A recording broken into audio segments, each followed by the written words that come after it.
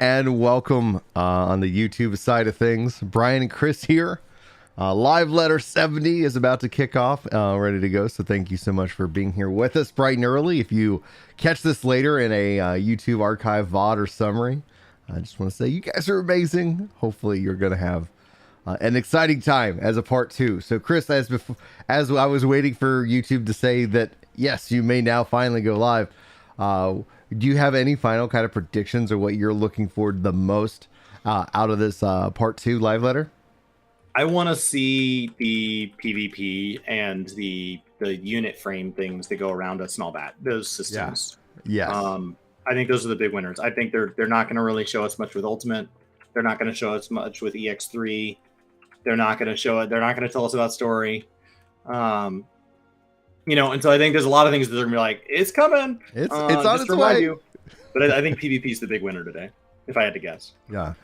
For me, PvP and Mists of the Realm. Like, those are the two things that I'm really, really looking forward to. I put up a poll on the YouTube side of things asking people, like, what are they most excited about when it comes to this update? 50%, obviously, overwhelmingly, are excited about the MSQ. Which makes sense, right? Like, this is a very story-driven game. Based off of your video yesterday with Yoshi P and his the Japanese interviews that he's given, they wanted to, like we've talked about, a little bit of a breather, but at the same time, like, hey, yeah, there is more stories and there's stuff that we want to tell. So I think a lot of people are excited about that. Somehow, Further Hildebrand Adventures comes in at 9%. I think that kind of feels about fair. It's like, hey, what's going on with this guy? They're a wild and crazy 9%. Yeah, you can't trust those guys in your house alone. No, not at all. The Mists of the Realm, part 1, the new Alliance raid, coming in at 28%, taking our number 2 spot for what people are excited about. So that's definitely me alignment right there in that regards. You think they'll talk about it today, or just like a platform and move on? I think a platform and move on. I think that, like, they're going to give us some visuals to how it looks. In my mind, especially off the interviews, like when they're talking about Return to Ivalice, like I'm thinking of that kind of style, that kind of fantasy, because I haven't been the most, like, I'm not trying to dog on the horror raid series. I thought the fights were cool. I just didn't connect with it like I did with Ivalice. And I'm hoping that with Myths, being that this is kind of a big mystery that we've been having since the beginning of 1.0, that I'm excited to see where this goes. Dragon Song Reprise, the new Ultimate, coming in at 5%. 5% people voted, are excited for the Dragon Song Reprise. And then finally on PvP, 8%.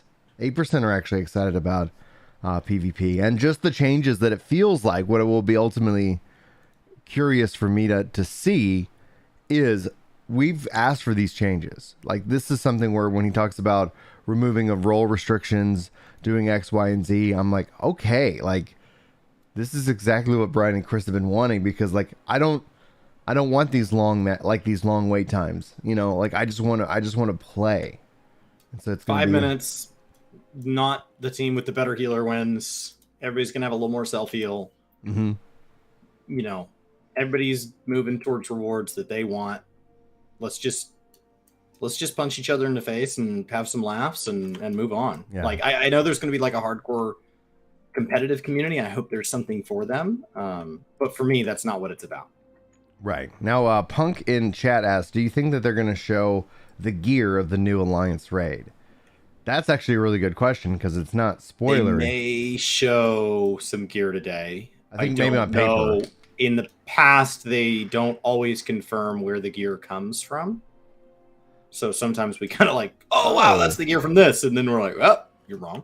And so I don't think they always tell us the source and cost of gear. Like, I think it's usually just like, here's some pieces of paper with kind of some beautiful gear. The gear that was in the title art for this patch has been asked about a lot, and he has said that a lot of that's going to be available. People asked about the backpack, and he's like, that opens up a whole nother can of worms. Like the technology needed to deal with, like, the way it would. We just got wings and umbrellas, people. Backpacks 2025. Like, it would have to be a fashion accessory because it's going to change the way it looks with like that. You have to assume they'd have to like hide your weapon or something like that. So it's probably something like the umbrella where like maybe you have it for glamour, but I don't think you're running around with backpacks. Yeah, exactly. Yeah, but we could see PvP gear. We could see Alliance raid gear. We could see ultimate weapons. Like those are all possible for today. Mm-hmm. I wonder if they're gonna like. I know they hid the dungeon from us in part 1. So do you think they might show it off in part 2? Yeah, it sounds like last time he kind of asked them last minute to pull that, and the localization team said hide everything, and so the PR team's been like, so what do we do? So they pulled it out of the slides kind of last minute. So he said that it's not a place you can't talk about. He just didn't want there to be like weeks and weeks of speculation, is what it sounded like. So we could get the dungeon name today. We don't have to. It's not very common that they hide dungeon names.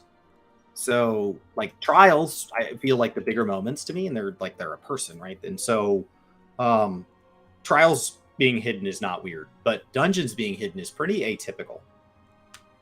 That's pretty atypical. Yeah. Well, I mean, being that the dungeons really drive, the trust, which have MSQ implications to them. Like we could theorize, and the risk is, in my mind, because I've been, I'm guilty of this. The risk ends up being like, oh no, we called it wrong, and then we set up expectations that didn't align. I'm gonna run an ad here on Twitch so nobody gets mid rolls, and I'm gonna see you guys in 3 minutes. All right, see you in a little bit, Chris. I'll hang out here with the cool people. All you cools. Aaron, thank you so much for that membership, dude. Appreciate you. Oh man, new Eggy Glams punk would be great. Would be so good. It's a great time for the UK. It's noon. Oh man, that sounds amazing. Let's see here. And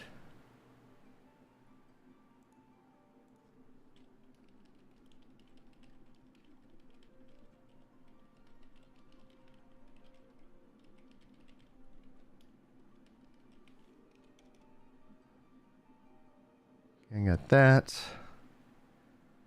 And yeah, I think Chase, I don't think it's too late for you to vote. You can always just check out the community page.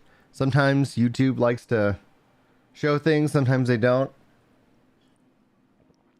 So, it is how it is.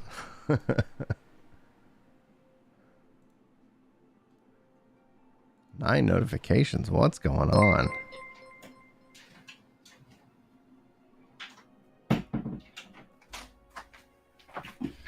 Welcome back.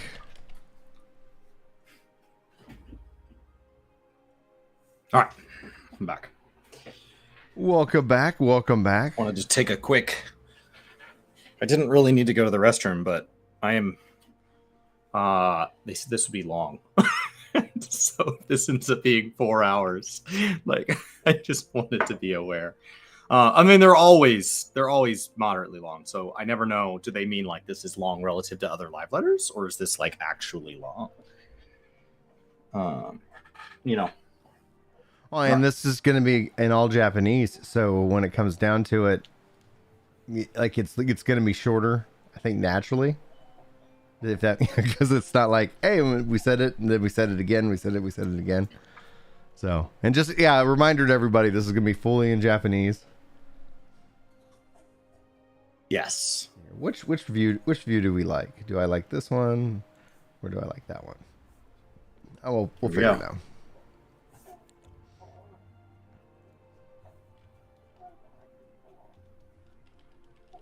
I will say thank you to the Reddit community for having people that live translate this. Oh yeah. Like, thank God. Otherwise, I have to go get like Babbel or something, and it's like, Brian, what did you do? What did you do? It's like, I learned a very poor rendition of Japanese. It would be very hard to learn enough Japanese that it was helpful in live letters, and was not just you being able to like order coffee and like when you go to an interview, you say like hello, and when he responds to you say like hello, thank you so much for your time. Right. How are you today? And then when he talks back, you go, no Japanese, please. Like. I think this is our trailer, guys. All right. It's our trailer.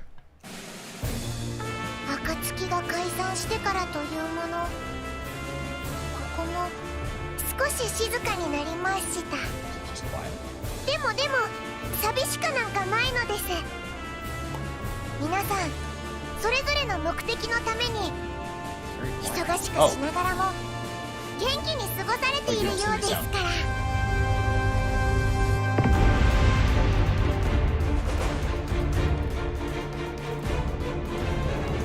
どうだい旦那。旦那のような類いまれなる武人にこそこの地図は That ふ looks さ like わ an しい。 engine. 宝の地図 Oh, some islands?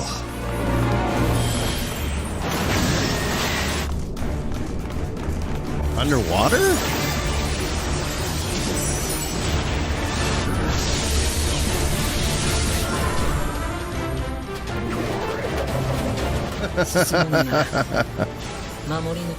Or maybe this is the... This is PvP. 確かに立ち止まったものの物言いだったのかもしれない。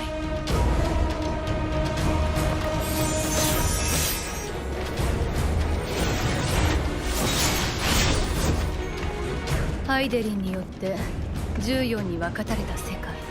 It's really choppy. ここ原初世界から共存世界へと渡る方法について少しでも手がかりがあるならと調べていたのだけれど、 Whoa! そのものズバリなんて見つか That ら was ない。 awesome. Yeah.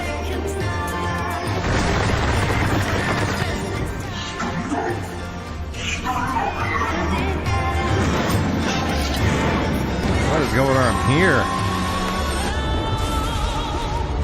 Oh, here's Myths of the Realm, baby. Whoa! Yes!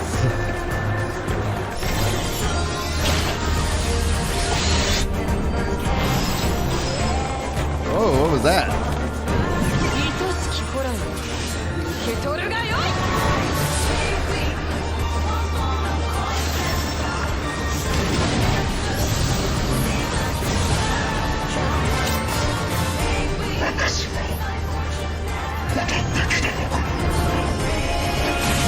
これが人の生の躍動か。さあ人の子らよ、次なる地域に足を踏み入れよ。 Yeah! Woohoo! Cool. Oh. Ultimate!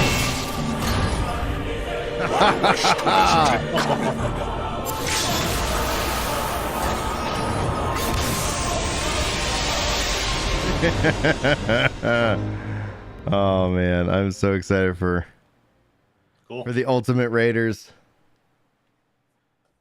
Oh man, that was a good trailer. Alright.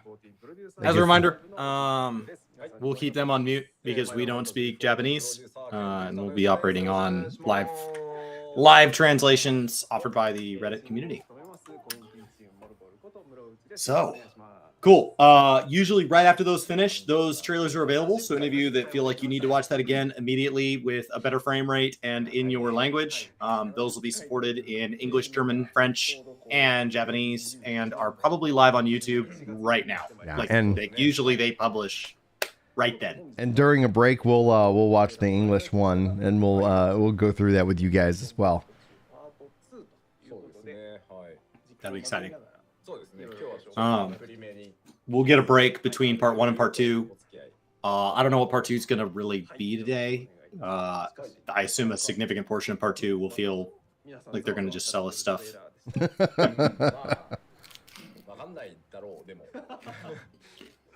It happens. Mana says it's too early for this.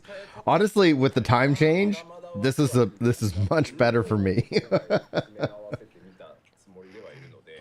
Chris says it's not like that. Usually those trailers are pretty quick. Pretty quick.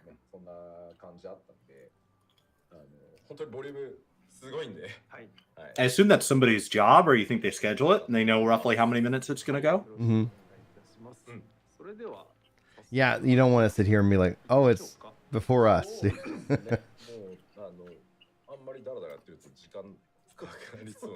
Part 2 is about belts. Bringing them back. Cool. That would be wild. That would be wild. Like If they belts brought come back in. belts? Yeah. They'd have to do it visually though. It wouldn't be like, hey, they're back as a slot. Like, where'd you get the memory? They're now fashion only. Totally opposite. All right. Newfound adventure. In the Japanese interviews that he did this week, he kind of said that that was not necessarily that we're being called on a new adventure, but that we're going to feel the need April to 12th, go out and baby. explore places and mysteries that are previously unknown. For anybody that does not kind of know the world lore within the game, the world map as we see it is one part of one hemisphere. Like we've got a whole nother continent on the other side of the world from us, and we also have a continent south of us that we've never been to. Not to mention there are still places on our continent like Corvos that we've heard of throughout the story, but we've never been. So there's a lot of places that still have to be explored, even though what they are calling the 2.0 to 6.0, they have shorthanded the Heidelin Zodiac arc. That has come to a close. And even if they don't rehash it and relive it, there's lots of places we haven't been. April 12th, sure enough. How does that date look for you? Because I think that's what we were thinking, especially when they announced the date of this live letter. So I think the 12th is going to be a really, really good week. Good to go. Good to go. Ready to play. Good to go. Good to go. I do need to re-clear all of 2.0 by then, and I'm only at like Hawk Manor. I think it's doable. Oh, look at that. Trailer's now live.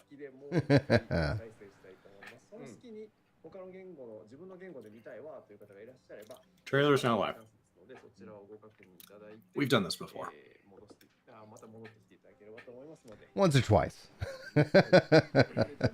Handful of times.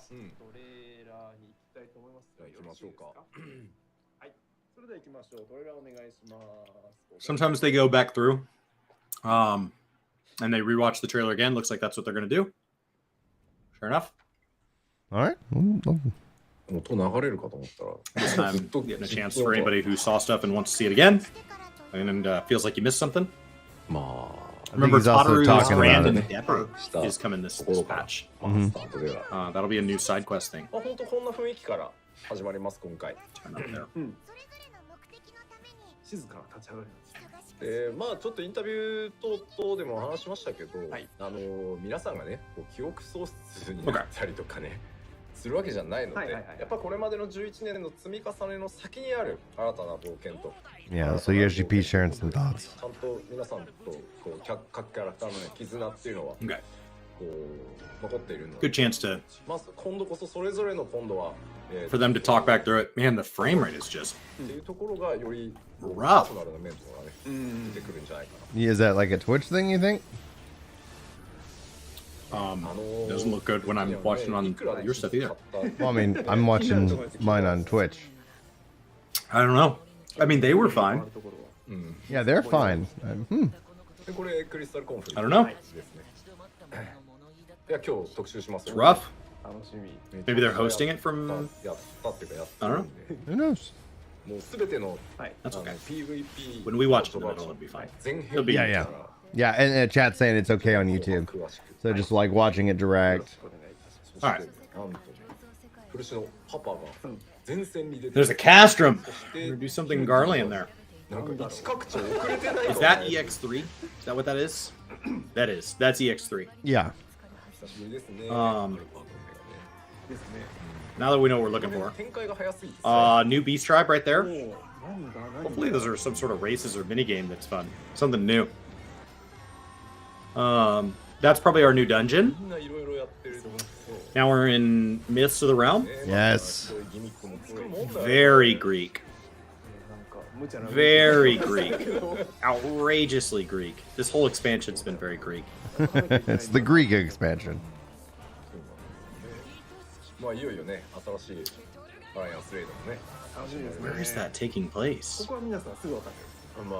That looks like it's on top of Rogger's Reach, but maybe that's just the stage for the fight. I mean, now that we're messing with time, we could be in Rogers back before it was Rogers. Mm-hmm.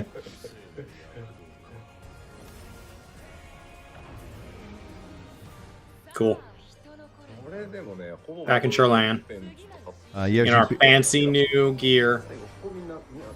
Yoshi says the new alliance raid is packed with mechanics. Packed. For any of you that go read articles and stuff, the word that translates over when they talk about mechanics in Japanese-based articles is gimmicks. So for any of you looking at that, you have to kind of translate the translation. Gimmicks is the word you're looking for if you're looking for anything about mechanics. So, just a heads up on that. And of course, their new ultimate. Of course. They're not really worried about the world first people clearing that because they always get it down. They do think it's going to be a longer progression for casual players. I'm very interested in that drag race though they were showing off, like as a cutscene. How nuts would it be? Like, and we've added little pod racing, to the open world. Like, why not? The Rogers Reed statue is actually Roger, and we're going to turn him into stone. Oh, that could work. All right. So, standard 6.1 shenanigans. Standard 6.1 shenanigans. We are going to get new MSQ. Remember, this begins the new saga.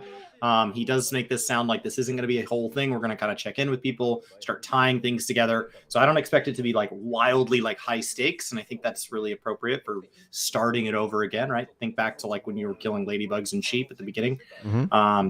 And then we will have new side quests. Tataru's Grand Endeavor begins. We will also be having some Hildebrand. This patch cycle, likely 6.15. And new role quests. Remember that they said we would also be getting content if you complete all of your roles quests. So you wanna go ahead and get all of those done. And yeah, and hopefully that gets us right now. Tataru's Grand Endeavor, could that be the trial series? Is it possible? You think that they would, or is it a renewing side quest thing like Hildebrand? Like, I've been thinking about it as like a renewing kind of side quest thing this whole time, but we don't have a name for our trials. Right. We're not getting the first of the trials this time though, because this is the, Endsinger's Extreme. How did the weapon series start? Did we get a quest with 6.1 and then the first weapon dropped later? Yeah, because there was a side dungeon I know in like 6. In the Stormblood where you had to go to Hell's Lid. There's a dungeon before it started fully opening them up the trials. So you know what, they could connect it in. That'd be fascinating. We're also getting new Beast Tribe quests. This will be the Arxidara. This is the first one is your battle one. We also know that we're getting the Laparites later this expansion. So I assume they'll be grafters, would be my guess. And then Omega Beyond the Rift could be our trial series as well. They said the Omega stuff was coming back. Having them do battle simulations would be a great way of justifying a trial series that isn't in the real world. And we would just do that for base Omicron. And then new custom deliveries. Good to see those coming back. This will be with Emilian Slaveur. They have not told us whether or not she will be able to be dressed up. Some can. Omega Trials makes sense. It does. Mm-hmm. So maybe Tataru is just really her own thing. We don't really know what that is. Omega, in that regards, do you think that that would give them the ability to kind of make trials out of whatever they want? Anything. Yeah, you could literally reuse old trials. You could combine primals, you could make up new primals. Like, it doesn't have to be anything because it's all digital. Mm-hmm. And there's plenty of lore reasons why those simulations could be justified and that we're like helping along a story of some sort. And then they say that from an additional note, Tataru's Grand Endeavor is released for 1X. It's deliberate because they were worried that like having it released at the same time as the main story could potentially throw some players off. So they're going to let MSQ drop, and then in a future, probably 5 patch, that's when the Grand Endeavors are going to be added. Okay. Giving thanks to people who helped us. Okay. Yeah, I just didn't know if that resulted in battle content or not. Like from a content perspective.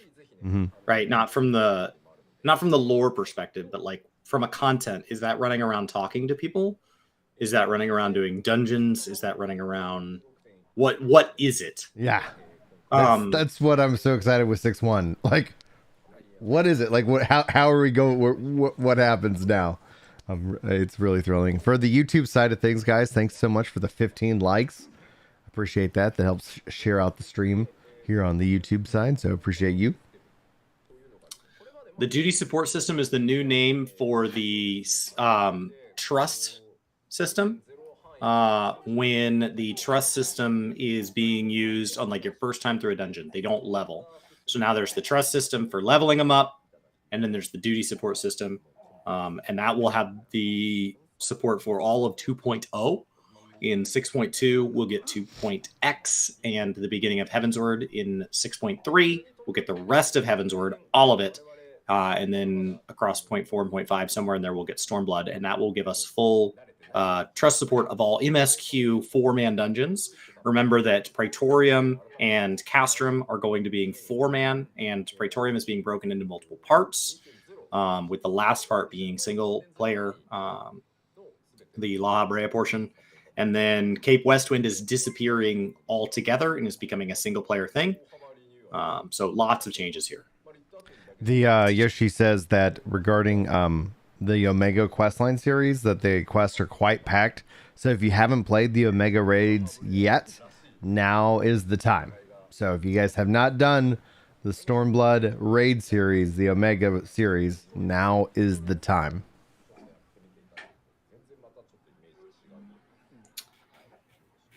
I don't think this is anything but good news. Yeah. Wait, which part? Like I'm excited about the Omega Beyond the Rift. I think that could be a lot of fun. Yeah, I think this is all good. I'm just kind of thinking through, like, there's going to be community lashback at Cape Westwind going away. And then in his interviews, he's been getting questions about, like, do you think the duty support system is taking this away from being an MMORPG? Yeah. Krikov, thank you so much for 6 months. Things are going well enough for my family. The surgery that was scheduled for this week got pushed back to the end of April. So I may miss some streams around then. We'll find out. It's scheduled for April 20th. So I'll have completely cleared all of 6.1 by then. And have plenty of time before 6.15. Because if you guys remember, patch cycles are going to a 4-month window, which says a 0.5 would fall around the halfway mark, around the 2-month mark. Yeah, and then we get 1 week off in the summer. So it could be 2 month, 1 week. Yeah. So. Duty support system. Come on down. Contents supporter. This looks a lot like Squadrons. And I would love if this tied in with your Squadrons. Oh, I know, right? Like, what I would ultimately love to see is the ability for you to level up other, like, characters. And that essentially is like, yep, okay, I'm going to go level these guys up, and now I have them available. But from the MSQ perspective, they want people to get Scion. There was a Scion in there. So some of the dungeons do have different people. Oh, so this is not going to... This is totally different. So you're being assigned... One of those had a Scion when he was clicking. Yeah, click again. Click. Clickety. It said Scion Thaumaturge. Yeah. Is that what was defining them? Because they're eager. It was just interesting that one said Scion, yeah. There's Crystal Exarch, Alphino, Alice. So that's for, This is pulling from the... That's Shadowbringers, and then the different icons up there represent, I guess, different systems. expansions. Shadowbringers and Endwalker, and then that's ARR. So that's going to fill out. Okay.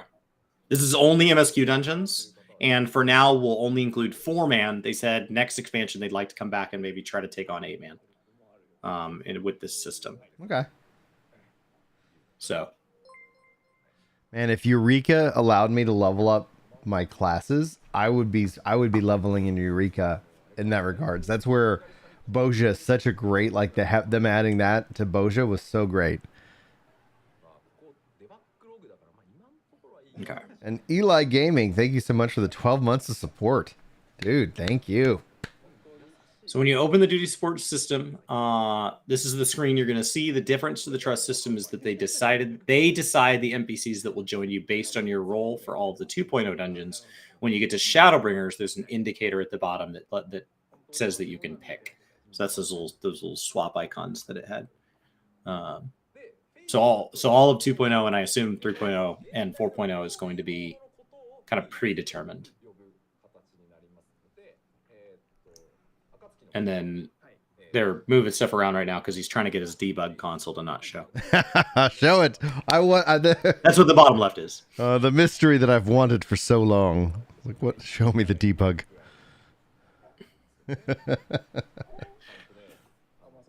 Yeah.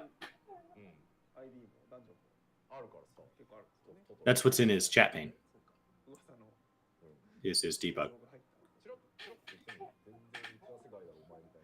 I did put a video out this week that tells you how to get all of your jobs onto one hotbar so that he doesn't have to have that shenanigans over there on the left. Do we have a command for that? So I don't know if the command's been updated. Could still be the old video. Because I had a really old one and I went and redid it. Oh, he's gonna show us Alleycat gifting a sub. Thank you so much. And subscribing for 9 months. Thank you. Thanks, Alleycat. Okay, so this is This is the duty. Yeah. Why does it look different? The dungeon. They remove the ceiling so it doesn't mess with the camera. Oh this is my Total gosh. Rock. They removed the ceiling. Wild. Right. But they've also, I think, removed some of the mechanics. So the slows on the ground later on are going to be removed. Wow. Is this also the visual upgrade? Because it feels like it's definitely mossier. Maybe.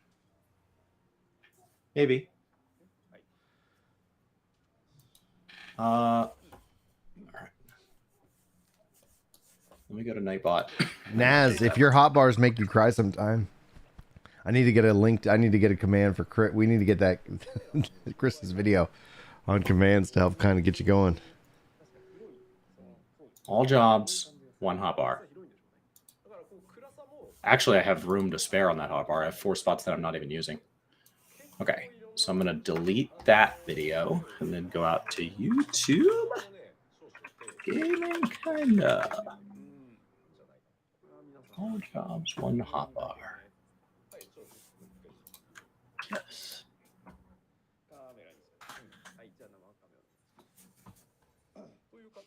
Done. Done and done. Yeah, that's Soda Rock. They could have removed photocells as well. Yeah, I think the photocells and the sticky stuff, like it's probably going to be pretty straightforward. That's Soda Rock.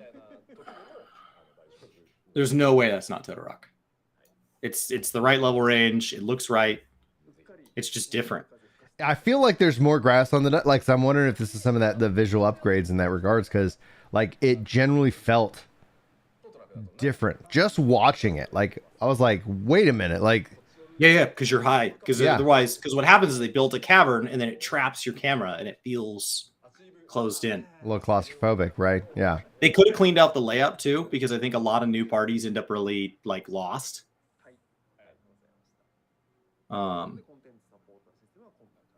Yeah. It does make you wonder if other dungeons have gotten redone. Translation says that was Totoro. Yeah. You will probably encounter these change dungeons at some point through leveling roulettes. Some have minor changes, like Hawk Manor. You won't need to return after the second boss anymore. Huh. Great. Great. That's gonna be interesting. That's gonna be really That's interesting. awesome. Cool. So maybe they cleaned all those up to make them more linear. Now that trash doesn't drop experience, parties that go like left when we need to go right can be very frustrating because you're like, we're just wasting time. We're gaining nothing. You don't get experience. You don't get loot. Have I been archiving earlier dungeons? I am replaying all of 2.0 right now. And so we have already made it to Hawk Manor. All of that will be cleared before the 12th. So, yes, is the simple answer. Insinger's Aria is EX3.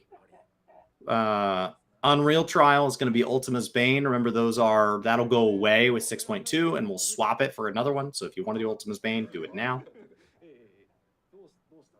That's exciting. I'll be back doing the MSQ. No, it'll be March 4th through the 7th.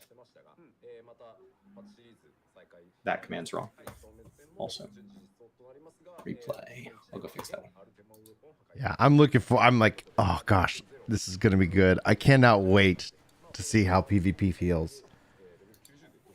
Because Feast, guys, if you want to experience the Feast, you have like 2 weeks now, and then the Feast is gonna go away. Yoshi P says he doesn't know if they'll bring it back, but we'll have to wait and see. Also, the most liked Final Fantasy XIV stream on this channel is at 227 likes. So I'm going to challenge you guys, see if you can't hit 50 today. It's up to you. So, like, there's 100 people here on YouTube, so.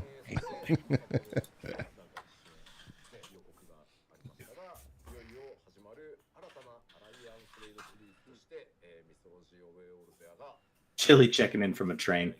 Rival Wings going. I guess Chili wouldn't be going home right now. Like, he's getting out of town. Okay. I'm trying to do math time in my head. All right. Praise replay. Oh, we're getting it. We're getting there.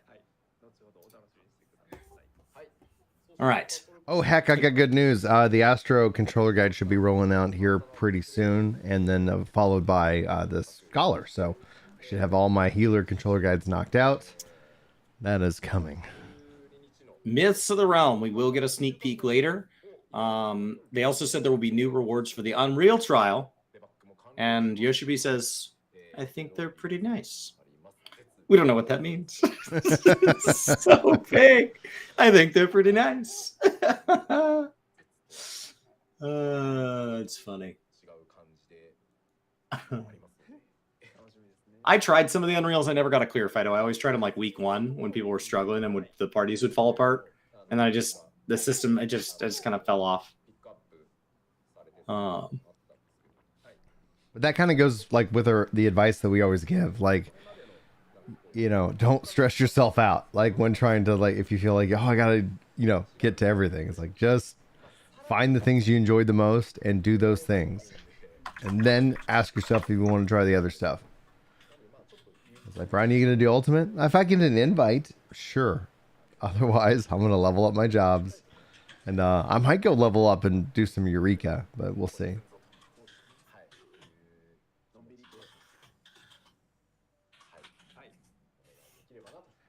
Yeah, Silver Force, we'll have to...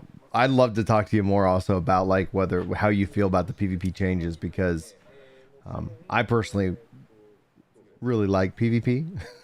I know that not everybody does. All right.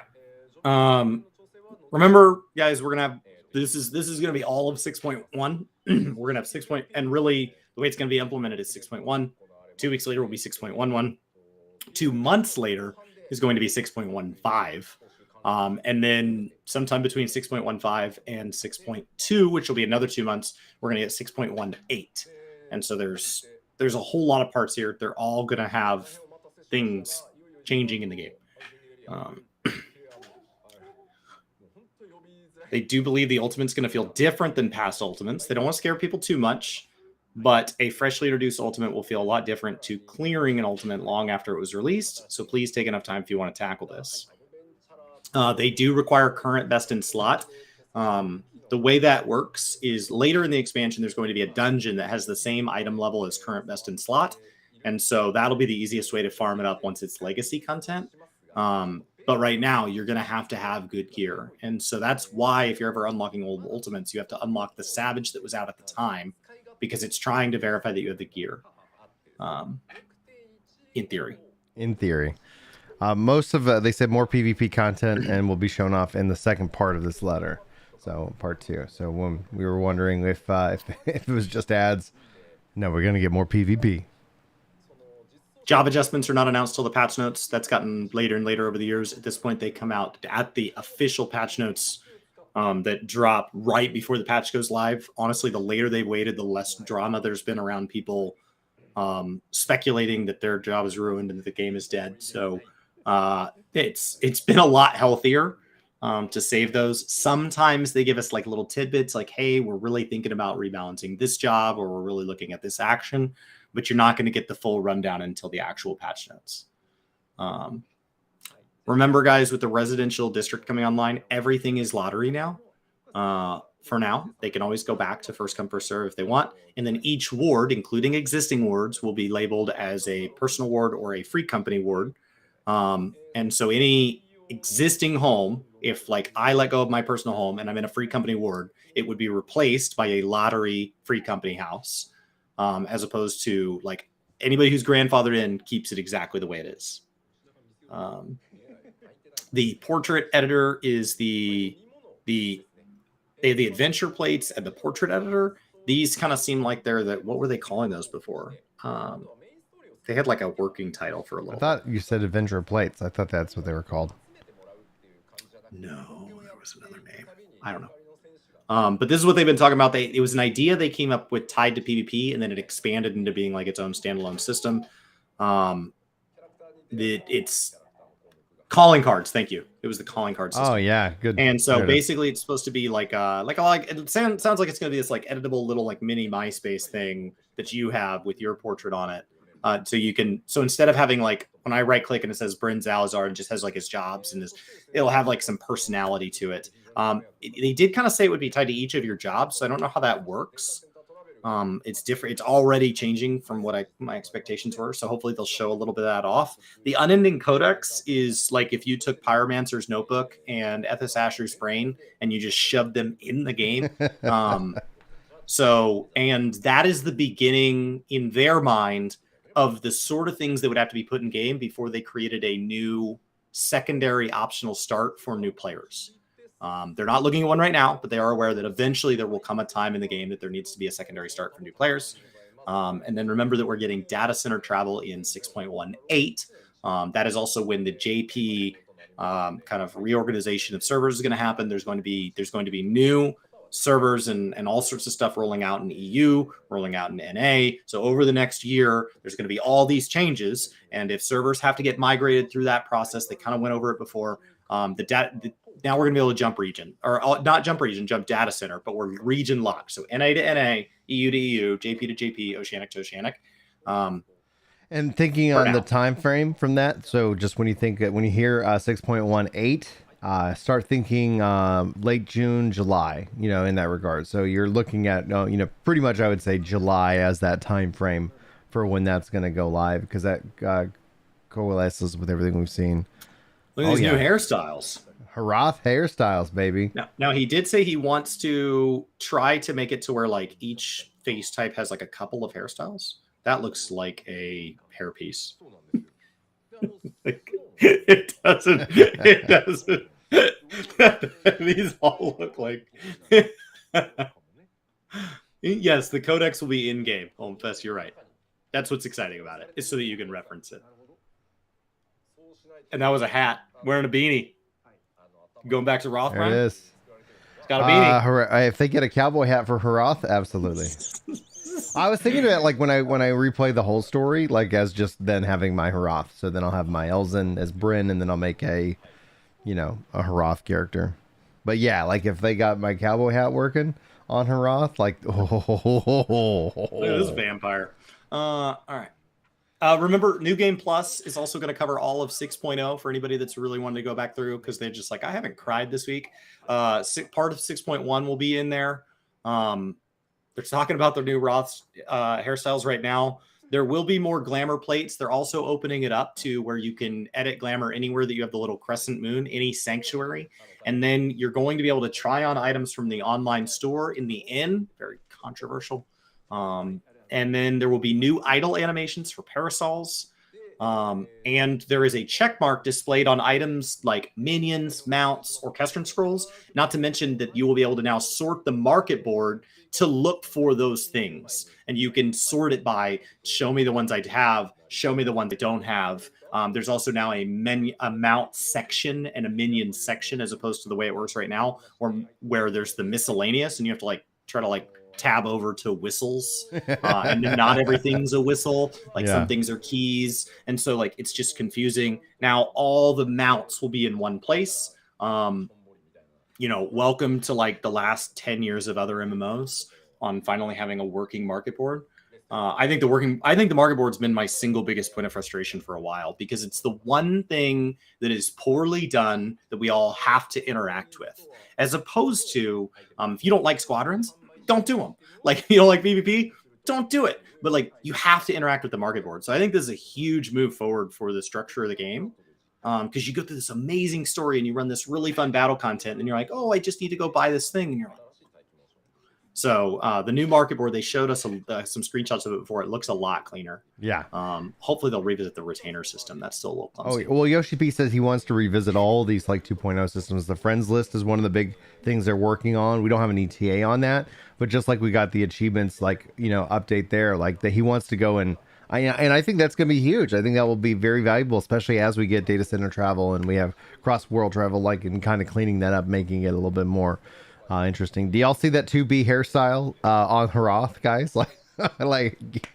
Oh, there it is.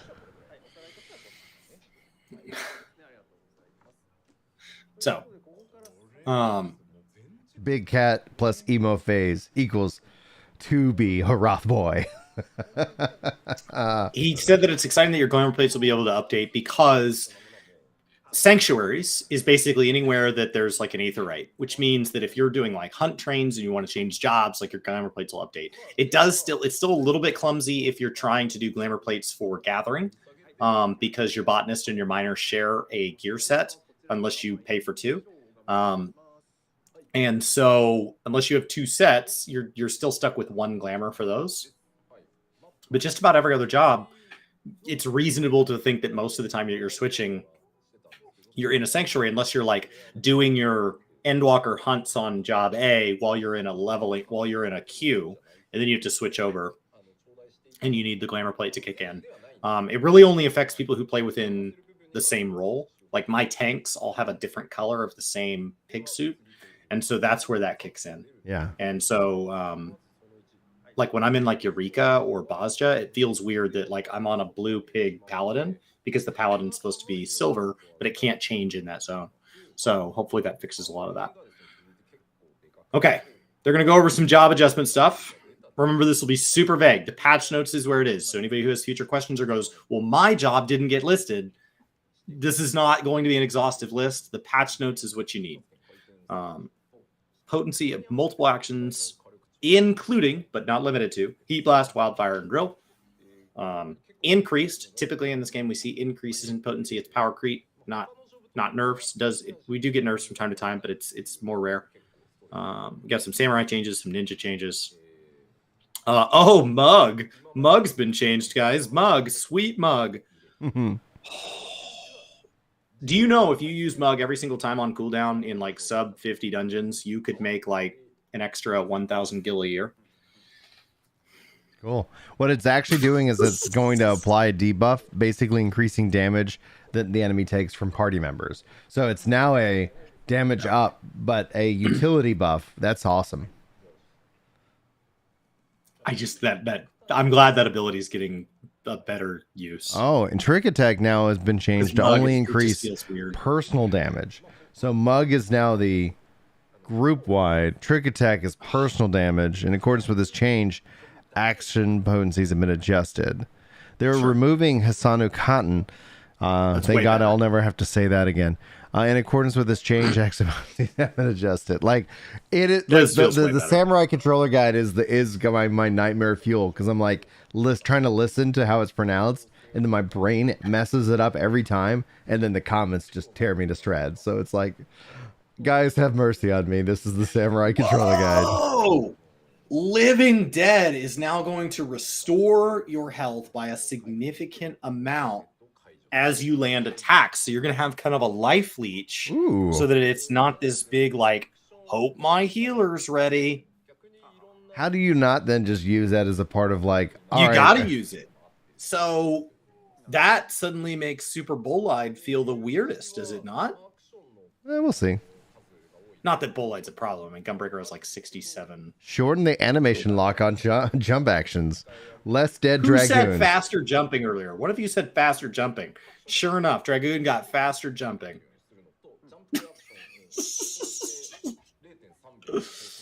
Asanu. Aru. Cool. This is some big changes. Yeah, I wonder if they're sharing them now because of people going into Ultimate. Oh, yeah. They said these changes had to be locked in really early because they were balancing Ultimate. Right. So you didn't want to be like, there's no like they may be doing like minor adjustments, but there's no big moving parts still at this point. Like, what do you mean? The jumping animations was in the interviews yesterday. Okay, I read all those. I say skimmed because they're translated from Japanese. They're really hard to read. They don't translate well. Searing Light now actually comes from the summoner instead of Carby. So that's always something you had to weave in between your different summoning rotations. Now you're not going to have that limitation. One less thing Carby does. Like, don't take Carby. I was hoping they'd bring back Carby with an auto attack. I missed that. Carby's going to become a minion. See you later, Carby. Yeah. No. But I do love how Summoner plays. I just like Carby. Cool.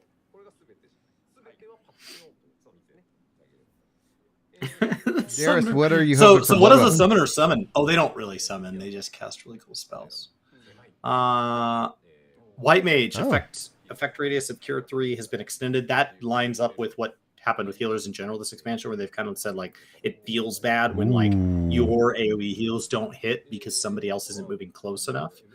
And then Liturgy of the Bell can now be ended to at will to restore an amount of health dependent on the amount of stacks remaining. That's fun. Yeah, I think the player is going to be the radius, or it comes from the radius of, I would assume you, because if you don't have Carby out, that's this. Check out these summoner updates. The effects of Cure 3 and Asylum has been 10 yams. That's huge. But Liturgy of the Bell can actually be ended at will to restore the amount of HP depending on stacks remaining. That is great. Holy crap. Like, you could literally use Liturgy in that regards as, it's out. Okay. Oh, boom. Big heal.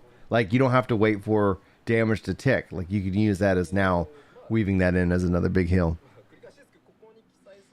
Oh, Sacred Soil, 10 yam radius. Wow. And remember that big giant disclaimer at the bottom there in the small text? The above is not an exhaustive list. So if your job is not listed, or if something about these jobs doesn't make total sense to you, there are other possible changes that are going to add context to this. Like that might not be the only changes to Scholar. So when people are like, well, that doesn't make sense. Why expand Sacred Soil and then reduce duration on expedience? There could be other changes. Yeah, because Darius was hoping for some Blood Weapon changes. Maybe those would be in the patch notes. Like, I would love to see Blood Weapon, like, actually do some of that life leech that, that they're having and adding into Living Dead. Just because, like, as a Dark Knight, like, I feel 10 yawns. The most unsustainable. Like, even when I'm healing a Dark Knight, I'm like, when I show up and there's a warrior there, I'm like, well, I guess I'm not healing today. What's Sacred Soil now? Is it 8? Oh, gosh, it's either 8 or 6. But that's a big. It's like a 20% jump. Yeah, and that's great. Okay. Good. 10 yams. Yeah, and 10 yams for Aphilus Rapture. Sorry, with no Asylum. I saw. And the Twitch chat is already like, these changes suck. This is all crap. They ruined my job. Like, this is why they didn't used to talk shit. This is why they talk job adjustments. They went from like mentioning them in part 1 to now they were exclusively in part 2 to like they only come out in patch notes. And it's because it just makes people mad. Chat's confirming 8 on Sacred Soil. So yeah, 20% boost. I'm getting better, Brian. I'm starting to learn other jobs. Yeah. I'm getting better. Well, I mean, I was like, it's either 8 or 6. Like it felt bigger than like Elysium, you know, in that regards. Or yeah. I said something in a video recently about Ultimate, and yesterday's video, and somebody was like, let me add some context to Ultimate because I know you don't know Ultimate. I was like, thank you. I'm working on my goal of this expansion is to know how every piece of content in the game at least works at a base level, but I am not there. For the fact that we've been covering live letters since Heaven's Word, it is shocking how some parts of this still elude me. And that, man, if we had started learning Japanese back then, we would have it. We would know this. They tried to reduce the animation lock a lot, so Ninja and Red Mage as well. So we'll have to see. For the full version of all the adjustments, those will be included in the patch notes. Yeah, so for example, Red Mage's displacement animation lock is going to be adjusted down to 0.3 seconds. Cool.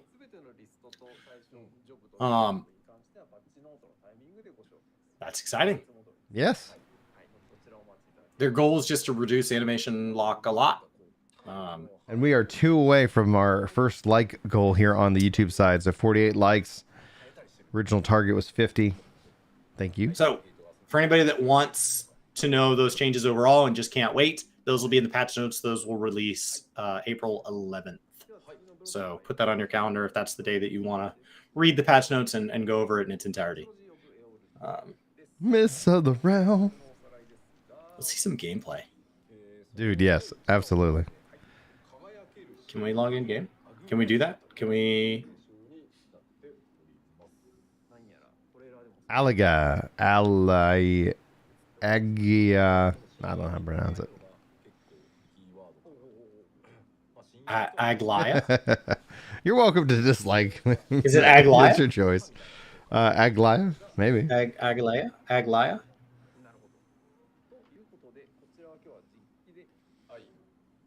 I don't know. Huh. Now, the current record is 225 for a Aglaya. Final Fantasy stream here, so I'll leave it up to you. I'm in your hands. I think that's right.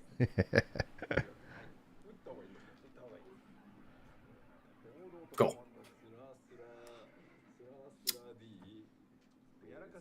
Yeah, I've heard that there's an extension that allows people to see like the dislike ratio if they still want to see it. It's like,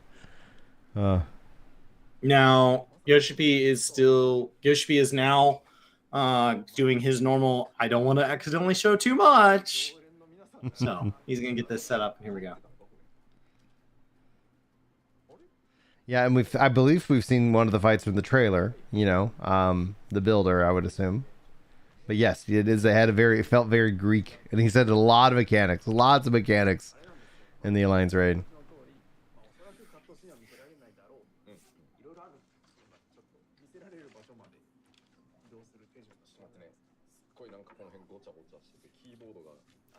Okay. You started your Japanese Duolingo course last night. How is Duolingo priced? My wife said it's free, and that just doesn't make sense to me. Because how do they make money? How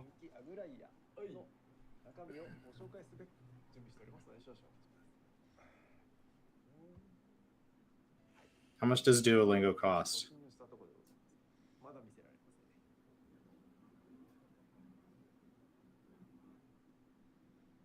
You can learn languages on Duolingo completely free. What? We have a premium subscription, and that will give you an ad-free experience.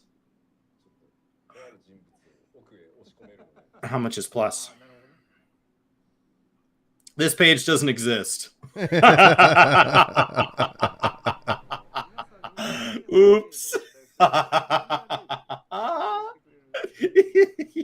You can't go Go ad free. Interested in Plus? Click here to get started. Nope. No. We do ads. You got to do ads. Okay, I just googled it on its own and it took me there. Their website's broken. Nope, Punk. That those are not the exhaustive list of changes. So, like, don't like fret or worry about what is or has not been changed. Like, they were just using those as some examples. Starts at $7 a month. Oh, $7 a month. So if the ads drive me nuts, it's not crazy. Oh, you're not gonna be able to practice mistakes without it. You're not gonna be able to do a mastery quiz without it. Okay, so I'll need to do Plus.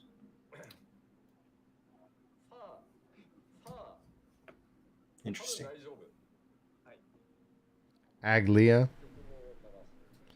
Oh, I love it. I love how that platform's also floating. Is it spinning? I'm not opposed to the idea.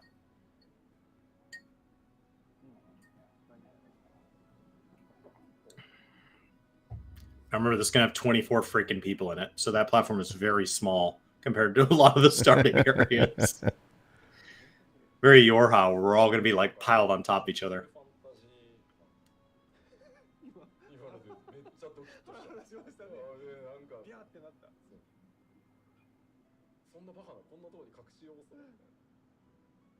Paladin Eagles here.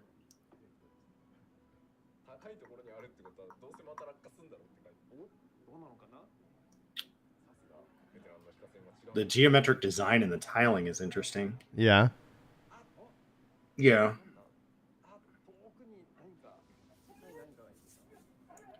Yeah, I thought at first glance in the trailer it was very Greek, and so much has been Greek, but there's a lot about this that also has like some Moorish influence in the tiling and the patterning on the columns. And so that's more, I mean, relative to modern day, ballpark same period, but not same period. But more from the Islamic parts of the world, which are still closer to Greece than like the Americas.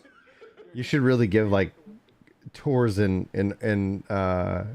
building history, like Final Fantasy 14 edition.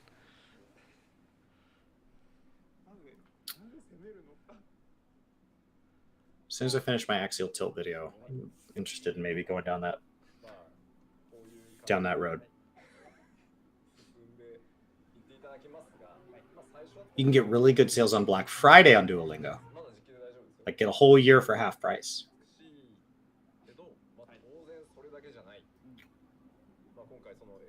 So in Yorha, we all started together and we all rode the same zip line. And there was just 24 people on a zip line, just flying up. So we don't have to start in different areas, but we could.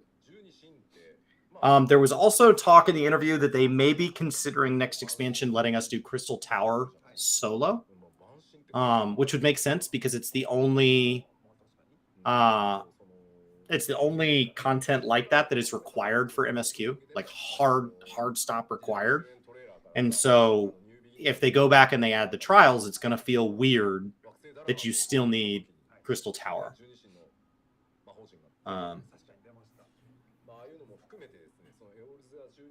Okay.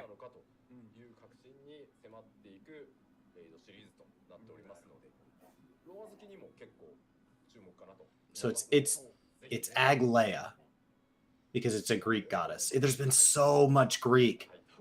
I would have to go back and restudy a lot of my Greek to be sure where it's picking up. And I'm sure somebody who did this, there's just something about the tiling that doesn't feel right. So let's go see like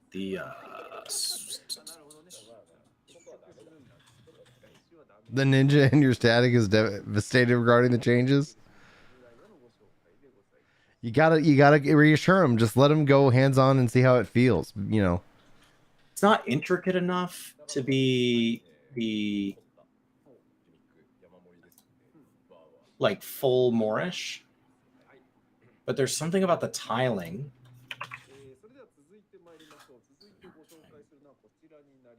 It feels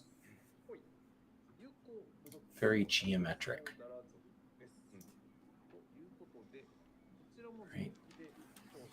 So like these are Moorish tiling patterns. These are all from the Alhambra. It's in Granada, Spain.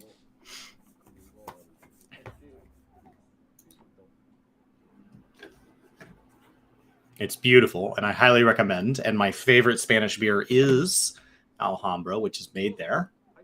It's delicious. Oh, we got a gifted sub. Gifted sub.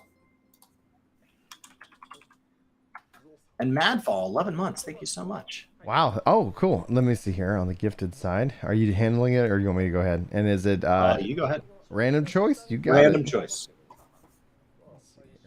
I don't know. There's just something weird about the tiling. There's just something that doesn't feel right on the Greek. So like when I picture Greek tiling, I picture more of this, right? Mm-hmm. And so it's not as, it's just different. Man, they're, oh, your frame rate's bad. Their frame rate's better.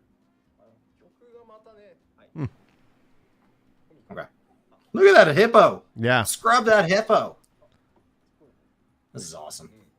I'm looking forward to this. All right. This is not the rank you're going to start on.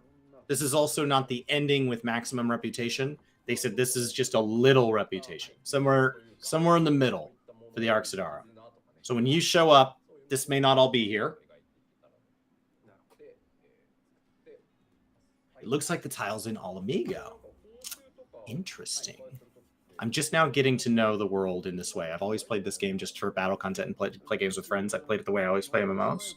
And now as I study this game from like a lore perspective, I'm wondering where all the different cultures are from. When was Alamigo built? Oh, a long time ago. But they've also had some imperial influence over the last 20 years. Anarchy, thank you. Oh my gosh. Is that 10 gifted subs? 10 gifted subs, thank you.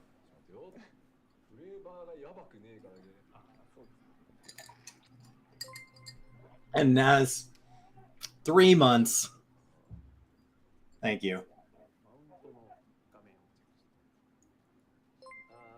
Guys. Really do appreciate it. I did miss you guys over the last 2 weeks. Okay, so they may show new mounts. And so he's getting on mounts right now, and he's saying he can't get on that one. Okay, so that is the mount. Ooh. The little pod racer thing. Does it fly?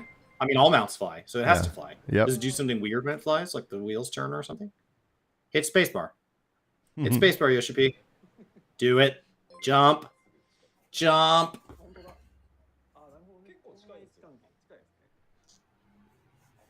There it goes. Yeah. Why are the wheels still spinning? Why? They would stop, wouldn't they? It'd slow down. And then, like, the wind could be kind of moving them.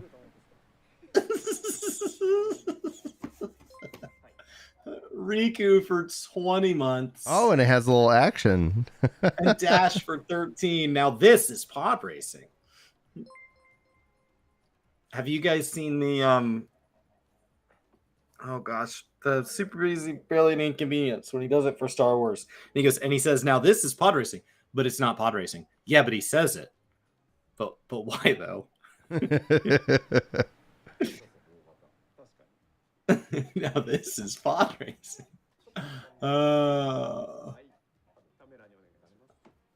Think bike on the back of the car. Yeah, but it'll spin like both ways. Like it'll kind of like, and then go back the other way.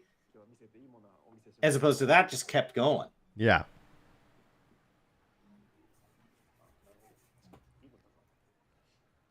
Well, thanks for listening. For the listen lurk, Neo. Said, of course it flies.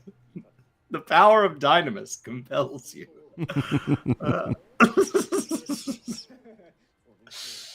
I like the big troll mount too. He also has like a Yorha mount, maybe. He's got 39 mounts unlocked on that character.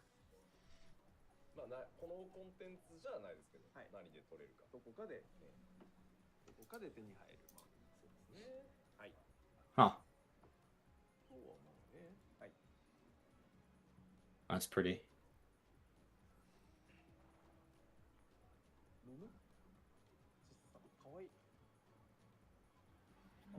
Cool.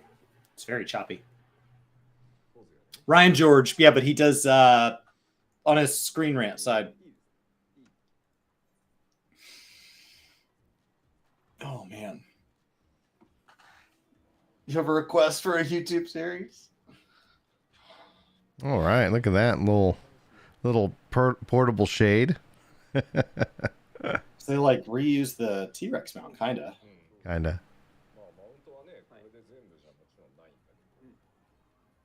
It moves just like the T-Rex mount.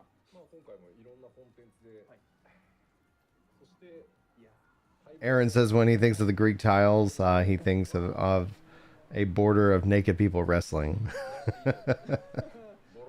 See, that's a Yorha thing.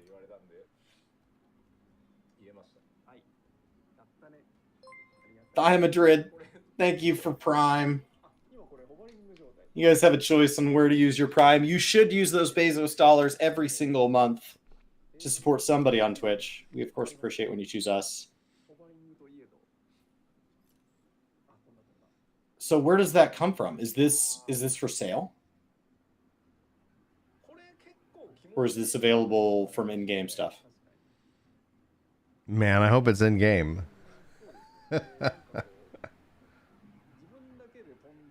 It could be for sale.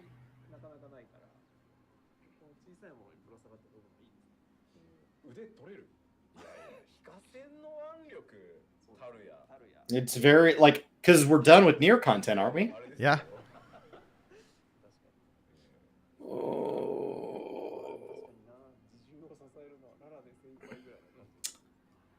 It makes me wonder if there's more Nier content. Yeah, the Cruise Chaser got data mined, and people were like, yay, new mount tied to this content. No, it's from this content. And they were like, no, it's tied to dollars. Dollars to donuts. This is how you get that mount, baby. Oh, and we mention you can preview your clothes, and now you can preview writing a mount from the store. Yoshi P says, don't worry if your arm will fall off. You don't want to underestimate the Warrior of Light's strength. So you just hang on there for dear life. Oh man. And then there's some minions. I see a cat, maybe a little Garlean car, maybe.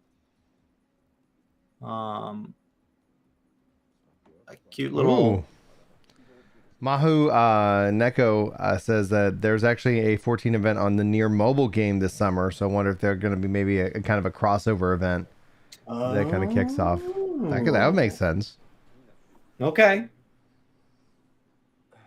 He's favoriting minions so that he can show them. That's how he's doing that, is he's filtering down. Because he has 321 minions and he doesn't want to show off anything we're not supposed to. So he's going through it. He's filtering.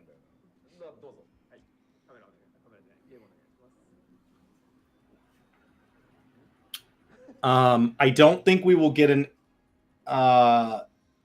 somebody in the Twitch chat, because I have that up as well over on the Final Fantasy side, asked for an Emmett minion.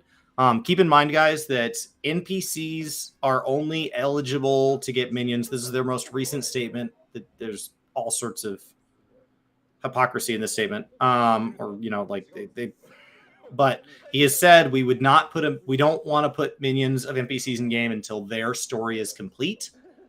So when you see that we don't have somebody, so like Graha got one, we have an Exarch minion when he was done being the Exarch. Look at that car. That's awesome. I know, right?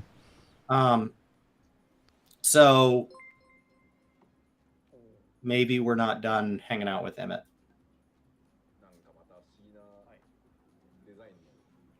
How can she? Thanks for sharing Prime.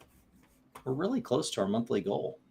And it's It's the first. The first of the month. I think that goal was set like in March. Yeah, I don't know where that goal came from. I don't remember us having a public goal.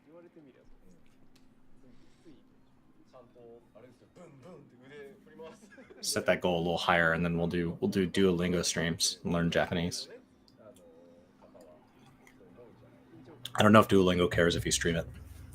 That's probably in their terms of service, or worse yet, it's not in their terms of service because they're like, we just never thought of people doing that. That's weird. Learn Japanese with me.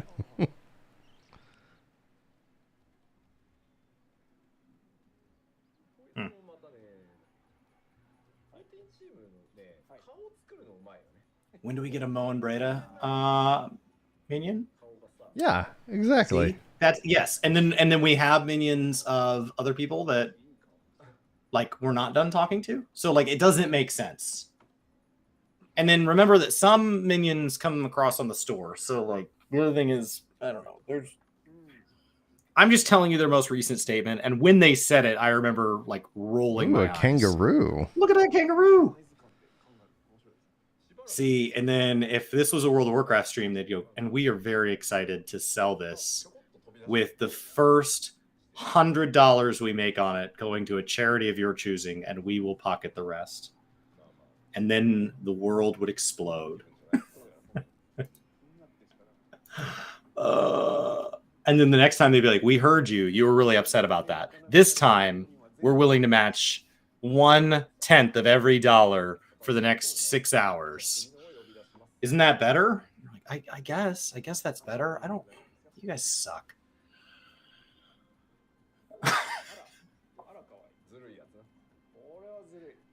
Look at that dog. Look at that dog. Good looking dog. Now his tail's wagging. He's such a happy dog. And his tongue moves. Now how Kenshi Burt says, as a first time chatter, subbed and then decided to chat. Saying, yeah, some MSQ NPC minions are from music albums. So maybe they've changed their strategy and policy over the course of the last 7 years. Because Brian's on my end is a little rough.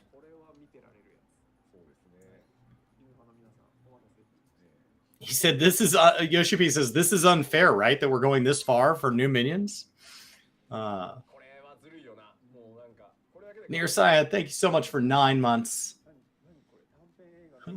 that is a 0 of 10 cat.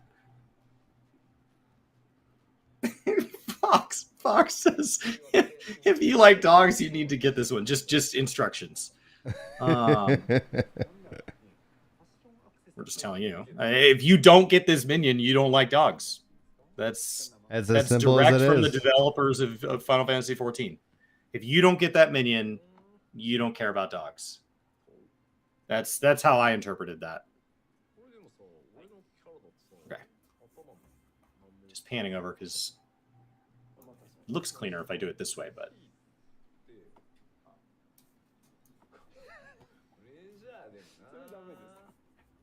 I think it's Chihuahua. I think there's an H in there somewhere. Oh yeah. Like chaos. Chihuahua. It's the place, right? The Chihuahua. I think it's Hua. I think it's named after the place in Mexico. And when they're feral and wild, they can run in like packs. And like not packs of like 4 or 5, but like big packs. And they can like take down things much larger than them. It's terrifying. Can you imagine being just torn apart by those just vicious, like it'd be awful to be attacked by feral, aggressive 1,000 chihuahuas. I mean, imagine like 40 of them, they would totally bring you down. How'd you die? The first one's going to die, but like the next one's not going to. Like legitimately, like you get up, you're like at the pearly gates and you're sitting here like, oh yeah, like, okay. Oh, I died fighting the Nazis, you know. How do you die? 1,000 feral chihuahuas. Thanks for tonight's nightmare theme. Yeah. This evening, serving among our nightmares, we are offering small dogs. I don't generally like small dogs. my wife picked our first dog. She's like, it has to be a golden. And I was like, I like goldens. And she goes, okay, because it has to be a golden. I was like, well, would we consider anything else? She's like, no, it has to be a golden. So we got a golden. And then now we've been looking at getting, really, we don't want a second dog. Anybody who has a dog. You want a dog for your dog. Yeah, I want my dog to have a dog. But he's going to be like a small child. He's not going to take care of it at all. But he would just be a lot happier if he had a buddy. And so we've looked at getting him a buddy. And my wife's like, you should get a small dog. I was like, no. You gave me zero say. She said, well, you like goldens. I was like, that's fine. But it wouldn't have mattered if I didn't. I mean, there's something wrong with me if I don't like goldens. Like, goldens are really hard. Like, there's... We need to... He's heartless. He's heartless confirmed. Who hates goldens? But she's like, you should get a small dog. I was like, I don't like small dogs. I don't. Oh, gosh.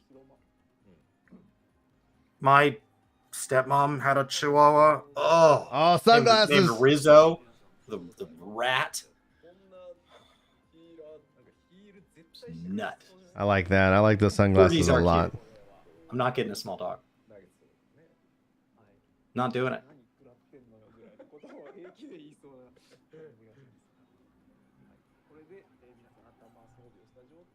My golden is more glasses. On the smaller end. 50, 60 pounds or no dog. This is great. Not doing it.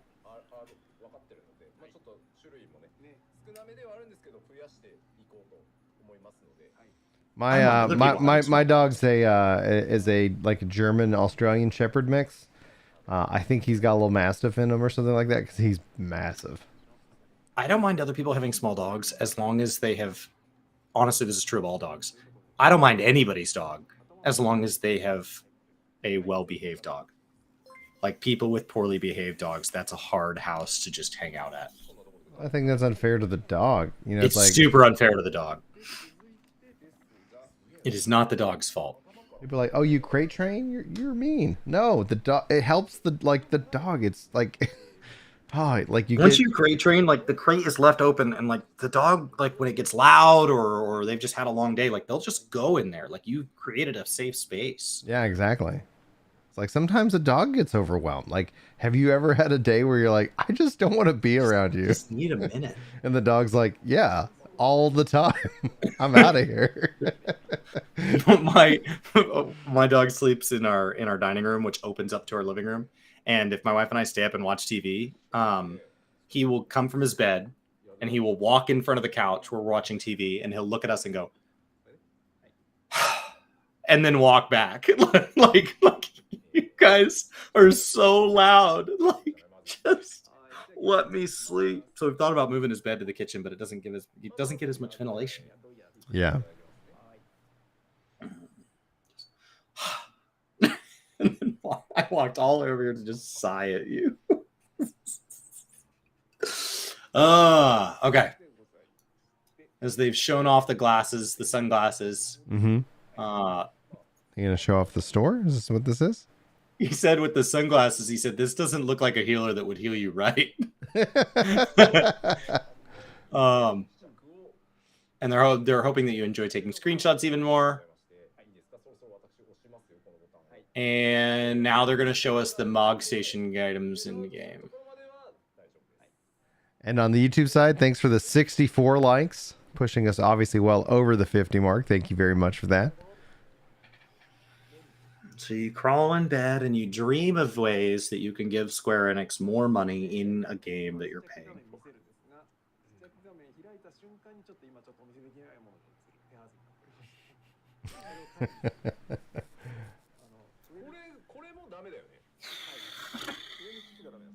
Did any of you did you watch Jesse when he got in bed during Endwalker launch and accidentally logged out? Yeah. It just basically ended a stream. Like it just right, because the queues. Yeah, that's a set of tears that Endwalker did not need you to cry, but you would have.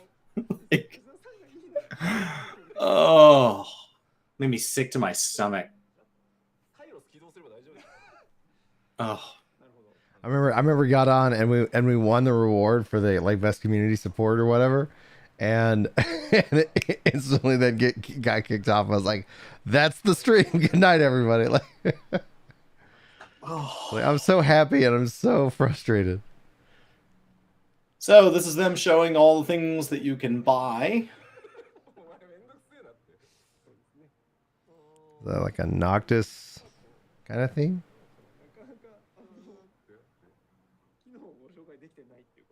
My friend's cat wears diapers.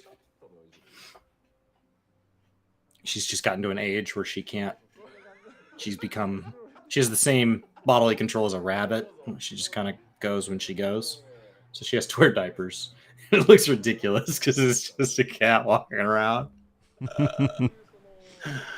Oh. They got little snaps. They're like little cloth diapers. I like the new Xbox controllers, Mistra, in this regard. So I'd like this series too. But I also have a PS5 over there. You know, so it's like I like them in terms of I like the offset sticks, but that's just my preference in controller design. Your dad taught your cat to use the toilet? My parents had a cabinet growing up, and in like the corner of our kitchen, and the litter box was in that cabinet. And so the cats would go over and open the cabinet door and go in. Then it kind of closes on them, and they just go to the bathroom in the dark. And they come out. And we at one point we had these two cats, and it was this thin little girl cat who just learned things as fast as you taught her. Like honestly, you could have taught her to do anything. Mm-hmm. And she just liked figuring things out. When my parents had a bird in college, she would like let the bird out, and so like she was cat when I was super young, and then we had this big dumb boy cat, just this huge cat, and he walked up to that door when they moved the litter box in it, and he like hit it, and he just punched the door and was just punching the door, and the door would just and he just couldn't figure it out. And she walked over and she opened it like a little bit, and then right when he reached for it, she let it go and it closed. If you didn't see, opened it and let it close. Mr. If you didn't see Chris's tweet from Turkey when he was helping his family get back from Romania, he found the PS5. So I'm with you right there. Like, if only I could find it. I got a PS5 controller. Apparently, all the consoles are on pallets in Turkey right now. You could have texted me. I would have brought it to you. I didn't even think about it. Like, I think I saw the thing after you had already boarded the plane and flown home. Yeah, I had like another 4 hours after that. So, yeah, you could have texted me. I would have bought it. Next time you go to Turkey, $1,000 duty free. Oh, 1,000? Oh, F no. Yeah, no. It was $1,000. They were $9.99. It was like a whole package. Oh, like it came with games and stuff? Okay, it was like I was gonna say, like base console? Like I think that they're like $500, right? Or something like that. No, I think they're more than that. 600 maybe. Maybe. I don't know. Yeah. Yeah, in the Istanbul airport, there's whole pallets of PS5s just hanging out. My hope is that there's a Final Fantasy 16 PS5 edition. You know, that's where it's like I've kind of you get to the point where I've never gotten a special edition console because I've always been an early adopter, and now it's to the point where I think if 16 comes out and they do a bundle, maybe we'll go that direction. Oh, except that scalpers will buy all those up. Why? I'm hoping that I'll be one of those scalpers, but it's for me. Like, I wanted the Halo Edition Xbox, but those ended up being. All right, housing.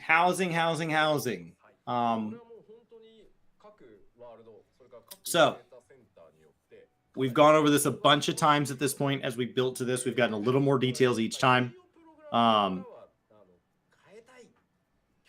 We're adding Ishgard housing. The whole system is moving to lottery. Lottery means that you are going to put your money down in escrow. I like for any of you that want this to have adult terms tied to it. Adult terms. And you're going to put your money down in escrow so that you're good for it. And you're going to be able to enter in one lottery.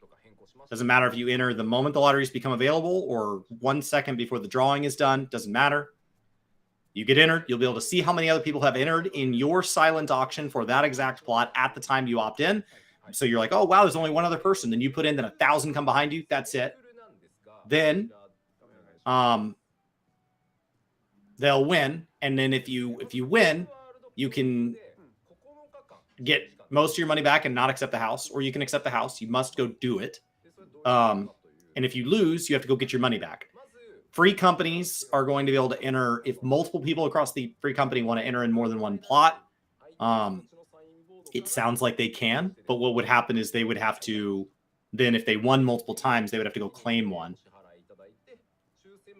I don't know. It was a little confusing for the free company side. Individuals is going to be much cleaner. I'm still waiting for my Steam Deck email, and this says I can buy my Steam Deck. So it's now second quarter. We'll see when they'll email me that I can order mine. Crossing fingers. Now this could be just like Cactpot, right? So you go get your ticket. You can wait the number of days. There's going to be 5 days. Then the winning numbers are decided, and then you have to claim over 4 days. And so they've got some dates here. The winner will lose money if they don't claim. So if you win and you get that 4-day period, you'll lose half your money. And you have to go get that money. If you don't go get the money, they're not just automatically depositing it back into your account. Right. They said that was too hard to track. So just if you don't go back and interact, that money's just going to get deleted. It's still going to be problematic. There's still going to be people that are mad because the problem is not how they distribute houses. I understand that is a problem, but the core problem is that we are talking about, single digit thousands of houses for hundreds of thousands of players. And then we have houses being used as group houses and individual houses. So the houses have 2 uses, and there's not enough of them even for there to be only grand company houses or free company houses and only individual houses. And yet we have both. So like our free company has one and I have one, and other people in our free company also have one. So like, even if they were all free company houses, it wouldn't fix it. It's the whole system, but this is a massive move forward in the positive. It just isn't going to be, it's not going to fix it. There's 720,000 houses worldwide. Okay, split across 25 million players and however many thousands of free companies. And that's once all the new servers and all that go live. Yeah. It's rough. Yeah. Well, I mean, that's where it's like when the system was originally like designed, it was designed for free companies. So, oh yeah, and you can have your shared house in a room, but once they open it up to individuals, like that's if they would give instanced housing, I think they could move back to that. And honestly, it would be really controversial at the time, but what if they just deleted all individuals' houses, just refunded us all and said, sorry, this was meant to be a free company system. We're going back to a free company system. You'd have growing pains for a little bit, but then I think ultimately people would get over it. Yeah, because as long as like, oh, here's my house, etc. Because I'd be mad at the time, but I'd get over it. It would be for the better long term. That's why you probably won't see them do anything like that. But I did. I mean, yeah, I spent 78 hours clicking on signs. And it would be where like they'd have to create a system of transition to where the majority of player base is like, this is kind of ridiculous. Y'all haven't already done that, like right. And the key would be the instanced housing comes out at the same time. Like it's one big, we're deleting your house and everybody's getting a house. If you already had a house, we are going to migrate it over. So you're not going to lose any items. Right. Oh, they wouldn't give out any free subscription for that. No way. No way. That's interesting to know, Fido. I'm always generally curious because it's interesting to see how Pet Minion, where they have the achievement, things of that nature, where it's like, oh, this is how many people are roughly clearing the content. Yeah, actively caught up. Yeah, if you're not actively done with MSQ and you're complaining about a house, not having a house, then like I think like keep going. That's so I think that's probably a fair number. Like there's 800,000 people 800,000 characters, keeping in mind that some people have more. Mm-hmm. I don't mean that in like a gatekeeping. They're not allowed to that opinion, but it just feels like if we're going to tackle trying to fix housing, maybe we should focus on fixing housing for the people who've been wanting one for years instead of the people who haven't finished their MSQ. just from like people who have supported this game thousands of dollars, hundreds of hours. Let's tackle that first, especially in my opinion, free companies. I think the biggest frustration is free companies. That you have whole groups of people that want a place to share and then don't have one.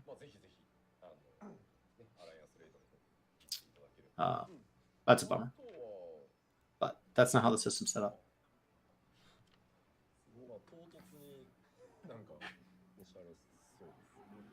I don't know. The way that the light is on some of these, like I'm not seeing the whites, so it's like, oh, there's somebody, and then they have feet. That's just how that's showing up for me. Now, I assumed Island Sanctuary would be more like housing, but then they told us A, it wasn't, and B, they also told us that other players might be able to visit your Island Sanctuary. Keep in mind that like anywhere you visit, it starts to limit like that you can do glamour there and stuff like that. So if you wonder why you can't have a glamour dresser in your house, it's because other players can visit. And so like as glamour becomes more powerful as a system, maybe that means that Island Sanctuary is not. Oh, way, you want a candy house? Anybody want a candy house? What is that from? Is that like a player designed competition again? Something, or at its core. We're all doing Hansel and Gretel reenactment plays now. That's wild. An even bigger one? Show us an even bigger one. Do you have the largest? Chad says, let's bake some kids. Oh, the largest has like an ice cream cone coming out of it. Freaking crazy. Cool.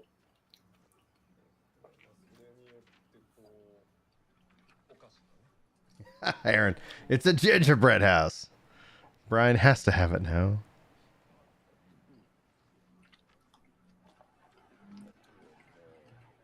I like my house. Do they have a pizza house? There's a giant chocobo house across the square from me.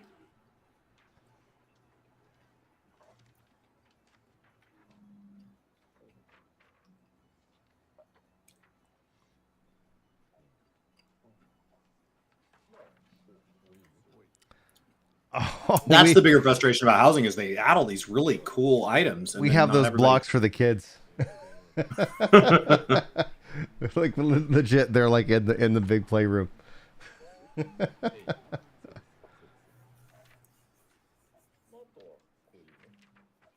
Cool.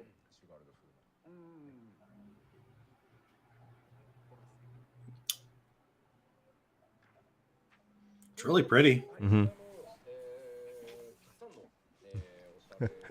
We were at 70 likes and somebody unliked to bring us down to 69 likes. Noise.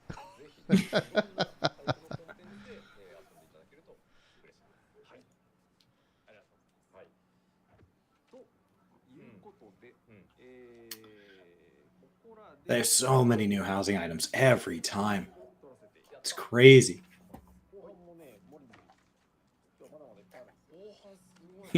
That ice cream cone goes, there's something stuck in the roof. All right. So that's them saying that it's about time for a break. So that'll be part one. Part two is usually when they show a little more gameplay, maybe, I think. Yeah, they said part two is gonna have a lot of PvP in it. So I don't know. I don't think it's gonna take the whole thing, but we'll see. Good. Let's let me full screen this and I'm gonna pull up the YouTube for the Final Fantasy. Yes.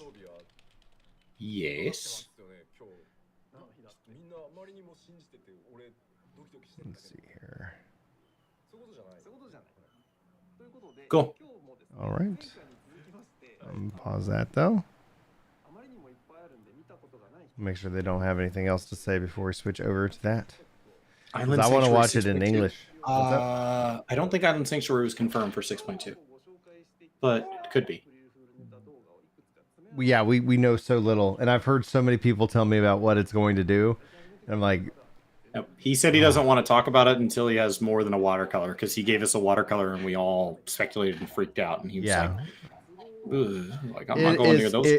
I feel that no matter how many people we reach with the channel, they're like, I get introduced to new people, and they're like, "Did you hear that Island Sanctuary is the new Ashes of Creation?" And I'm like, "All right, there." let's correct some things. There was a point where he said the one thing I can say about Island Sanctuary is that it's not like Animal Crossing. And then I literally heard a full-time, almost Final Fantasy exclusive creator say, "I'm really excited that it's Animal Crossing." So like there is no way for them to get out in front of this at that point. Yeah, like it is wildly off. All right, I wanna watch the English translation. How do I get audio from you? Do you have the ability to ship audio to me? I can't ship it to you, so we can count it down 3, 2, 1 and play it. Okay. Otherwise, you have to be on the stream to hear it. But then no, I can hear me twice. I can handle this. Ba ba ba bum bum bum. We're gonna be professionals here. All right, ready? All right, 3, 2, 1, play. Nudity.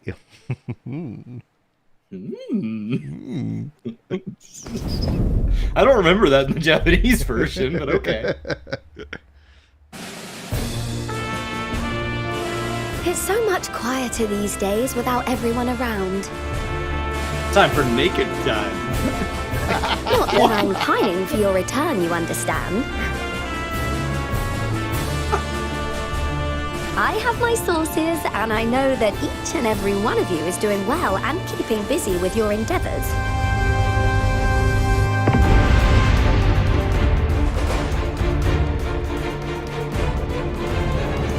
This map is the key to fabulous riches. But I'll be the king of fools to simply give it away. This map may or may not be genuine. What was that map? What was that map? What's the map? What's in the map?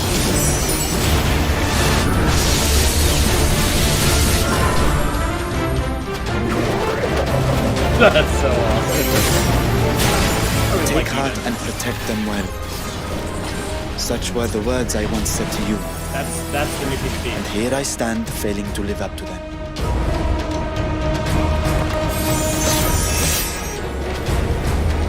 That's the Mickey as well.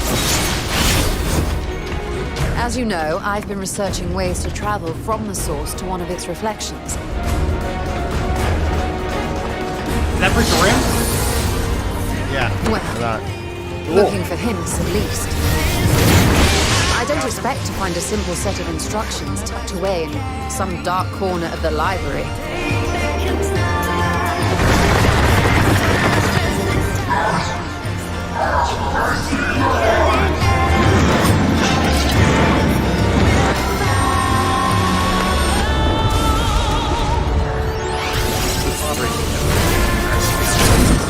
Witness the glory of the divine.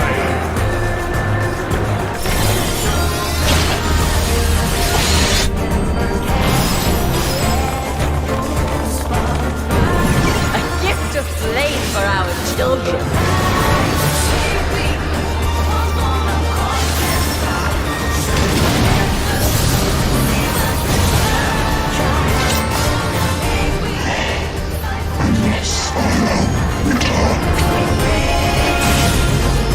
So this is the spirit of man.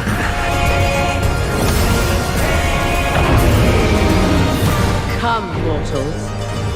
Enter my realm, if you dare. I feel like I'll let it. We'll do the ultimate thing, but I feel like there's something happening in that cutscene right there. The glory is mine.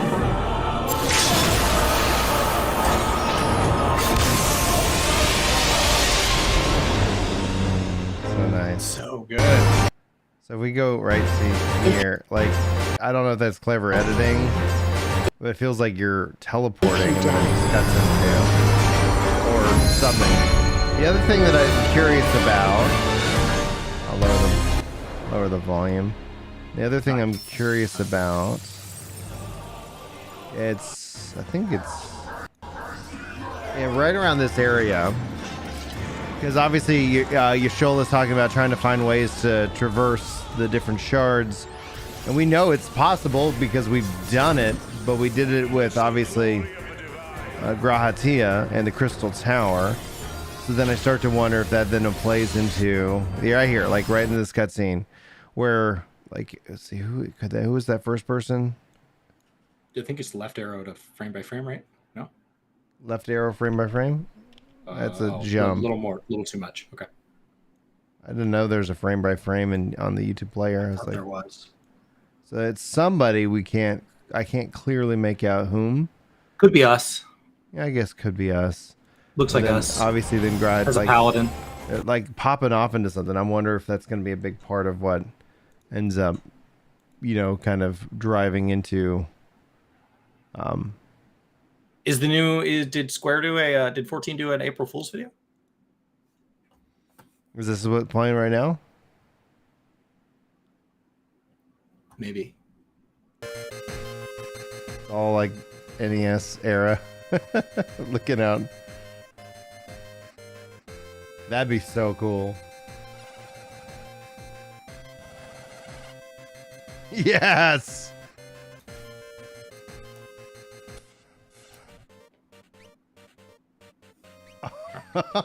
I want this to be real. I don't want this to be a joke.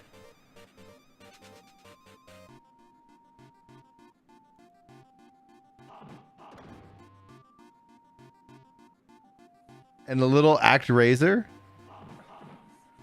I think you're ahead of me. Looks great.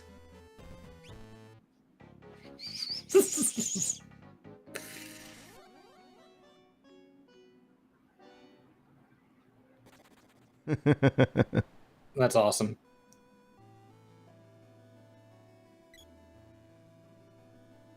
Oh, freaking Secret of Mana. I love it.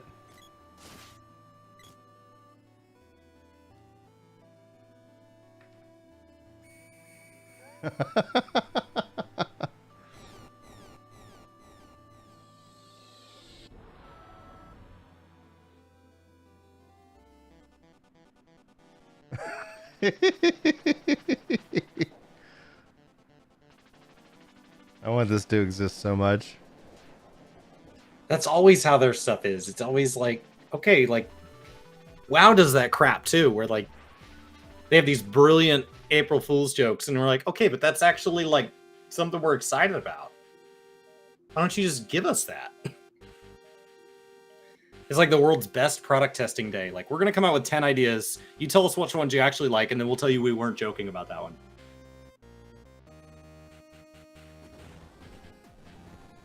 This is awesome. Yeah, like Game Boy. Yo, Jimbo.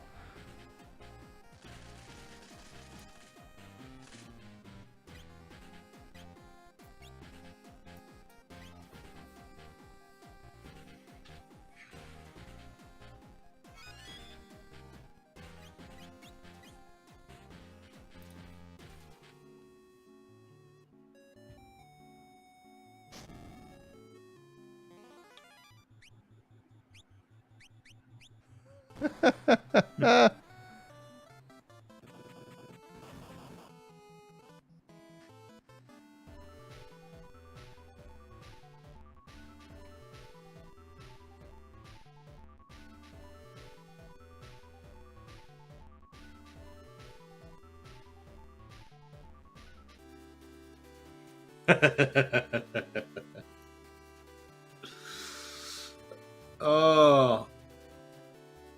So why do we not have an 8-bit soundtrack? This is awesome.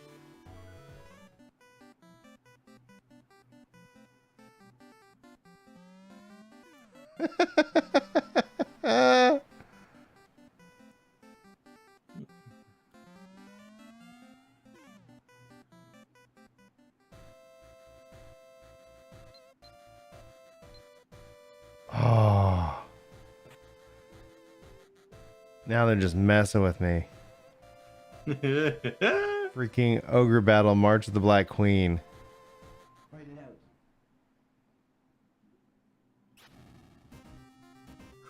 Dude, I loved Ogre Battle, man.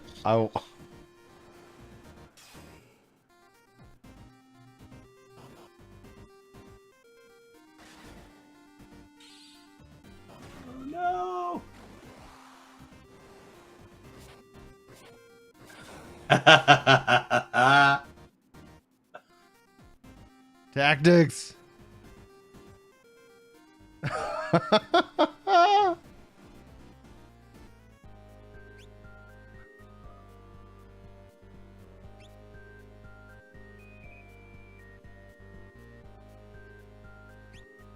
Oh, amazing.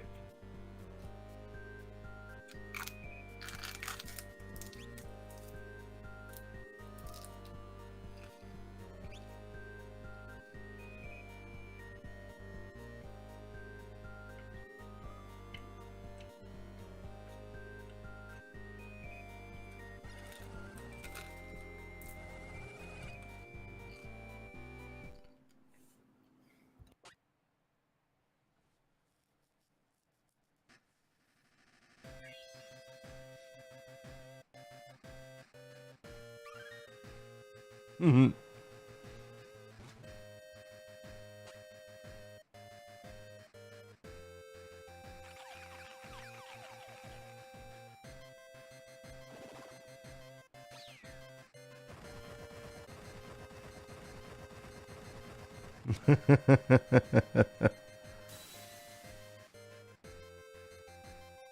Final Fantasy Magni 14.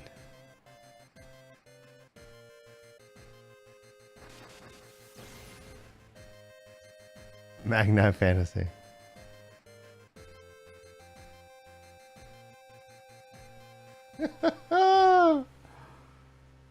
Oh, that's fantastic.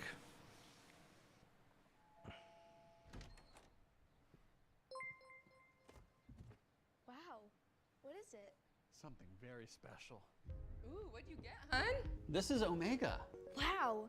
What's it for? It's an ancient primal being of unimaginable power. It's traveled between dimensions Hello, for Ren. thousands of years. Hello. Hey, Ren, what's up, dude?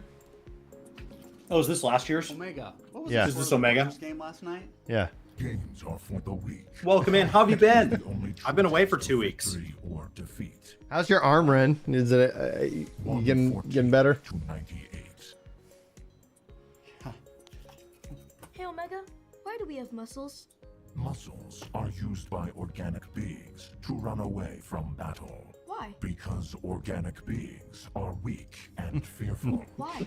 Because they are inferior. Why? Omega, play romantic music. Oh. Calculating.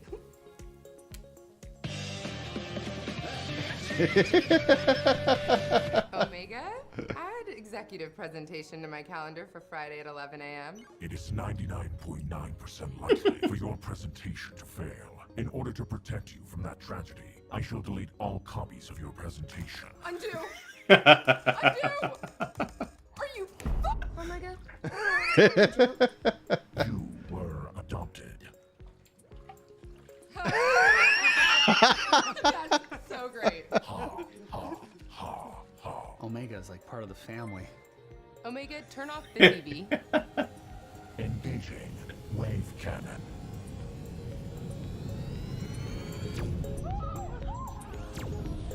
Omega by Square Enix. I love that.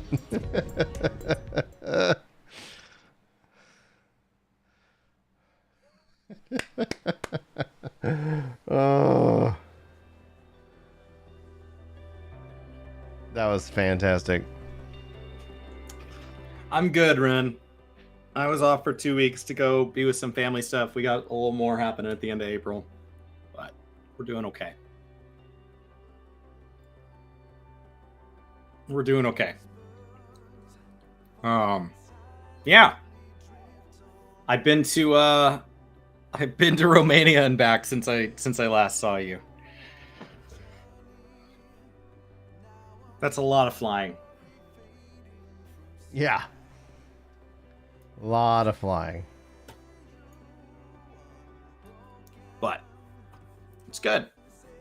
I'm excited that my sister's gonna be home, and her husband and my niece. Not their plan, but to have them stateside will have pros to it. So my niece is 1 year old, one whole year. So it'd be fun to spend time with her.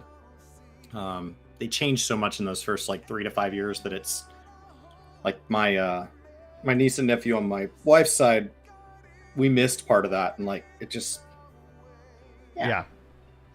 YouTube chat saying welcome back, Chris, by the way. It's exciting to be back.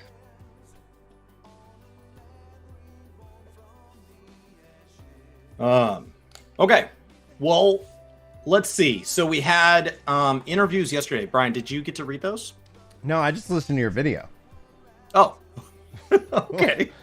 I was like, all right, you already did it. Like, we're good. I heard he skimmed them. Yeah, I had a lot. I was working, and then I also had some YouTube stuff to create. So I was because like this weekend's like New World's double XP weekend, so it's like we had that announcement, and it's like we've had the 1.5 update, which has been like really well received. So I'm just like, yeah.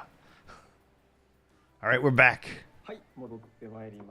Actually, on that note, though, I've been drinking too much water this morning. I'll be right back. I'm gonna go get a little coffee and rush a break. Okay. I'll let Chris entertain you from here. Did I have any chance to do any sightseeing? Nothing I hadn't been to before. No, I'd already visited them in Romania. I didn't see anything I hadn't gotten to do in the past. Went to a restaurant I hadn't been to. It was really nice. Otherwise, it was all didn't really get time. Okay, so we are going to be doing the we're translating this into English by following the live translation put out by the Reddit community. Yoshi said that watching everything that went over the break really made him realize how much they'd done in the past. Hopefully that nostalgia style April Fool's video will be out there. The Omega one I think is still out there. There's been several over the years that are pretty good. Okay, good. Fido already found it. So that was from 2018. Awesome. I don't think I remembered that one. I remembered the Omega one. They're pretty good. It'll be a good day to go out and watch all those. So he said he was rushing to check Twitter to see how people were reacting, and he saw job icons on his bar and noticed that there was no range DPS on his bars. Oh no, he doesn't have range DPS. Guys, I put a guide out this week on how to get all jobs on one hotbar. If only, so his range DPS are down, they're right behind his portrait. So they're right here. See, there's a machinist and a black mage. So you just can't see them all. But yeah, I literally, shameless plug, shameless. Here, we'll go one step further. We'll put a command in the chat, and I'll just take you right there. It's that easy. You can get all your hotbars, all of that. That can all be condensed down to one hotbar. Okay, EX3, guys. EX3, End Singer's Aria. They've, of course, everything said so far said that it's going to be challenging. They say that about every single extreme. Like they always say, new challenge. So it doesn't matter if it's Diamond DX or, something harder. It's always... yeah. So they're always, I assume they're going to be super vague about difficulty. There will be new mechanics. For anybody that hasn't, this is their first expansion or maybe last expansion, they came in a little later or something like that. Remember that with the 0.1, we always get the final trial from the initial MSQ as our extreme. So when the expansion launches, we get 3 trials, 2 along the leveling path, 1 pretty early on, 1 a little later on, and then 1 at level cap. And then we get both of the extremes for the leveling ones, and then the extreme to the final one comes out with 0.1.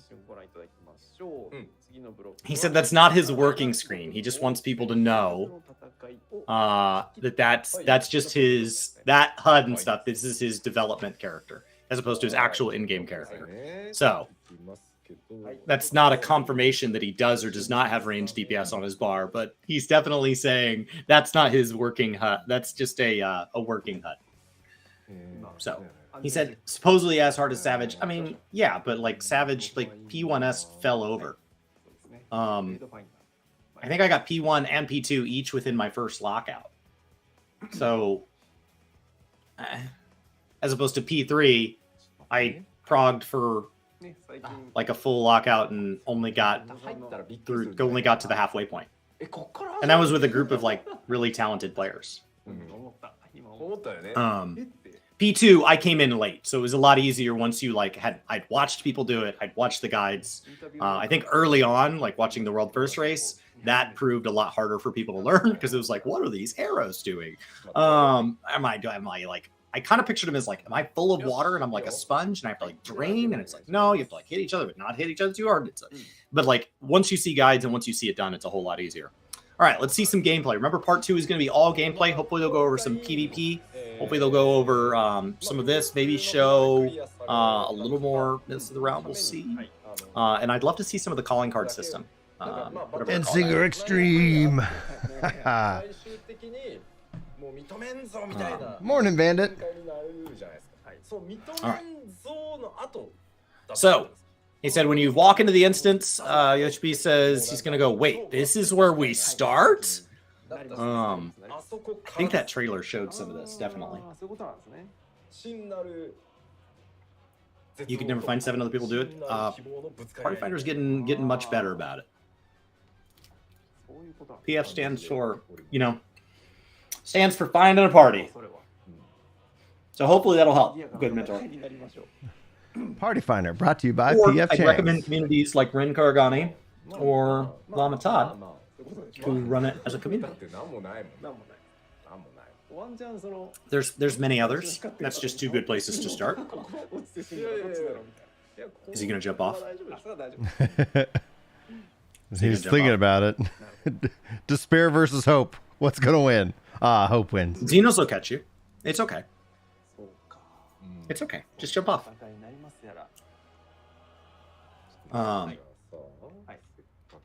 P3's tough.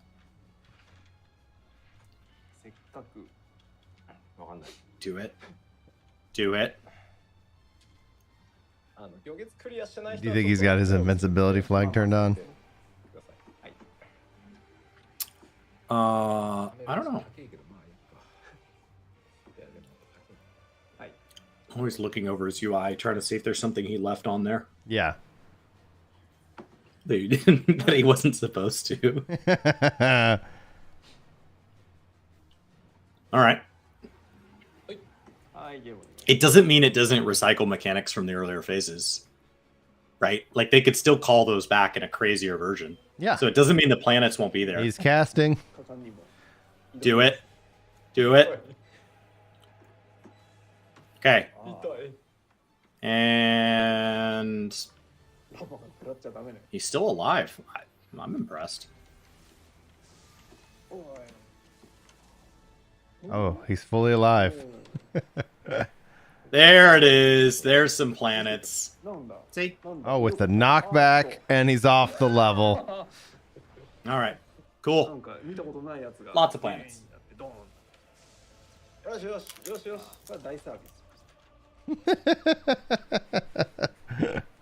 I love it.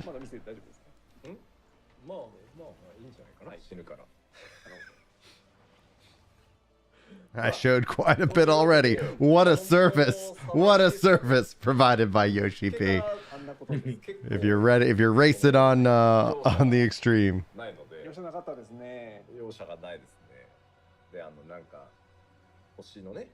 Dude, I'm so excited.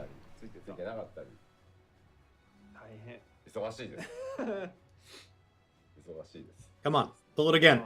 Pull it again.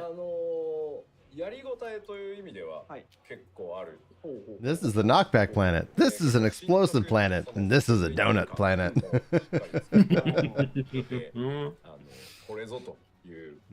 Donuts. Switch to Warrior. Let's get a kill. Warrior versus the End Singer. Extreme.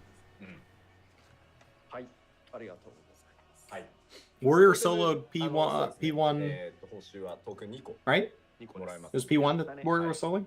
Somebody did? Yeah. Warriors have been pretty nuts. One of the trials? I don't know. There was some stuff that people were soloing. And P2? Warrior Soloed P2 as well? Oh, that's awesome. Oh, Paladin, good for you. Not Savage, just normal. And it takes like the whole lockout because of the amount of damage they have to do. It takes like 40 or 50 minutes of dodging mechanics perfectly. P1S was 8 warriors. Oh, okay. That's awesome. Okay, so this is the new profile thing. Yay! They are called adventurer plates. Remember, on the extreme, you're going to get 2 totems for each clear. Just remember, anytime we get more than 1 totem, that usually means it's a little bit longer of a fight. So just kind of expectation-wise, that's my understanding of the pattern. So he's gonna show a little bit of these. You're gonna be able to have different ones for different jobs. Looks like you can mark off your playing time during the week and during the weekend. Oh. What you're interested in. Okay. So on the left side, you see what they call profile, and on the right side is portrait.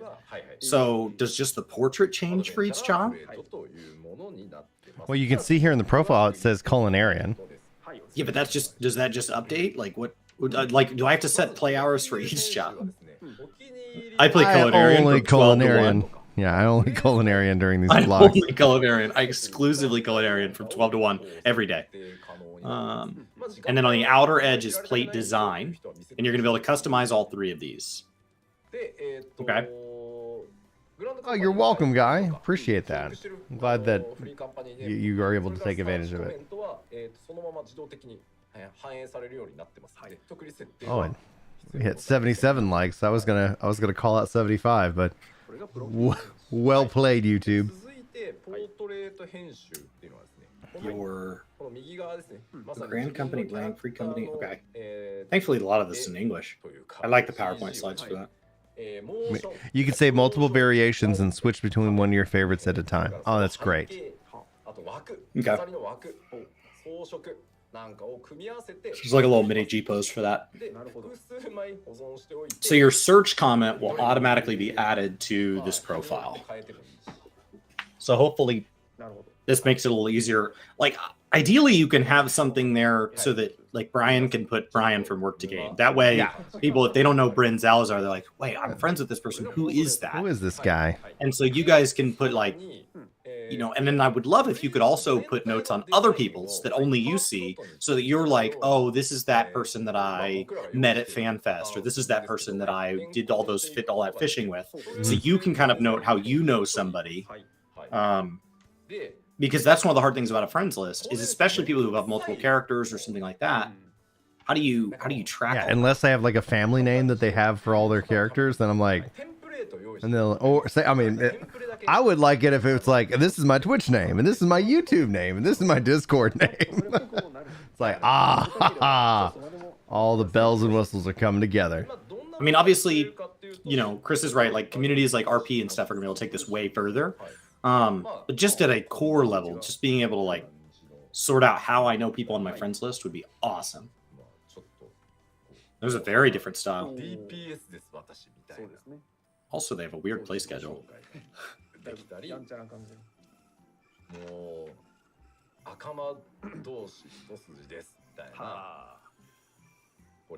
Cool. Mm-hmm. Yeah, so they also have some templates just to help save people some time. Why blur out the names? Why not just have fake names or to the server? Maybe that's Yoshi P's character. He doesn't want people to know. Why not just use something that they can actually... I don't know.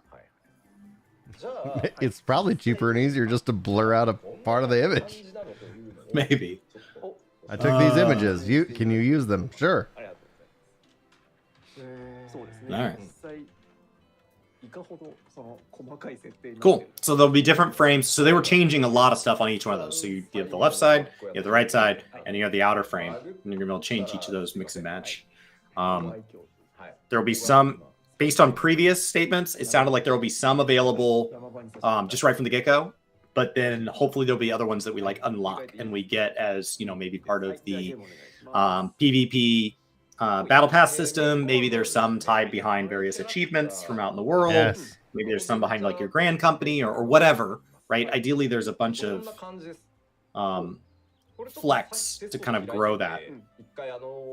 Yeah, see, now he shows his server name as some like fake development name. Okay. Real names than your home address. No. So he did say, as he's going to show this, that they're in the last stages of debugging. So he's sorry if something goes wrong. So you go to main commands, then my character, and then plate editing. This is the default that he's showing right now. If there will be a different command to inspect if you want to check somebody else's plate. So this is the default. So he's remember that right trigger on pushing down or pushing down right stick resizes things when you're on controller, I think. Yep. And then you can also at the top, you can always do that thing that he did with the percentage to adjust different frames. Really great for like adjusting crafting while you're paying attention to crafting and then shrinking it back down when you're just using macros. I like all these different frames.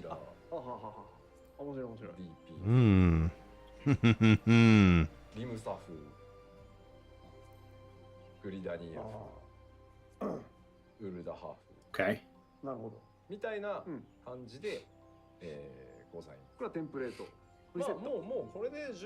And we don't know how many there are on launch. I don't think he said that yet, right? But it looks like a fair number. Oh, I think it's a fair number. And then I think this is a system that will continue to see upgraded over the course of like, you know, at least a couple patches. Yeah, here's some more, you know, and then that's when you'll see the people who are like, why are they adding frames? They should be adding content. They were gonna add another ultimate. We were gonna Instead, they added frames. We were gonna get another ultimate, but we lost out to 2 frames. No. Why are the ultimate designers working on frames? They're not. They're not. I love this community, but man, I tell you, there's some people that are just like, oh God, I want you to come over and have a beer, and I want to explain how the world works. Now I picture Bo Burnham with the sock puppet.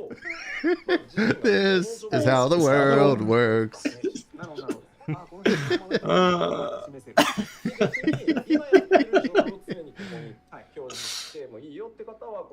Okay.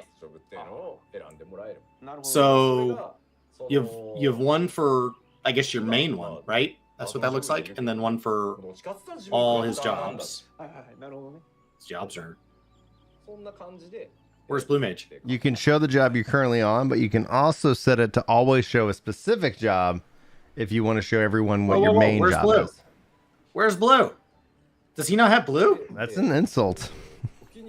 How dare he? It is truly a limited job. They don't even get plates.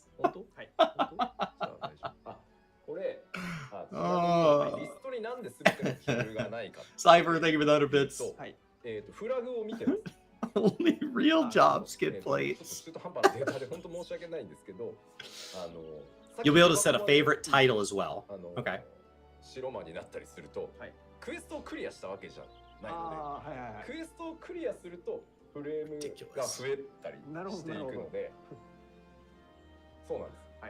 I love that dog.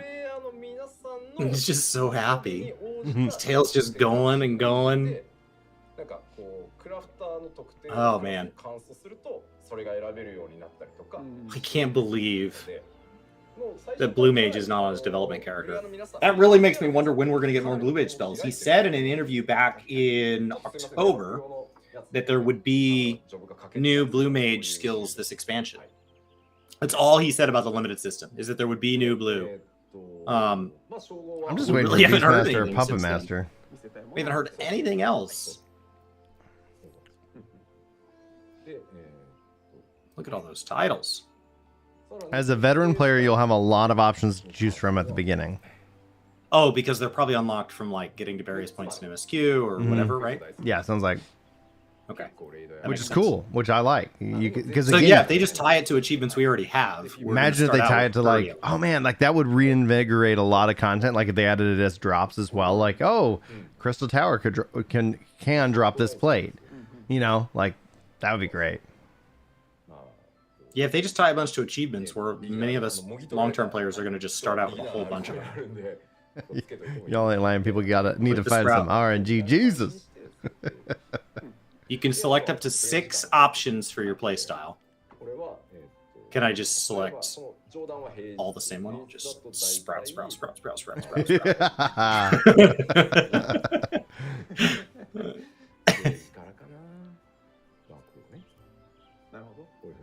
Okay.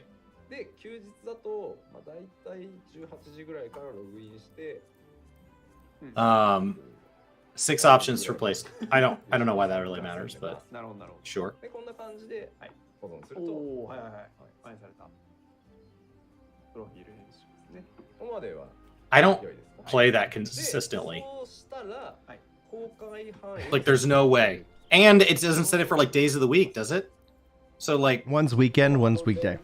Oh, thank you. You're welcome.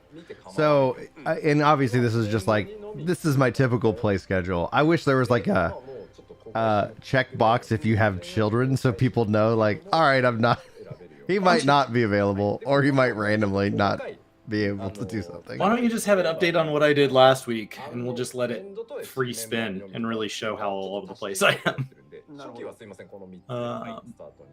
You can set your permissions for your plate, like make it public, only available to friends, or keep it hidden. It's just for you. You put your own schedule in the game, and then don't tell anybody. Oh, good. That's when I'm on mine. That's so helpful. Awesome.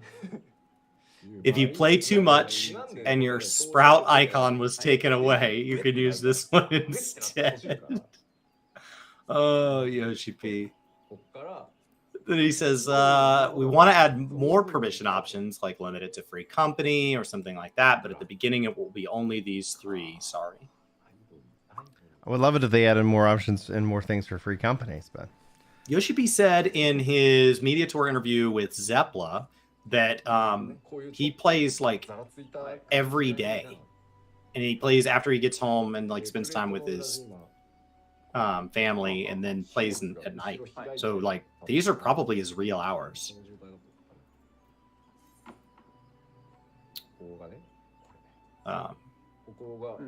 Yeah. Cool. Yeah, they look nice.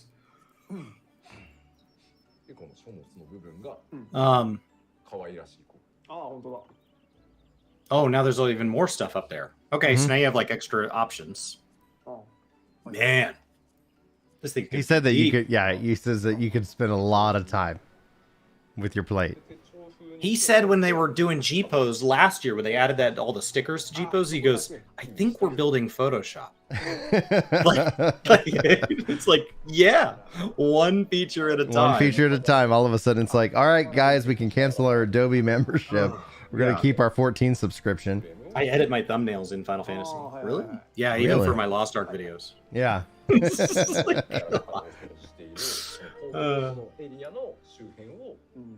That's how what's the PowerPoint called for Mac? It's called Pages. No, it's called Pages is Word. Keynote. So it's called Keynote because it was an internal software that Steve Jobs had made just for him for his keynote addresses. And as it got more full featured, they said, we'll make it available to other VPs for their presentations too. And then it eventually became such a big software. They're like, we should sell this. Like the amount of money and time we've spent building out a full software suite that we keep updated internally solely for the purpose of keynotes. Like that, we just need to sell it.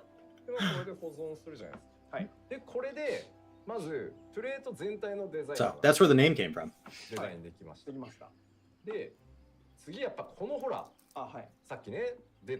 This system has more options than character creator.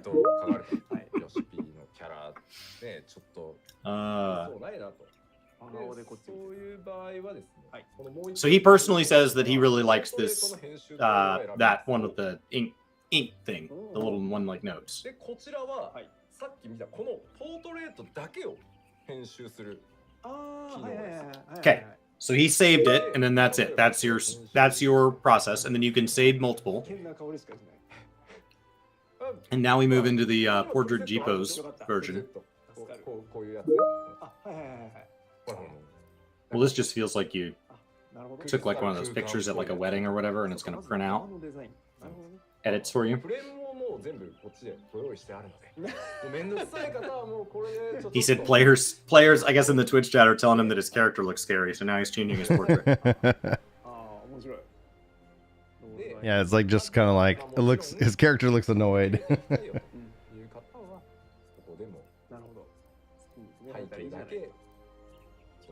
I mean, if your character looks scary, changing the background is not going to help you. You never know, man. You never know. Just saying, you got to fix that Lalafell murder face first. でその場合は今ってこのポートレートの全体のデザインをしてるんですけど、キャラクターっていうタブを選ぶとですね、まずですね、モーションどうしようかなと。アニメーションどうしようか。はいはい。アニメーションどうしようか。はい。例えば、There we go.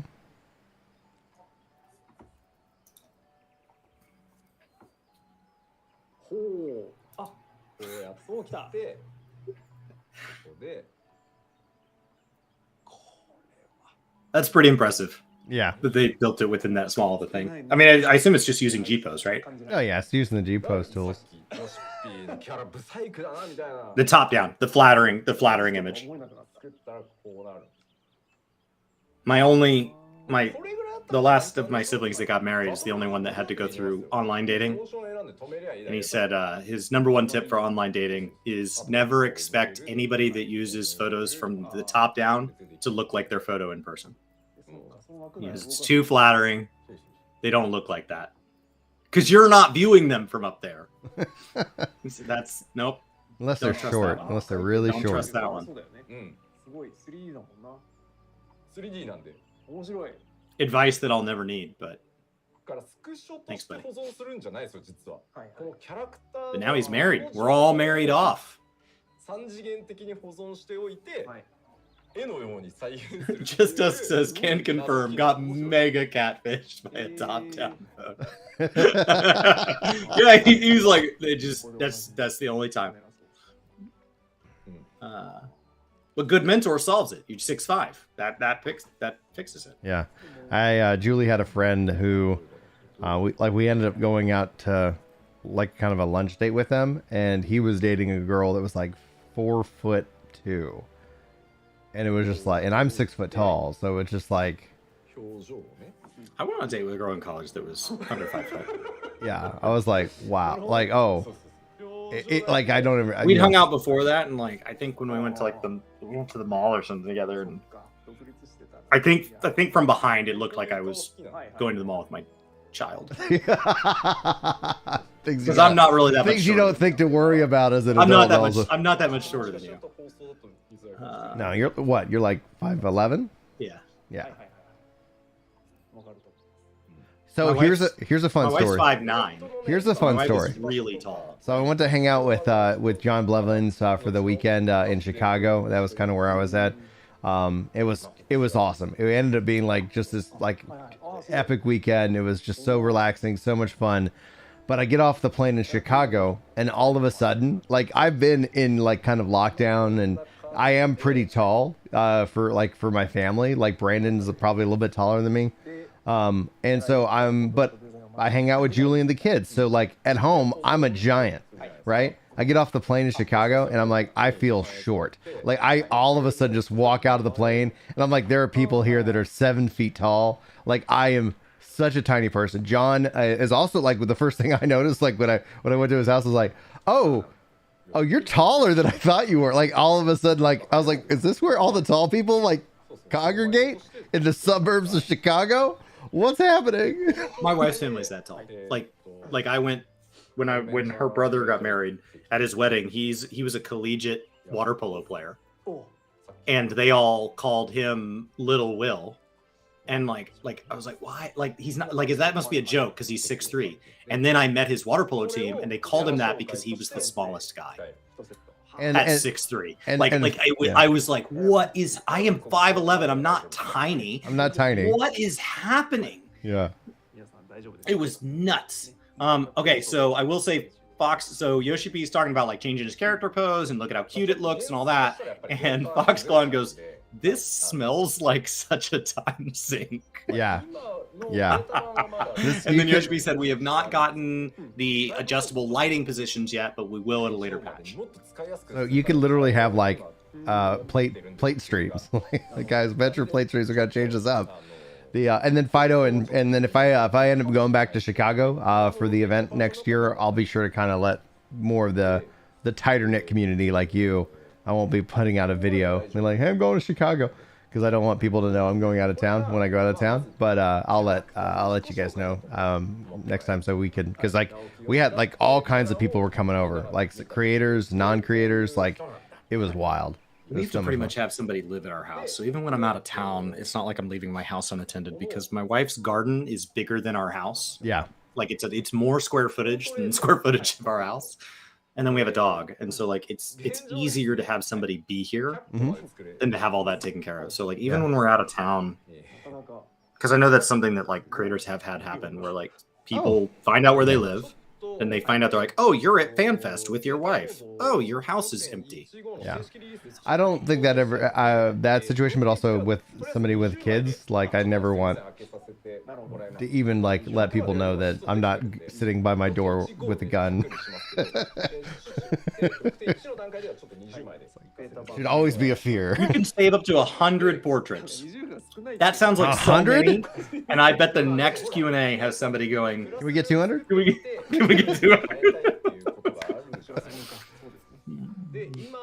Dude, this is such a fully featured thing. I love it. 6.1, it's going to be limited to 20. 6.15, right? Remember, that's 2 months. It'll be expanded to 100.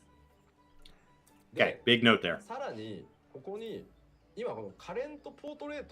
Because I assume they're stored server side, so they can be viewed even when I'm not live. Mr. says, I'm actually 5'11", and that point, and that 5 is important. Oh, it is. It is.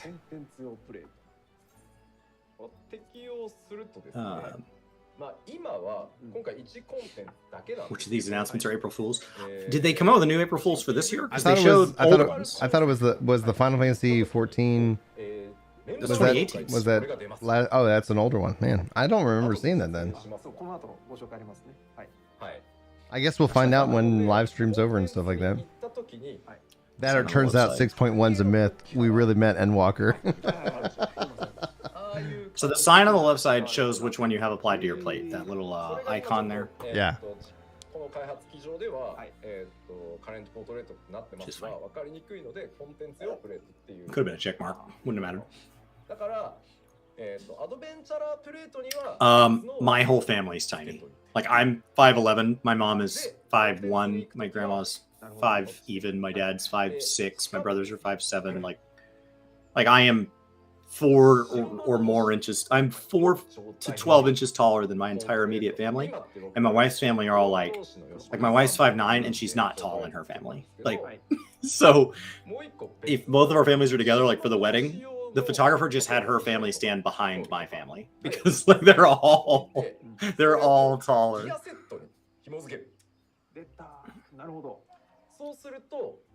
They're like Norse or something. They're like they trace back to like I don't know, like the Balkans or something up there. They're huge people.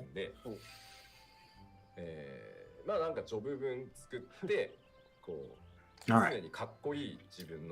Oh, they did some tweaks. Okay. All I wanted to be when I was a kid was 6 foot tall. And I didn't have like, oh, I want to be a firefighter or an astronaut. It's like, no, I just want to be 6 foot tall. So hitting 5'11" just feels like. And my parents are like, you need to pick something more achievable, like be an astronaut, because you have short parents. And I got to 5'11". I was like, I'm gonna make it. I'm gonna make it. Nope. I was my grandfather was 6'5", and I was always hoping to be like 6'1", 6'2", but didn't make that either. I mean, I'm from Texas, so I have boots. Those are like high heels for men, so I'm over 6 feet then. Oh, you should see my boots. Those are called pumps, and you only wear those in private time.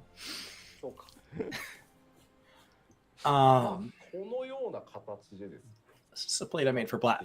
So this was a plate he made for black mage, but he can make a different one on white mage, and then set them to change gear sets, so that the plates change when you swap to a different set. Okay, so you'll be able to link it. You can also, there's a feature that allows you to show these plates in content, but that'll be only for PvP for now, right? They're just getting this out working, which it was originally designed for PvP. Yeah. And they'll show us that later when they're showing us PvP. And then there's an additional option when you select a gear set to bind an adventure plate. So the same way you bind glamour plates, I assume. Which would make sense. That's a nice, easy way to handle that. The plate will show in PvP if you have not set one, and it will be the default we saw earlier. Great. Hopefully we don't have to go to like the Wolf's Den to edit it. Yeah.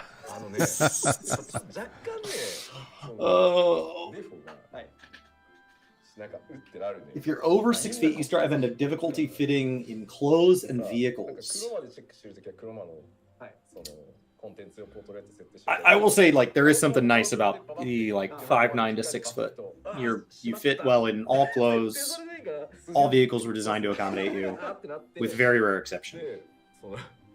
Most controllers and like handheld things fit your hands. My brother-in-law, like, I can see that at 6'3", it's just big enough that like he doesn't like drinking from like a standard beer can. He likes drinking from the tall boys, because a standard beer can, like, his hand is larger than a beer can. So like you can't see the whole can. He's like, I feel like I'm drinking a drink for a child. So he wants to pour it in a glass or get a tall boy. Hopefully we'll get it for Mahjong as well. And then the dev team is playing the new PvP a lot. And so that's where you're going to see that they've spent a lot of time on their adventure plates. Awesome. We know that Warrior of Lights, how much players love their Warrior of Lights, so we really want to expand on this feature. Cool. Yeah, I think it's a strong feature.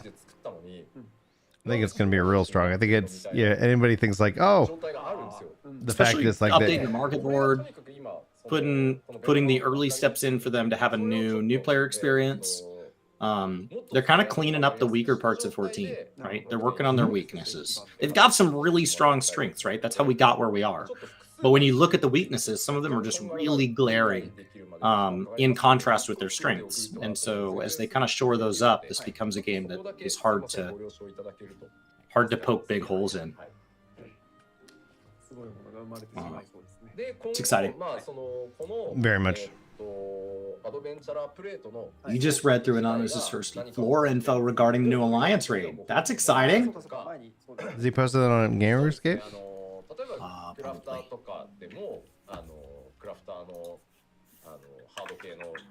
Or a tweet.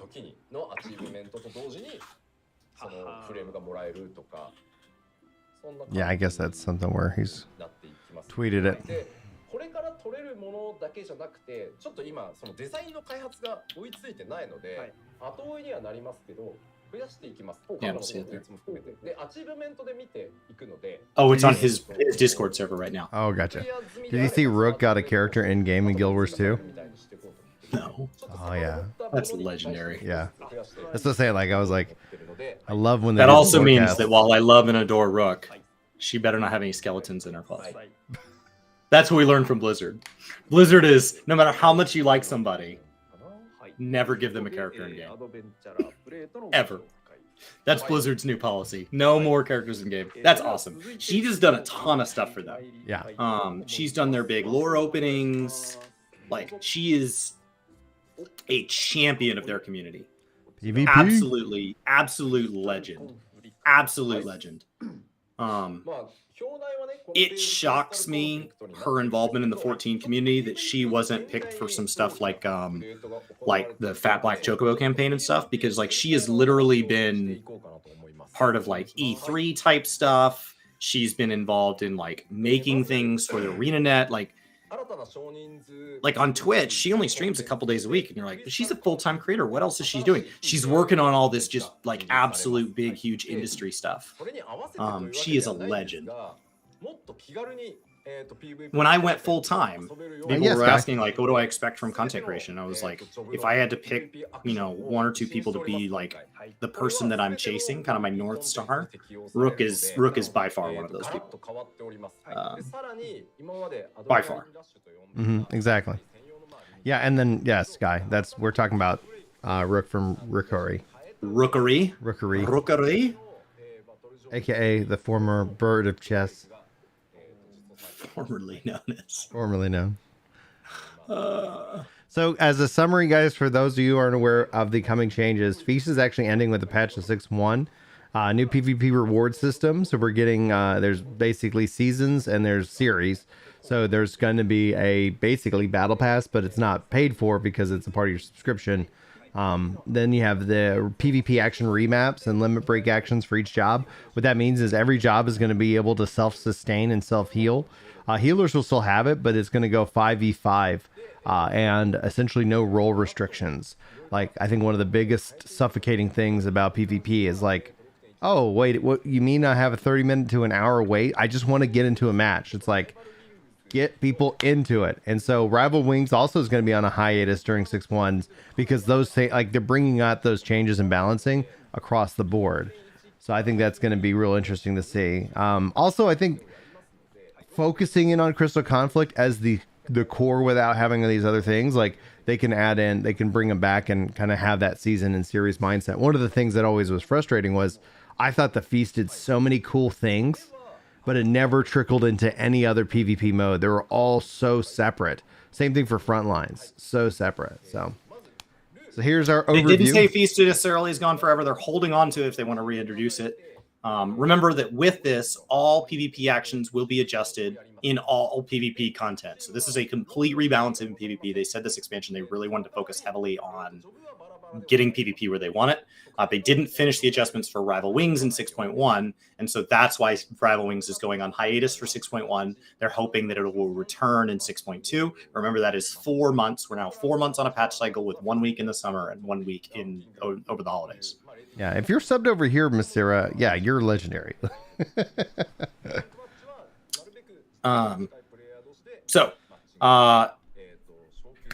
Crystalline Conflict is a tug-of-war style game, so it's 5v5. There's going to be 3 maps at the start. There'll be more maps available. There will be ranked and casual, as well as, of course, customs. The battle pass sounds like you're not going to have to just do the Crystalline Conflict. If you look in the background of this image, if you just look like a little bit closer past the text, that is one of the maps. And so you can kind of see that tug-of-war. So there's this blue versus red, and you're pushing the crystal. And then getting it to the other side is what wins the game. There's supposed to be about 5-minute rounds. At the 5-minute mark, it sounds like it's going to trigger a sudden death, which will end the map very abruptly, very, very rapidly. So hopefully that will make it to where this is something that everybody can hop in and do casually very quickly, and you're not worry about it stretching on. So it does look very Crash. You're absolutely right. It looks very Overwatch to me.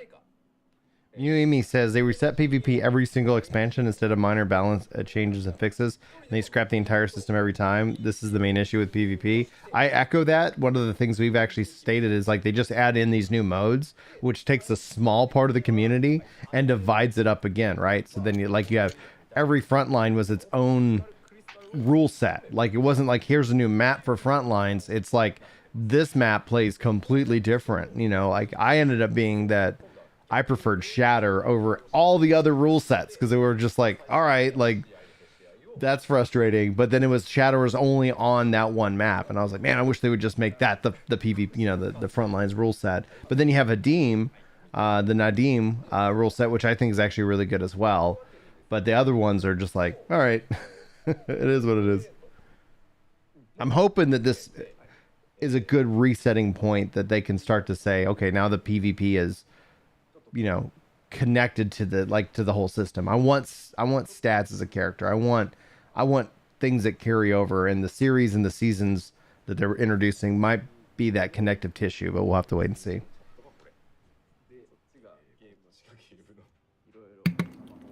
And the difference is this isn't adding a new mode. This is replacing Feast. So one of the frustrating things is they add these new modes, and one of the, like they said, we're deciding what to do with Feast. We think we're going to keep Feast, and then eventually they said, no, we're not. And the reason for that is they said they want people to try this, and they need to stop fracturing that community. So they're removing a mode, not because they don't think people like Feast, not because they don't like Feast, but because they think this will be stronger than Feast, and they don't want to divide the population between the people who like Feast. They want to push people into this. And like, that doesn't feel good if you're the person being pushed, but overall, it will help this piece of content succeed a little bit more. If you splitting us. If you cultivate a PvP community, one of the things that also I think keeps it weak is how like PvP duels is only set into one small area of the game. Like you have to go out of your way to find it.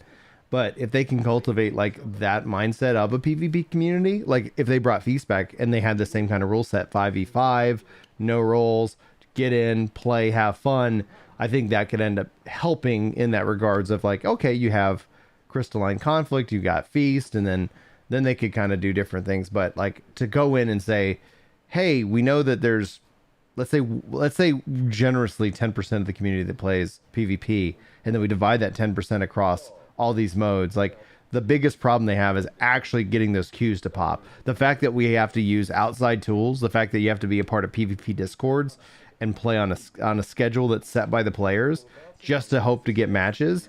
Like what you want is that you want anybody who feels like they want a PvP queuing, and then the game's like, you ready to play? Let's go. You know, that's what I'm hoping this brings, and we'll have to wait and, you know, see how it feels. He's now looking at trying to get his portraits that he said he wanted to show us when he went to PvP, but there was some stuff going on with Zoom calls. So if you wonder why he kind of disappeared there, that's because the live stream is difficult. Awesome. Oh, and the portraits. Are they going to play a match? And it's highlighting the portraits. An Umbra. Astra and Umbra. I love it. Some have little stickers on them. Mm-hmm. Nice. Good. So the portraits will show. I like that. Brilliant. Prepare for pig.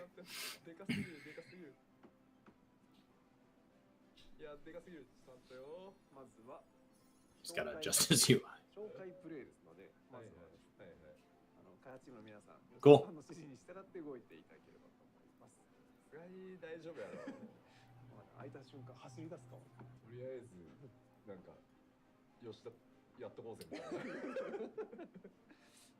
So they just have devs spun up in the wings. This feels like a Guild Wars 2 announcement video. Like this feels like the way he's saying live streaming is hard, and they're having trouble like toggling into the thing, and he's adjusting his UI in real time. Like this feels very like. Okay, so you see the HUD up there at the top. That looks nice and clean. I really hope they have the part where it's like, oh, gets knocked out. One of the things I really enjoyed about Feast was like it felt so like exciting when you got a kill, but that's where Feast ended up just like living and dying 100% off of whoever has the better healer is going to win this mode. And so it's like it came down to one person. So are the other players going to move? Are those faster? Those tracks make you run faster. Yeah, but then you're not on the payload. Right. But I'm saying like from a tactical perspective, like, oh, hey, we pushed this far. Like you want to maybe come around and come from behind. So it moves if you're in the circle. Oh, it's quick. Yeah, it's not like massive. I wonder if more people make maybe it faster. Maybe it has to pause at this circle. I guess we'll find out.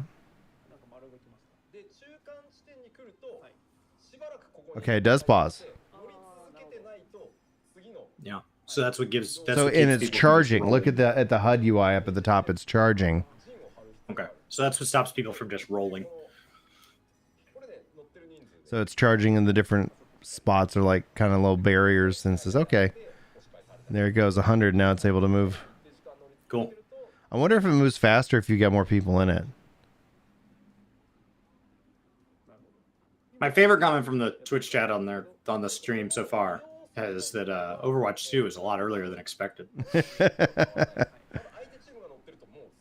Because that project is never going to come out. Be crazy if Diablo 4 beats Overwatch 2 out the gate. Our PvP finalized screen. Great. Okay, so those aren't other players. I wondered. So you just queued in with NPCs. Chat. They're saying movement speed of the crystal is not influenced by the number of players. So you literally could just have one person in there. And if you have an enemy player in it, it's not going to move.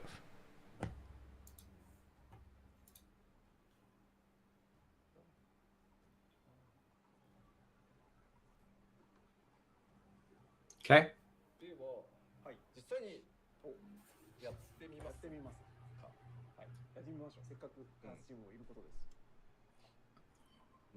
That makes things like Home Gang really powerful though, because they stop you, and that keeps you're not gonna be able to keep the crystal moving forward. Mm-hmm.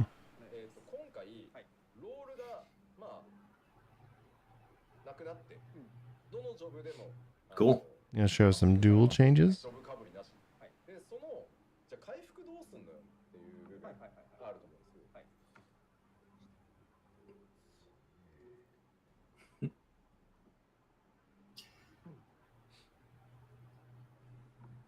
This guy. I think they want the reason why I think it's moving fast is they want you to sit back and they want it to be quick. You don't want to sit here and be like, oh man, it was very fast. They said they wanted to be under 5 minutes. 5-minute matches, yeah.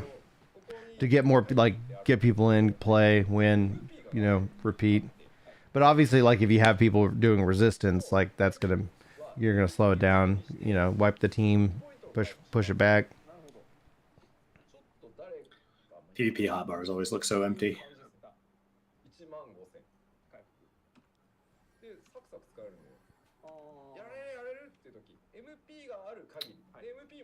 As a black mage healing himself for a lot of MP. So those are all devs, right? That or just, yeah.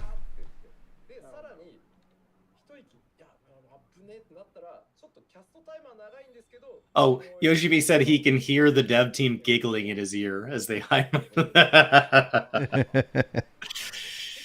All right. This feels like a Guild Wars 2 presentation. There's something really charming about them, but they're not as polished as a traditional live letter.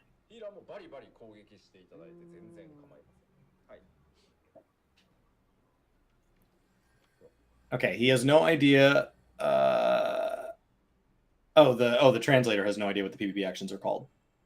So the green one that heals you will be spammable, but cost MP in the future.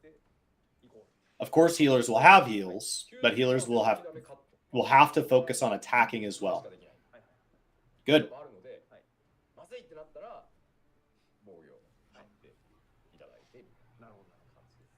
I hope this is successful. Me too. I really, really hope that it is. That's what I want to be doing. Not because I want this game to shift to being a PvP game, but because I want this game to have a PvP as an option. Right now, it's so hard to care deeply for PvP within this community on a wide scale. There are people that do, but it's these really tight-knit spaces. He said there's a defensive spell that will reduce damage taken by 90%, but then you won't be able to use other actions. But if you're getting focus targeted, that's, situational. Yeah. I love this intro. Dude, I love this intro. Again, taking the plates and actually bringing them home.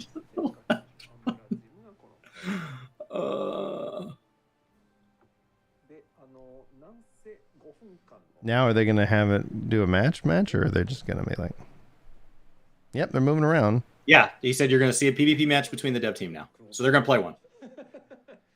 Dude, I'm excited. I'm so excited. Cool. I'm so excited. Oh my gosh. Oh. Yeah, exactly, Chris. Without the fact that you're not actively moving with an emote, it gives you to bring in some your personality at the start of the match itself. Let's go. Toggle this over. We rooting for Astra or Umbra? Fix the frame rate a little bit. Okay, somebody's going for that, for the crystal. No one's actually got it yet. So Yoshi P's going around. He's coming in from behind. Let's see Yoshi P get beat. Oh yeah, I wonder if they'll attack him. Okay, he's going for the attacks. Oh, they got out of range. Oh, they're getting him. They're getting him. Come on, somebody. Where's that raise? Where's that raise? Somebody kill your boss. There it is. There it is. There it is. Yeah. Somebody kill the boss. So he put on that the shield thing, which means he can't do anything else, but he's protected. And they've moved the crystal a little bit. Astra's fallen a little bit behind. Yeah, they got a timer on the Met. I guess that goes into sudden death, so they do want people moving that crystal. Correct. Maybe we'll see sudden death. Oh, nope. Umbra taking it. They're going to be pulling it. Looks like they're taking it all the way to the first spot. Yoshi P got knocked down. One of the first deaths. Oh, and it looks like they've dropped some potions. So it looks like some of the updates from Feast are there. So you get the different items and stuff that kind of pop in. And then you can pick up on the ground. Dying. Where Pixie? Thank you for 16 months. Oh, they're charging that. Umbra is at 65%, 75%, and now they have been paused. Brian's a couple seconds ahead of us. All right, we got one person down. I wish they would have the so-and-so got knocked out UI, so-and-so beat so-and-so. It's on the left, above the limit break. Oh, that's where it's popping in? Yeah, so just put it wherever you want. Oh, that's so nice. Come on, Yoshi P, get somebody. Yeah, his limit break's off to the side too. This is his dev layout, so it's just wherever things make sense. Oh man, this Umbra is pushing hard. Team Astra. Oh, wow, what a hit. Yoshi P not choosing to recover. Is he doing a limit break? Oh, they're now pushing it back. Oh, he got limit broke. Umbra is taking it. Now 11 seconds on the on the respawn. So obviously the more times you die, there's going to be a death penalty associated with it. Yoshi P coming back into the game. We need some John Madden. If you want to win the game, what you want to do is not die. You don't want to die. And oh my gosh, Umbra. Okay, Astra recovered, pushing the crystal back a little bit. Oh. It is a game of cat and mouse here at the 20-yard line. That's a 2 massive. minutes left. 2 minutes left. Yoshi P just lost the Paladin. Paladin is down. Looks like the Samurai for Umbra is down. So we are at a 4-4. Yoshi P barely surviving, or the Dark Knight. Sorry. The team with the healer wins. Somehow. Shocking. No, the team that's not losing people. Oh, they recovered. Oh, they Umbra with killed, 3 down. They've got 3 now. Oh, it's game time. It's 5-on-2. 5-on-2. The Yoshi P pushing the crystal a little bit further. Kill that healer. Kill that back white to the mage. first spot. No. They're focusing white mage last. Bold. Oh man, Yoshi P pulling this all the way back to the center. We are at a halfway game. All right, now it looks like Dark Knight being focused. Yoshi P doing a little bit of recovery, self-recovery. Man, this is what Lords of Verminion should have been. Oh my gosh, Yoshi P taking a big blast to the face.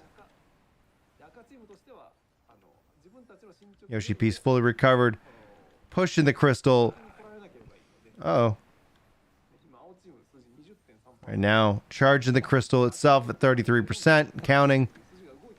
Oh my gosh, lots of chaos. Dark Knight putting out lots of damage. Yoshi P going down with a second increase on time. So every time you die, you're going to get an additional having to wait a second for that respawn. Looks like Team Astra got 2 remaining standing. We're going to see sudden death. Yeah, Aston, we have. They've done. They've shown some of the class changes.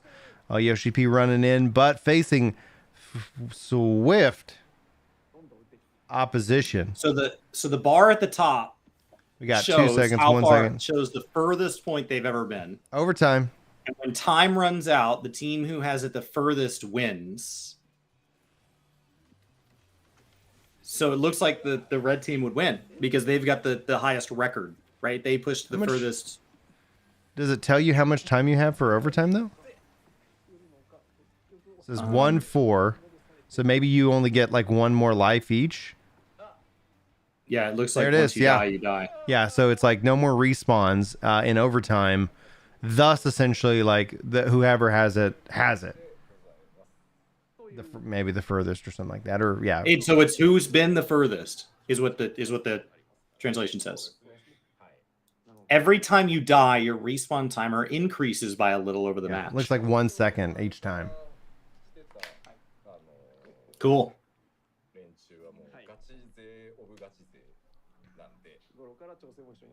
And then there was Let's overtime. get ready there to was overtime rumble. music from Final Fantasy IX, but we didn't have sound on. Yeah. Let's get ready to rumble. Expect good music. It's gonna be good. Cool. That's awesome.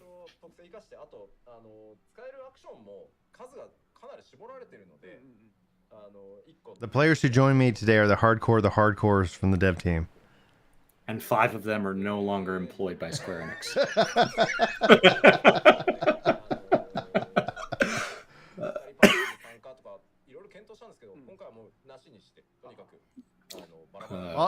Like it Thanks lends for doing itself overtime. to- So he thinks they pulled back to show us overtime. Yeah. I think it also it could be a mode that really lends itself to shoutcasting, you know? Cool. Yeah, I mean that means 9 people had to stick around at 11 o'clock at night in Japan to do this. Mm-hmm. Thanks for the Now, 85 he said likes. 80% of the team is work from home, so it doesn't mean they had to like come in. But, Right. Because You as can we said in the remote it. interview, it came out yesterday, was that 80% of their team is working from home. Cool. Go. We'll get that joke here translated in a second. Hopefully. We got some good laughter there.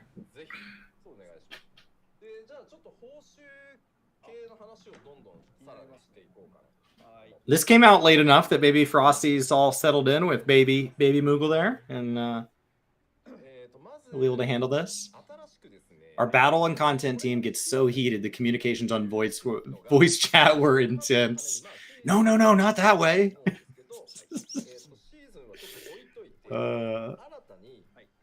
Individual matches will continue to reward experience, PvP experience, right, towards your battle pass, tomestones, and wolf marks, which might have been capped for like years. Give me more things to use wolf marks on. Yeah. Now, this is not a typical battle pass.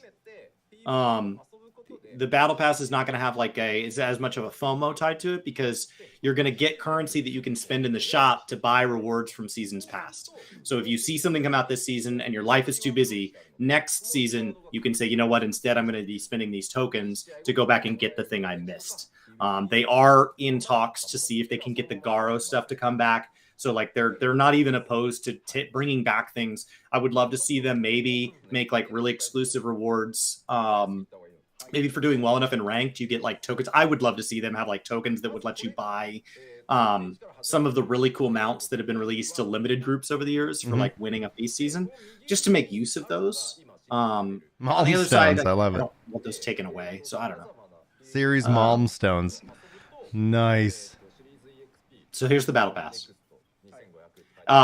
Now, last time they talked about this, they did say they believed that you would be getting series experience from all forms of PvP. So if you're doing your daily front lines or you're doing Crystalline Conflict, they're both going to benefit this. Yes. And that's actually so important because that's one of the things all the modes have been so separate. Like, let people play the PvP that they want to play, you know? And that's what this does. And so those of you that haven't been doing your daily front lines, unless they get swapped for like a Crystalline Conflict roulette, that's almost as much, that's about the same amount of experience. It might be the exact same amount of experience as your leveling roulette. So doing a little PvP every single day can be a massive way to level. And the cool thing about it is it drops experience on whatever job you want it to. So you go in on job. So like you queue as a ninja, and you're like, I want my ninja at cap. I don't want to level ninja. So you go in as a ninja and you switch to black mage, and then you play as black mage, and the experience goes on the ninja. And so it's a really great way to level, especially in classes that like you're not enjoying the leveling process, but you do want to try them at level cap. Kind of like a non-Mog Station level boost. He said every level up is going to grant you the next reward. So it's just a battle pass. And you'll be able to see in the top right kind of how you're doing towards how much experience for the next rank. That's that 0 of 2,500. And the series will be updated every major patch. So that's 4-month seasons, which is fair. Yeah. I mean, it just depends on how many of these little tokens it costs, right? How much FOMO. If they're saying like, if they're like, oh, well, if you do it during the season, you get it in 10 hours. And if you want to get it after the season, it takes 600 hours. Then that's going to feel, then we're right back to that same thing. Oh.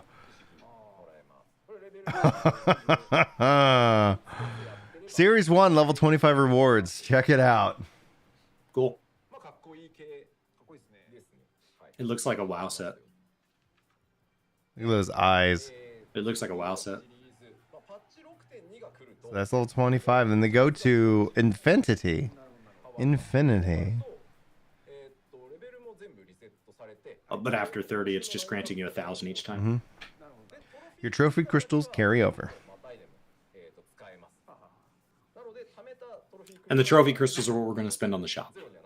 Yeah. And we just don't know how much those things are going to cost. Right. It does look like the Helm of Domination. Cool. Sauron? It's the collab we didn't know we wanted with the Amazon's now canceled Lord of the Rings MMO. They're coming out with that TV show, and it looks like a really high production value by a team that never read any of Tolkien's actual writing. I think that's what they talked about the Halo TV series. We didn't look at the game. Just like they have Galadriel as like a teenager, and Galadriel in that age was like 3,000 years old. Like, sure.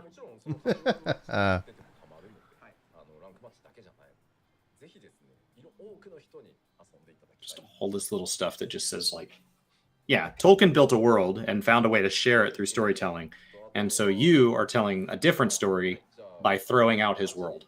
Awesome.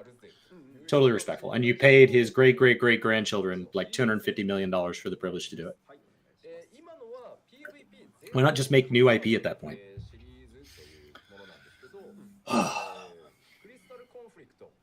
All right, so he said if you didn't make it in time, you can still use these crystals to obtain the rewards from previous series. They will stay for one additional patch, but will be gone after that. Ooh, that is different than how they phrased this last time. So you have 8 months. You have 8 months, and then it's gone forever. Maybe it'll cycle back, like Unreal's. But like Unreal's haven't cycled back a single time yet. They said those were going to recycle. Well, it's like Destiny's content vaulting. It's not vaulting until you actually bring it back at some point. Until they do that, it's just deleting.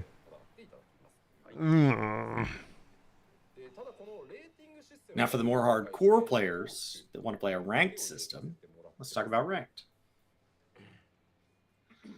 So, ranking tier and placement is determined by the amount of Crystalline Conflict ranked matches won during the season and determines the rewards earned at season's end. There's ranking rewards for the tier, ranking rewards for place, and the rewards will include achievements, titles, adventure plates, and elements, and more. And then when we move into rating, there's tiers from bronze all the way up to diamond, with increasing amounts of sub-levels. That way, hopefully, you don't stay in bronze very long if you're carrying. We have changed the rating system a lot in this patch. Does it degrade? Because the problem with previous PvP was that once you got to diamond whatever, you're there. you're there. And so you have you're you have no reason to disincentivized keep because going. the only way you lose I'll ranking lose. is if you die. If you lose, right? So it basically went. I got my ranking, and then I sit, and and like there's no incentive. So if you don't get it at the start, that was always the biggest problem. I liked Wheel of Time as a concept. There's some things about the writing and that could have been better, but like as a concept, I appreciated it. As a world that they built. But I haven't read the books. But as a world built, I liked it. Yeah.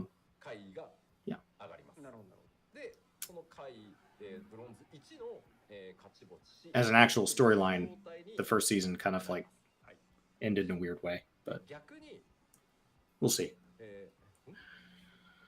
It's like, oh, so why did we do all this? Rising stars can be earned by winning ranked matches. Lose one after a loss. Great. Gain and lose. Gain and lose. Move up to the next riser. Set back to 1. So it's just... So Yeah, stars sit within risers. Risers sit within tiers. Tiers sit within... Oh my gosh. So, but what happens when you get Diamond 1? Like, are you done? Like, it's like, oh, not playing because I don't want to. I don't want to drop down at all. We'll find out. After a loss with 0 rising stars, You can't drop down a tier. To the lower riser, but you cannot drop down it. So once you acquire diamond, that's it.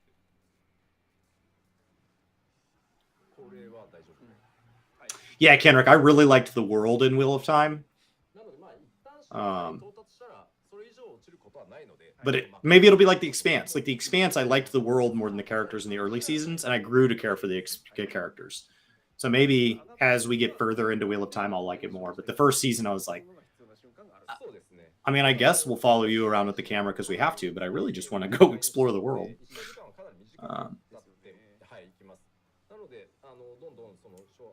The books are usually better. They're longer format. They have more detail. Your imagination's allowed to fill in the gaps. You don't have some actor interpreting it for you. They're usually better. You just have to read. I can't sit back and just let it shove itself into my eyeballs. And that's what makes TV easier. But books are usually better. It's very rare that an actor can bring something that outpaces your own imagination.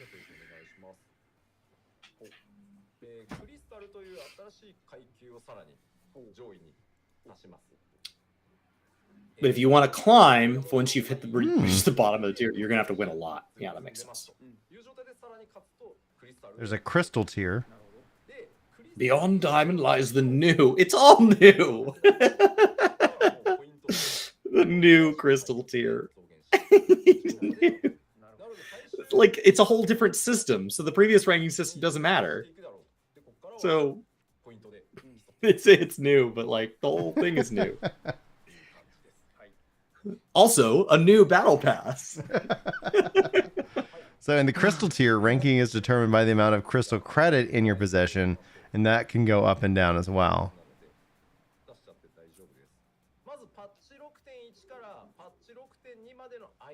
The series apply to all PvP content, any PvP activity to accumulate series XP and earn various rewards. Cool. And then they have seasons, which are tied, I think, specifically to the crystalline conflict, and those have like 6.15 or something like that. This is the way every other battle pass works. They're not inventing anything here. They're just implementing something that has already been done in insert whatever your favorite battle pass game is. Mm-hmm. So 6.18 is ranked matches season 1. Okay, so seasons are only crystalline conflict ranked. Mm-hmm. As opposed to the series is whatever you do in all PvP. Yeah. Got it. And I like that. I like that a lot. And a series is 4 months. And a season is... Why is season 2? Season 2 looks short because 6.18 to 6.2, or does it carry on? It looks like it might carry on, but maybe they have maybe it's a mini season. Floating. thing. Yeah, and maybe it's like okay, and then it carries into 6-2 some point, and then it's like okay, maybe like if you think of a season as being 3/4 of a patch, you know, every 3 months, a new season, and then the series is every 4 months. Because 6.18 is probably July, what, 3 months from now. Mm-hmm. So maybe seasons maybe every 3 months. So there's 4 seasons a year. Everything gets the series subdued, but I think essentially just right now the seasons are just for Crystal Line conflict. I wonder if we'll see that evolve into other modes in the future. But that's also just for ranked play. The season is just a ranked play.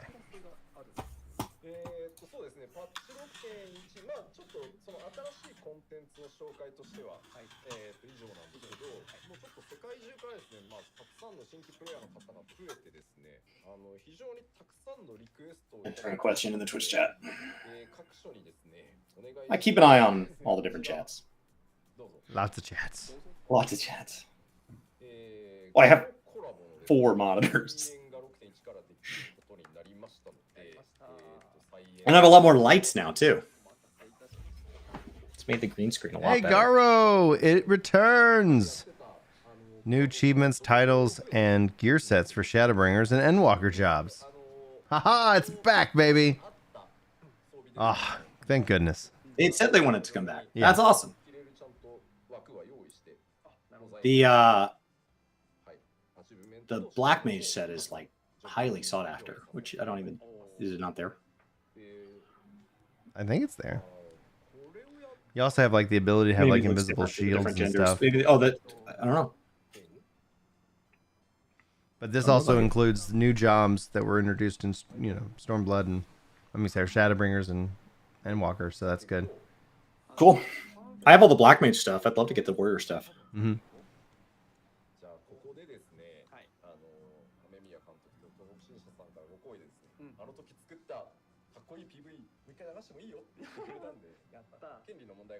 Cool. To everybody who got all the Garo last time and feels let down by this, there will be other new stuff as well. This is just for all the people who have missed Garo or missed part of it. Because for those people, just keep in mind, the last time this was available was 3.5. And I think that's Yoshi P's asking as a question. I think that's about right. Mm-hmm. So you're talking all of Stormblood, all of Shadowbringers, and now an Endwalker that don't have access to it. And so we have, the community has over doubled since then. By far. I mean, I think it's tripled since then. So like there's a lot of people who just literally never even got an opportunity. Mm-hmm. And that's assuming everybody who got an opportunity got everything they wanted. Like I only got 1 mount. And there were 3 because that was the amount of feast I was willing to do. I got all the mounts. This looks great. Cool. Is this the same trailer they played back then? No. Oops. It's really choppy. Oh no, it's choppy on mine too. It's just choppy. These are great mounts. For the fact that they're in PvP where you can't fly, what's odd is like they're my favorite animation as far as going from flying to standing. Do it. Get those wings out. Get those wings out.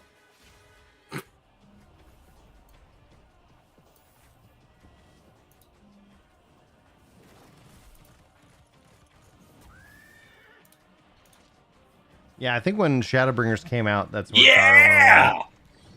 Freaking love those wings. It's been gone for a while. I get asked about that mount all the time when it comes up in my mount roulette. Wait, is that a new one? No, I mean I only saw 3, but maybe they added. Yeah, but I thought it was red, gold, and silver. Mm-hmm. That one looked black. Maybe I don't know. Maybe it was just the lighting. It'd be cool if there was a new mount color. That's awesome. Cool. So, very cool. It's been asked about so many times to come back. That's awesome. Yeah, this is great. I'm very excited. Yeah, so it's like for anybody who either didn't get it or wasn't playing. If you weren't playing and you had no progress, like if you had no progress, this is an event. Like this, it was around for a long time.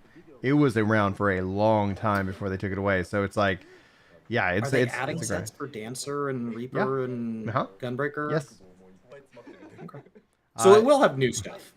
A part of the mode, Zeal, just so you know, is like you equip a title. You know, so you go and you get a title. I think you use like wolf marks or something like that, and you have that title, and then you play the modes, and then you earn like whatever the renowned is for the vendor, and then you can unlock the different sets. I think the sets also cost wolf marks, but you have to have the title equipped in order to make the progress as a part of the achievements, which then ultimately unlock the mounts and stuff. Which is why to this day, my character still walks around with the title Makai Black Mage, because I don't care about titles, and I said it then, and I just left it. And so that is why I still have Makai Black Mage, like to this day, is from the Garo event. So my title has been that way for, how long has it been? 5 years? I just left it.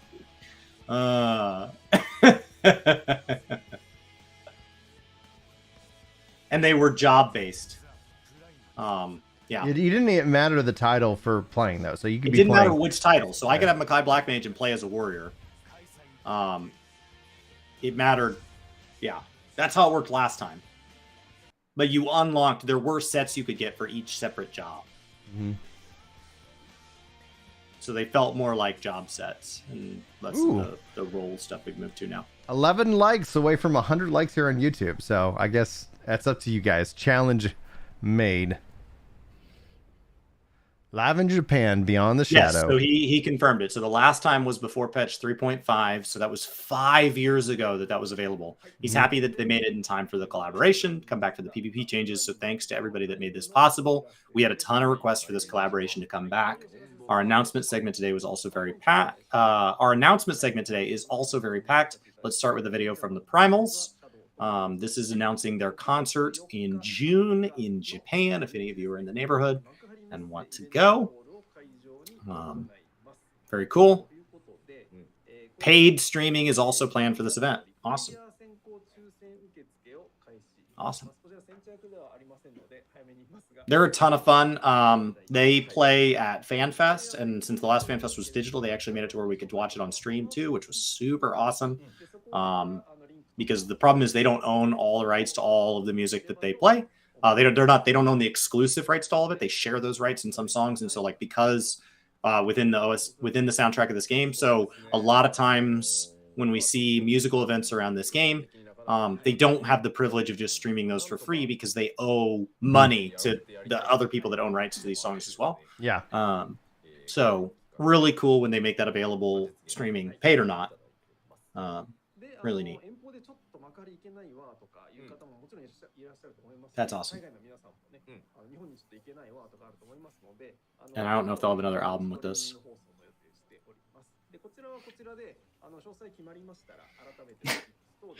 The date's written like that makes it look like it's patch 6.4 and 5.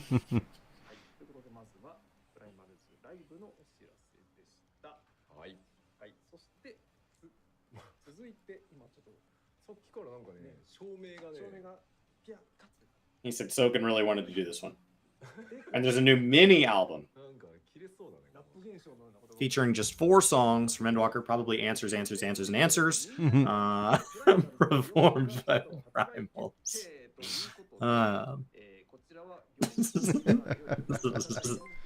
No, I bet the Tool song is in there. And Ultima Tool. There's probably a version of Answers. I don't know. What do you think? What do you think the 4 songs are?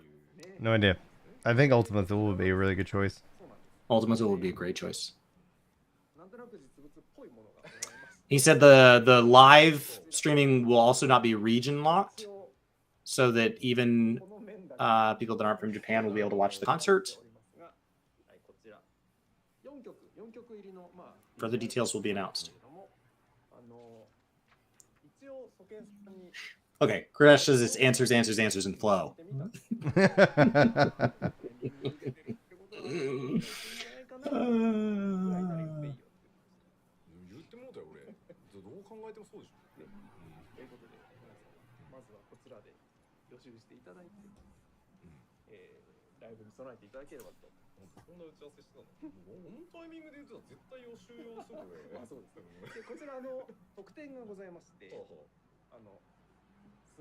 Cool. これは何かと言いますと、よいしょ。バックステージパス風ステッカーを買うと、どっかで買うと、これは何？こう黒い方は、スクエニのオフィシャルストア、E ストアとか、スクエニカフェとか、アルトニアとか、あと北米オーシンのストアでもこちら。All right. He said he asked Sogan, so is this sort of preparation for everybody for the concert? And he said, well, the timing of the release. Pretty obvious, isn't it?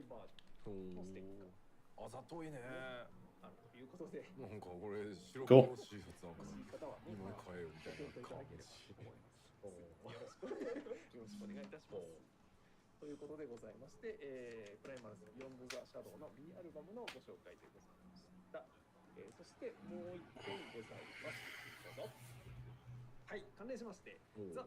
Now let's sell some merch. What's that thing in the top right? Is that a cologne? Maybe. The scent of the primals? A sweaty dev in a bottle? Have you ever wanted to temper to that special someone?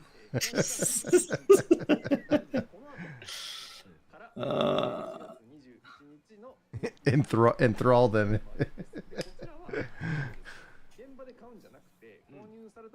It's the Night Bloom stuff that you thought when you first start out in Limsa.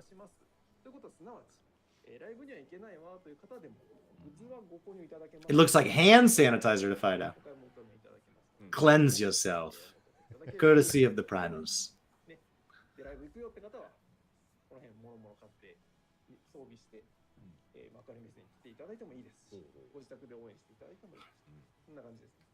What is it? The shirt looks cool. And then buttons are always something that goes well at events like that. Because you bring like a backpack or whatever to events like that. People who like go to things like that. I have some friends that do, and they like to get a button from everything they go to, and their whole backpack's like covered. Yeah. Okay.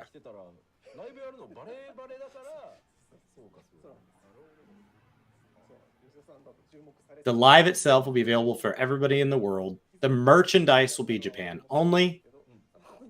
And he is wearing the large version of the shirt.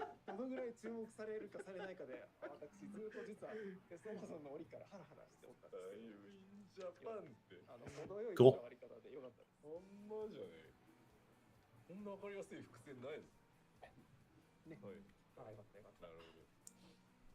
Doesn't look that large. Isn't Baggy in right now? Isn't that where we're heading? We're heading back to Baggy? Oh, Baggy making a return? I think so. At least in some of the dress clothes. Feels like people are dressing a little looser again. Yeah. Yeah, we went through a phase of everything being tight. I assume some trendsetter gets tired of it not fitting their body type, and then they move to something that fits them well, and then we all follow whether or not it fits our body type. And then we just cycle back around. Included bonus item code for an in-game wind-up Ragnarok minion. Whoa!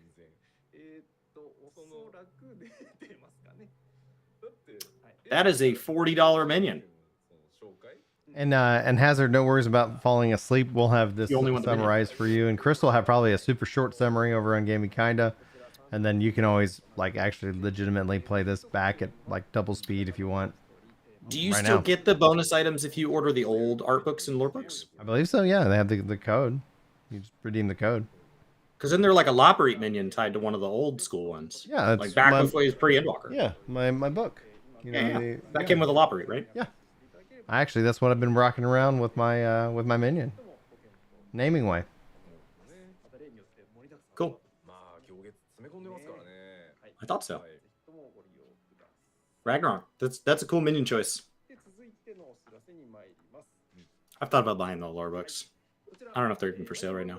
I've been trying to get my hands on the second one, but I have been unsuccessful. What is that? It's like This- that's the a little sound thing? headphone. Yeah. Oh, it's a gaming speaker. Mm-hmm. You put You around don't like have your headphones neck. on your ears. Right. Maybe you That don't want makes you headphones. really obnoxious on a plane.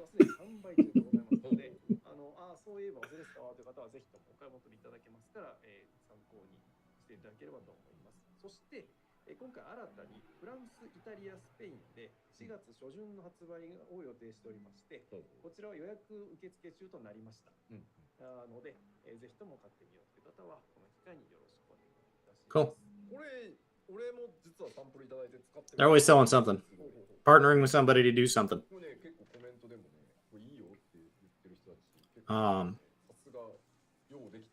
Interesting that they support Spain over like Canada's missing. I mean, in France, Italy, and Spain are regionally close together. It just Canada not being listed is odd.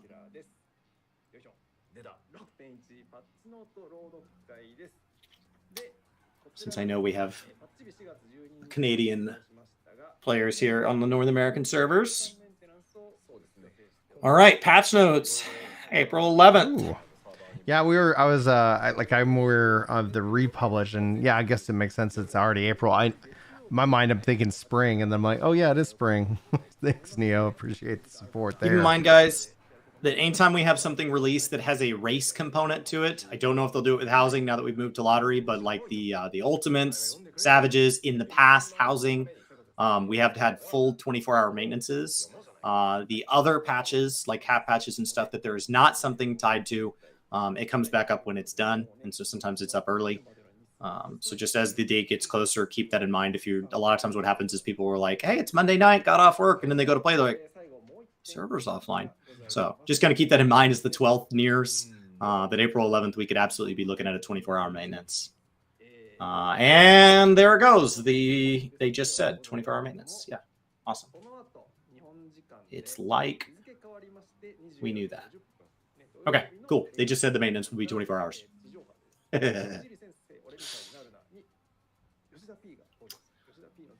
My warning was just a little too soon.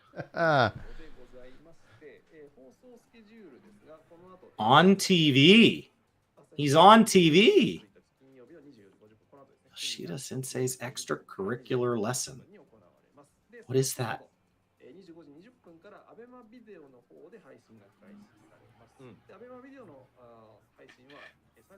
Cool.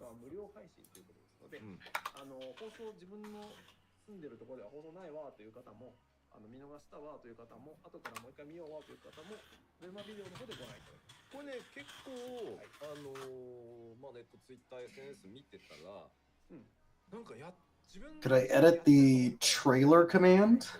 Oh, sure. What's it under? Trailer? Patch? What's the command?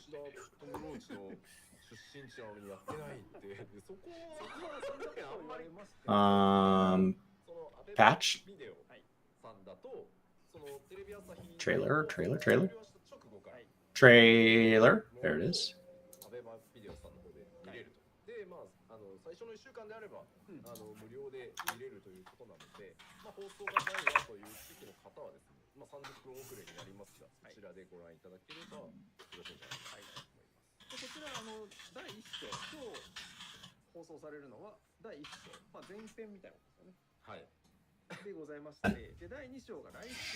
Cool. Brian's gone quiet. Oh, I'm sorry. I'm just perusing. We've hit the end of his live letter attention. Yeah. No matter what time of day the live letter is, the last 20 minutes of the live letter, Brian just. It's the hardest part for me because I have to pee, and then I'm like, all right, just get through it. We'll just go. We'll summarize when you get back. All right, great. I'll be right back. He has a bathroom upstairs. It's not far from his office. It's not far. Yeah, this is a huge patch. It's an absolutely huge patch. All right. I will keep summarizing. So that is on TV in 2 hours, and Yoshi-P's coming on there. It's a Japanese TV show. I don't know what it is. But that's exciting.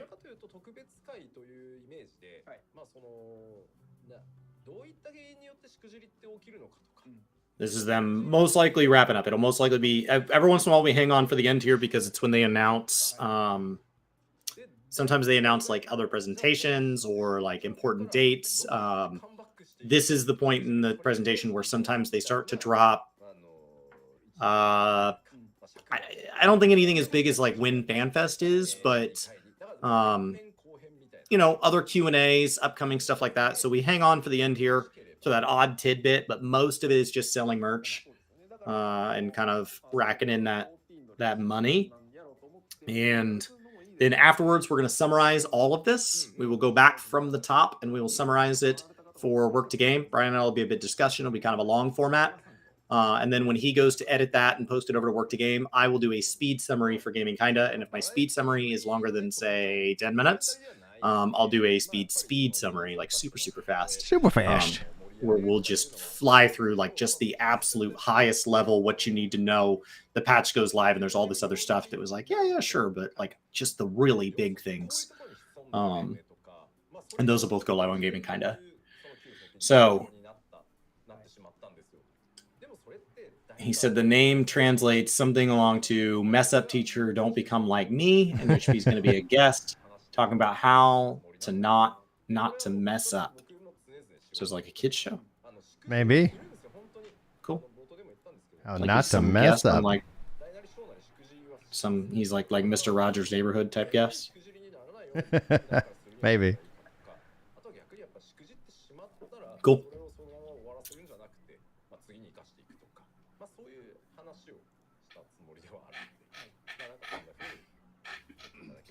Remember, next week, I'll be back to normal streaming schedule. I'll be live at, normally it's 9 a.m. I might be at 8 because I'm looking at the amount of time that I need to clear this. I'm going to clear the rest of 2.0. I just finished Hawk Manor, and I'm going to finish the rest of 2.0 before the 12th. So as I look at the schedule, that means that I really only have the 4th through the 8th because the game's going to be offline on the 11th. So we'll play probably like Guild Wars 2 on the 11th or something like that. So the 4th through the 8th is going to be just a dead sprint. I need to clear a lot. It's a lot. I need to clear a lot. So we'll see.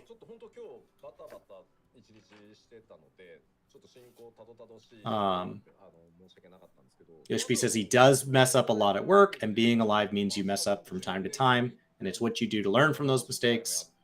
That's it for the 70th live letter. So some closing words here. Closing words.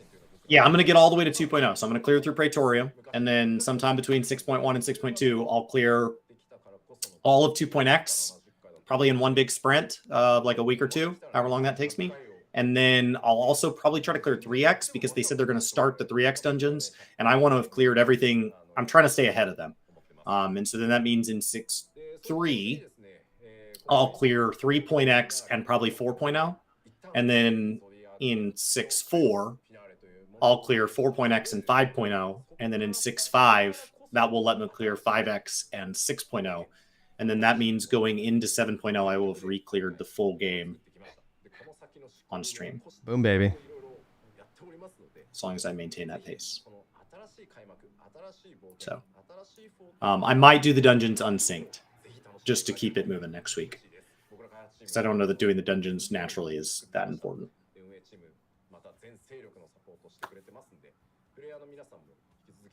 Because my last 2 weeks has been different than was planned.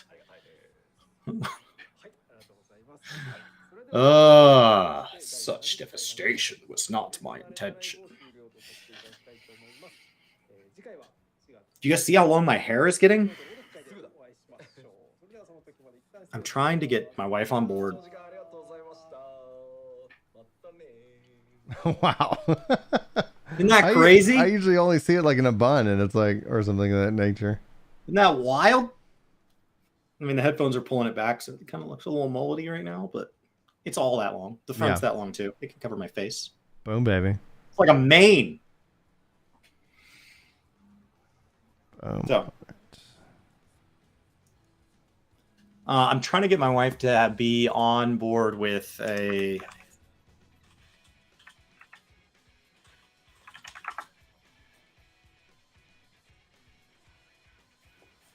trying to get her on board with me to go pink here. You want to go pink hair? Yeah, she doesn't hate it. She doesn't hate it.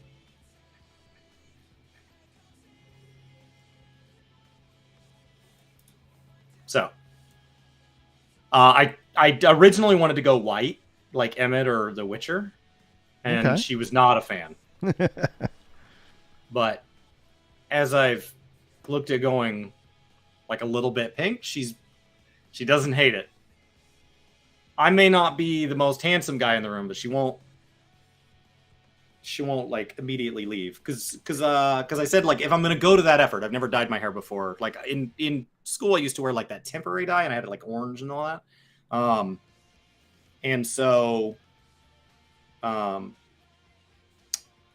if I'm gonna go to the effort to dye it, it's a lot of work to get it to go from this color all the way to that.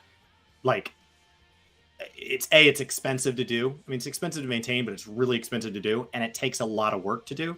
So I think, like, I would like to commit to a full year of it. Yeah. Chris Ladaeus. My school didn't allow unnatural hair. I'm from a family of gingers, and so when I had my hair orange, my football coach said you can't have it orange, and I said, well, it's the same color as my siblings and my mom. And he was like, all right. That's awesome. Because, like, they're very orange, like carrot top. I am from a family of gingers. So, cool. Boom. All right. So I think we're going to do our summary video. Is that correct? Yes. Increase this. I wish I could overall increase the size. Because I thought I could get by with it. I was going to have a tougher time getting by with, like, blue or something. There's pictures of my wife when she was around the same age that it was blue. It's hard to picture her with blue hair, but you see these pictures and you're like, wow, very blue. Very, very blue. And thanks so much for the resub. 15 months, Zermid. Oh my gosh. Thank you. You flew right past the convocation. All right. Are you ready to dive in and start recording? I am. Cool. All right. I was trying to think of how I want to introduce this. Is like, do I introduce it as a video? I'm going to introduce it as a video podcast because we're going to also take the first post in a long time, actually. Yeah, I know. All right. Hello, everyone, and welcome to a special edition of the Crystal Core Radio Podcast. We've got Chris back, fresh off of his heels from a Romania trip, helping his family migrate back to the United States, and also finding lots of PS5s in the Turkey airport. If you guys haven't seen his tweet on it from that he posted, which was just wild. But what we're bringing to you guys today is a live letter summary. Live letter 70 has concluded. We've gotten a lot of really good information about patch 6.1, lots of detail, a lot of things that I was hoping to see. They showed off. So personally speaking, I'm very excited. If you guys haven't seen the date, April the 12th is patch day following a 24-hour maintenance. And there's a lot that we need to discuss. Chris, welcome back. We haven't made anything over here on Work to Game in a little bit, but we'll also be running this as an MP3 audio podcast for those who just want to listen on the go. How is everything going for you? What was your highlight of Live Letter 70? I mean, I think PvP is the big winner by far. Obviously, like, I'm really excited for Mists of the Realm. I'm really excited for MSQ, but they're not going to ever tell us any of that. So a lot of that stuff is kind of locked away. You know, the real fun of the beast tribes and stuff is really locked away. So a lot of that can't come across in a preview. So usually in a preview, the things that are most exciting that kind of win the day are, in my opinion, are the things that they can really dive deep. So that's PvP changes, that's UI changes, you know, stuff that they can like actually show off. They showed a couple of job changes, more than they historically do. And I could already see the Twitch chat on the live stream being like, oh, why did they make those changes? Like, this is why they don't talk about job changes anymore. Because it gets all this lashback and they don't they don't score any points. It's we're either neutral or worse. And so I think PvP is the big winner. On a PvE perspective, I love the look that they showed off with the Mist of the Realm. Looks like we've seen the Builder. We've seen a couple of things with Raugers, perhaps. Like one of the things is they started and opened up with the trailer as expected. So I think I might end up diving into the trailer itself for just kind of my thought analysis over on Ginger JRPG. I know you'll be doing a fast summary and probably some more content over on Gaming Kinda. So guys, be sure to go follow those channels if you want to see more Final Fantasy content in your feed today or this weekend, because now it is a 2-week march to the patch itself. But I do agree with you, PvP, because of how they also integrated the player plates. Like they're showing that off. I was like, this is a great system. They say that this is going to be such a time sync system. I think you could see even content creators making like, PvP, not even PvP plate streams, but just plate streams. But then when you go into Crystalline Conflict, highlighting the teams with their plates, giving that a little bit of a touch of personality, I definitely agree. Like, I think that we have two real big pieces of content in terms of winning in this case, and that is the 24-man raid, and that's also the Crystalline Conflict with the PvP adjustments and changes. Personally speaking, I can't. And to top it off, Garo's coming back. So that's been massively requested, especially if you missed out. 5 years. Yeah, especially if you missed out on any of the gear. Like if you want an invisible shield for your paladin, I got good news for you. You can get one through the Garo event. If you want those mounts that you see me riding around on, guess what? You're gonna have that opportunity. Plus, it's going to be adding in gear for the new jobs introduced since the mode or since that piece of content went away. So that's huge on top of the series. That's huge on top of the seasons. Like it feels like there's a massive amount of investment with 6.1 and PvP. So it's going to be something really exciting to see. I mean, PvP actions across the board were reworked. Yeah. And so with everybody going to self-heal, being less role-based, I mean, the whole system's revamped. The ranking system, the season pass, I was shocked to see that they said the season pass originally when they presented it, it was like, don't worry, you can always buy old rewards with the currency you're earning along the way. But now they're saying if you don't get them from that season, you're only going to be able to buy them the following season. So there is still a little bit of that FOMO there. So we'll just have to see how expensive they are. So like, how hard is it to get it within an 8-month window? How many hours are you really asking for me to get the set? Because you have to get to rank 25 within the 4-month window to get it for free, or the following season, you're going to have to buy it with this currency that you kind of carry, these Malm stones. And so we'll just have to see. And then on top of that, though, like what we also don't know is that, like, yeah, maybe it goes away, but do we see it return in the future?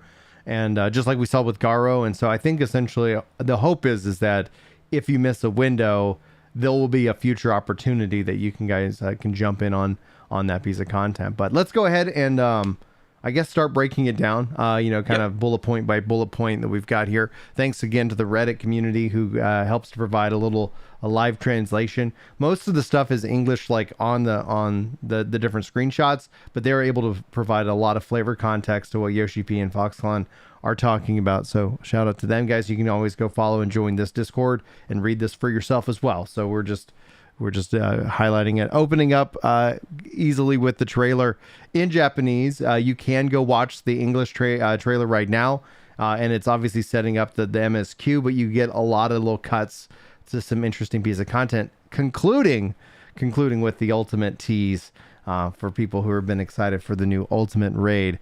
All right, Chris, where do we want to start? So down at 8 minutes into the live letter, we talk about what's coming with 6.1. So for anybody that this is their first 0.1, welcome. 0.1s come with a couple of basic things that every 0.1 has. First of all, you get new main scenario, you get new side content. We are adding Tataru's Grand Endeavor. We don't really know what that series is. That's a new side content. I don't know if it's going to be like Hildebrand or what it is. New role quests come in. They are saying there's an additional storyline. Some of it sounds like they're putting content behind completing all of them, encouraging you to do all of it. We also get our first beast tribes. This time it will be the Arc Sidara. That's going to be our battle one. We'll go over those rewards in a little bit later. It looks awesome. Hildebrand is coming back in 6.15. So let's stop real quick and take a break and talk about the 6.1 cycle. It's 4 months long. Basically, the way we expect these cycles to be is over that 4 months plus 1 week in the summer and the winter for them to take breaks, is there will be an initial patch. 2 weeks later is your point X1, so 6.11, 6.21, etc. That's where like Ultimate will be, and then the half patch 2 months in 6.15, that's where like Hildebrand will be, other side content. And then there's sometimes a point X8, and that is usually where we get things like system updates, things like that. That's where we're getting our data center visit, the ability to go from like Aether to Primal. Remember, you'll still be region locked, but that's how that works. And then with 6.15 bringing Hildebrand back, we also need to start what will likely be our trial series, Omega Beyond the Rift. I assume that's what that is. Yeah, we'll caveat that We're with guessing. We've even seen people talk about Sataros beyond, like as maybe that leads into it, the trial series. But note also with Sataros, they're not starting that story until sometime into the patch 6.1 series, not specifically dated yet, because they didn't want to confuse that with what's coming with the MSQ, especially because of how the MSQ is kind of shifting and kind of refocusing in on what our next main adventure is. Also for crafters and gatherers, custom deliveries are back. This time we are adding a new custom delivery person, Emelian Slevier. I don't know what the rewards will be that. I don't know if you can dress her up. We had one in last expansion that you even got a mount from it, so definitely worth taking a look at. Gives you something to do. I hope we get to rebuild the city this expansion. Hildebrand coming back is a big deal, and so we'll just see. They said if you haven't done the Omega raids, go ahead and get those done before this. Remember, the 12th is the day. And the custom deliveries are not until the half patch. So let's talk about trusts. Yeah.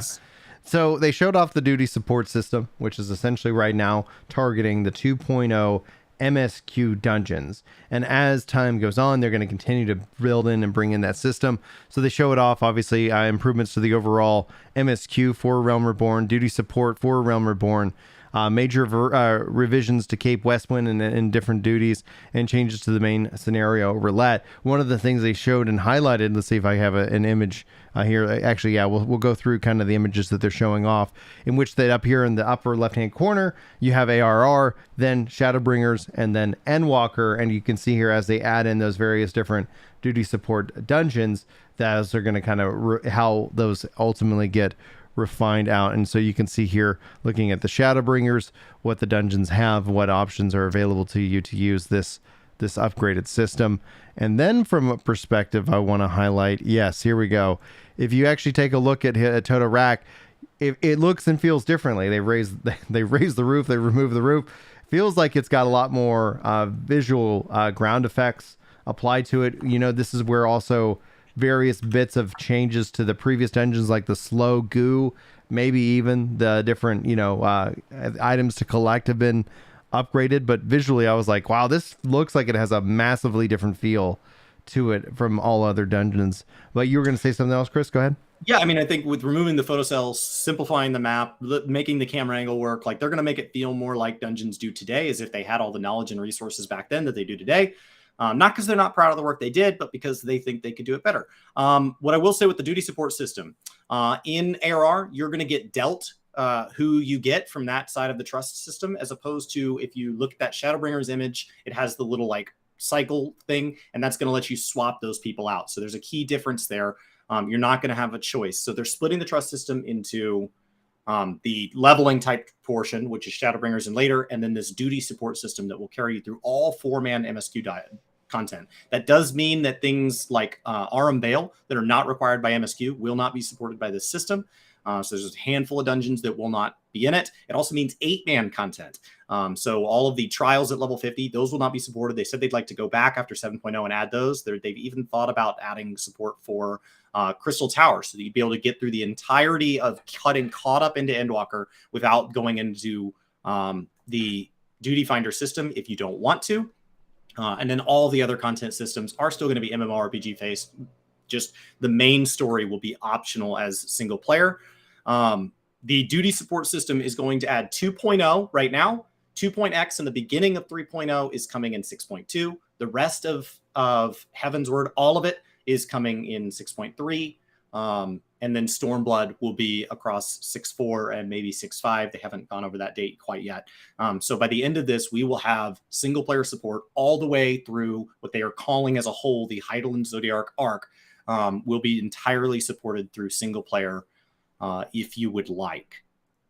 So with the trust system and Total Rock changes, they said a couple other dungeons are going to feel a little different too. They said Hawk Manor, for example, you won't have to port back after the second boss anymore.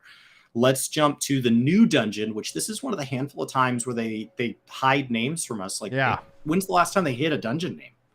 Ever? Dungeon names are never that secret.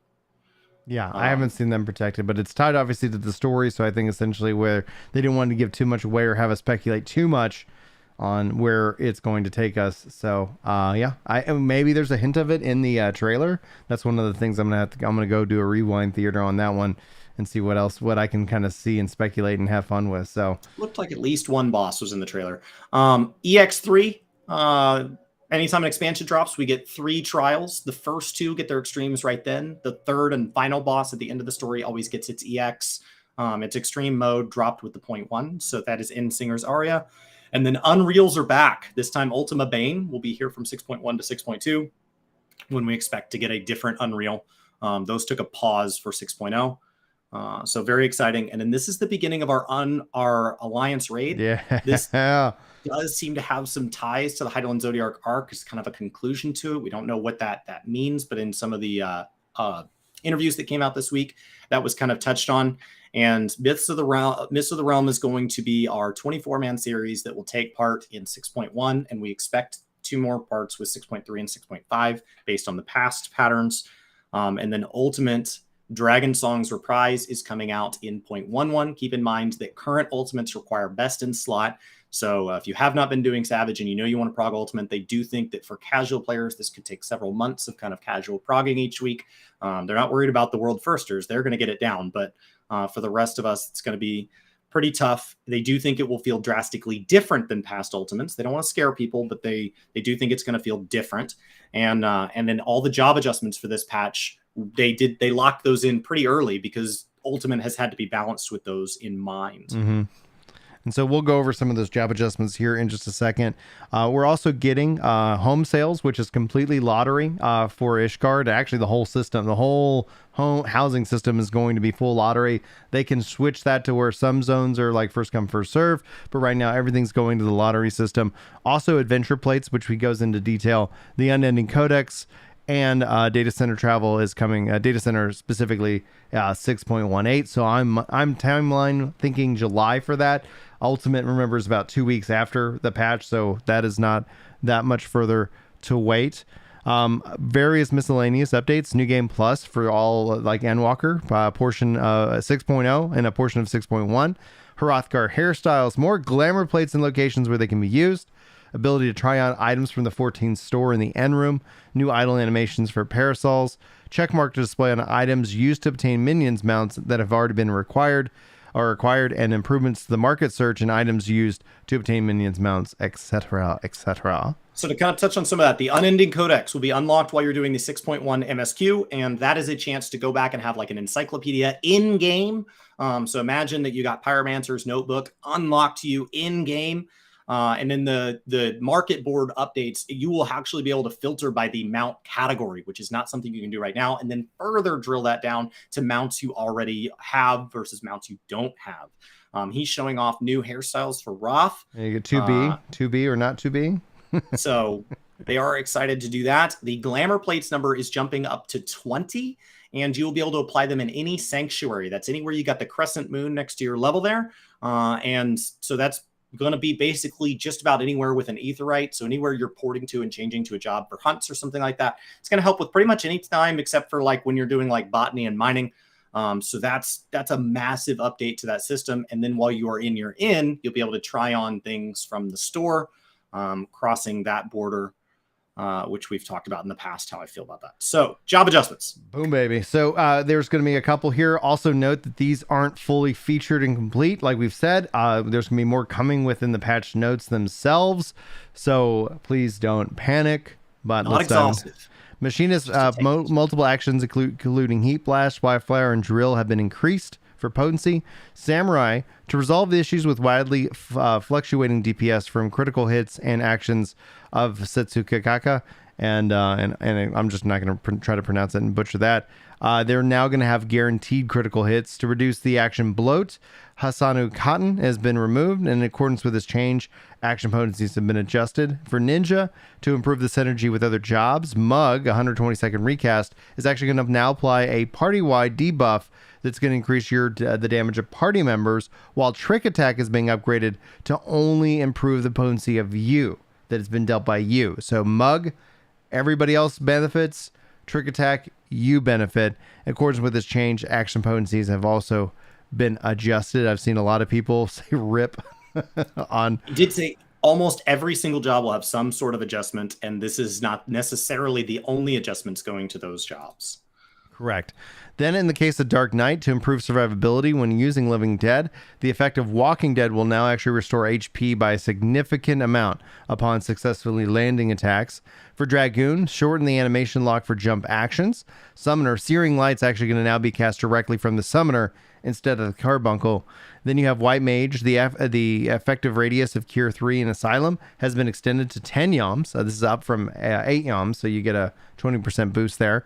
Liturgy of the Bell can actually now be ended on command, and that's going to be restore HP, depending on the number of stacks remaining. So that's a big upgrade for White Mage. Scholar, the effective radius of Sacred Soil has been extended to 10 yalms, and the effect duration of expedients granted by the action expedient has been reduced from 20 seconds to 10 seconds. I really like the one change I want to Scholars. I wish I could use my Aether, my Aether gauge like out of combat. Like one of the things I always feel like got to make sure I get that off before the next pool. Otherwise, I'm just kind of wasting time ultimately. But I doubt that we'll see that. Full version will be in the patch notes. The patch notes will be live on the 11th when the game goes down for its 24-hour maintenance. And their goal here was to do things like reduce animation lock. They heavily noted Ninja and Red Mage on that. And then they're also changing it so you learn some actions sooner at lower levels so it doesn't feel as boring to play them. Of course, that will come with potency nerfs because this is Trait Walker, right? So they can give you the skill low and make it weak, and then they can have it build up and become what it is at max level. So it's kind of following what like a lighter level of kind of what like Monk is, where I think they're going back and they're just making them feel a lot better. Especially when you get synced down. This isn't just people who are like, well, I have all my jobs leveled. Yes, but if you ever do a roulette where you sink down, it doesn't feel good to have things taken away. So I think this is heading in the right direction. Now for Mists of the Realm Part 1, Agala, named after the Greek goddess of beauty in this case. They kind of show off various platforms, so we can kind of just get some beautiful imaging here. Obviously, Chris, as someone who studied architecture, noting on the Greek and maybe even Mediterranean or other themes. So maybe he'll do you're working on an Axis Tilt video for the Lore 14. So be sure to check out Gaming Kinda soon for that. But I want to see Chris do lore tours in terms of just like how things are built and where they're inspired from. Because if anybody knows, it's Chris. But you can see here lots of beautiful images, lots of exciting things. I cannot wait to go hands on with these fights here in just a couple weeks. Something to note is that for a 24-man, the starting area is very small. And he said because in the near raids, you have 2B kind of running ahead of you. There was something similar in these raids, and they actually made sure to hide who was running alongside us while we were doing it. So they turned around at the beginning before they showed it to us. And so he intentionally was trying to hide things from us there. So there's going to be some significant lore here. This is a big deal. And he does not want to show off anything too much. So anything you're seeing here, just know that there's a lot more. And the beginning it's stunning. Looking forward to it. Oh yeah. Tribal Quest the Casera Adera in 6.15 being added to the game, showing off lots of fun little rewards. Let me see if I can find Chris's favorite. We do have hippos and a mount containing hippos. Let's see here. I love that Chris is actually in love with the dog that they show off. So obviously new mounts, new minions to be excited about to collect. They show a troll mount, which is, I know I saw chat really get excited the fact that we have troll mounts now. and I want to get to that dog because they show off a near robot, mount. So then everybody was just kind of questioning like how that's going to come about in the game, where that's going to get unlocked from. They show off a little car mount. I thought that's a nice little toy car. I thought that was really clever and cute. I remember seeing things like that back in the day. And where are you? Oh, a kangaroo. T-Rex above that. A kangaroo mount, a T-Rex. But yeah, there's the dog.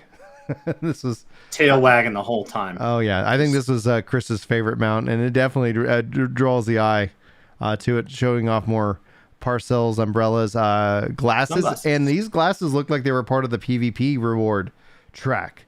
So just keep that in mind. And it looks like with these glasses too, that they're more like a fashion accessory than they are like an actual equipable item. But we'll have to wait and see. They go into the store, showing off how that works from the end room. Do you have anything you on that, Chris? No. Okay. Housing. Let's just move to housing. And then there's housing. And then there's housing. This is going in 6.1. So remember, all housing moved to being a lottery system. And so wards will be either labeled as free company wards or individual player wards. There will be more set aside for free companies, it seems like. Lottery is going to be on a 9-day cycle. There will be 5 days to buy your ticket.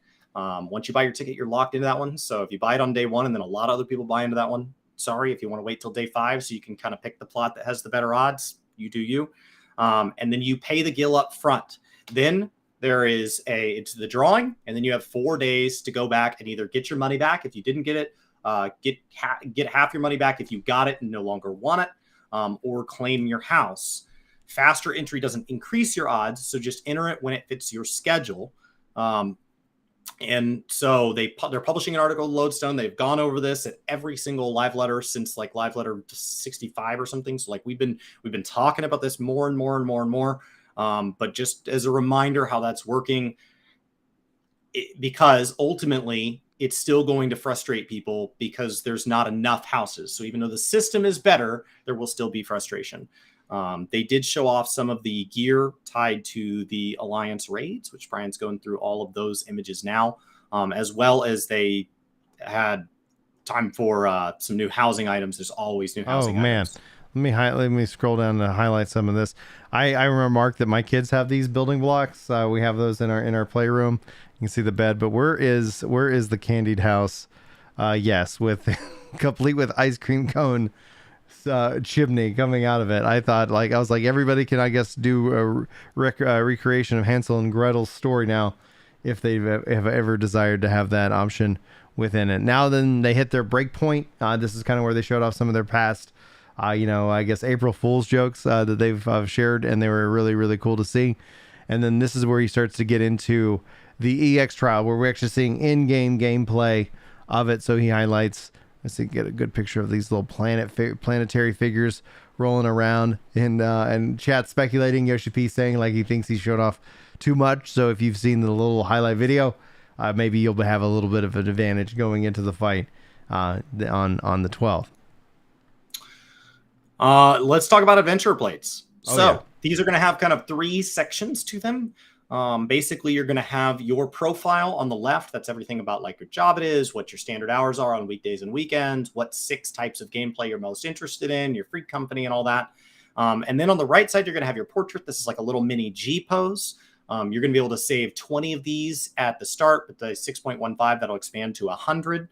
And you'll be able to customize that. And then the outside edge trim piece will be massively adjustable and all of that. Mm-hmm. And so there's a bunch of different ones. A lot of those, they seem like they're tied to various, like completing different types of content. So he said all the veteran players are going to start out with a bunch unlocked, because I assume these are meant to feel like something that builds for the new player experience. So any of us that have, a bunch of hours on our account, you're just going to be given all those because you've already kind of completed what unlocked them.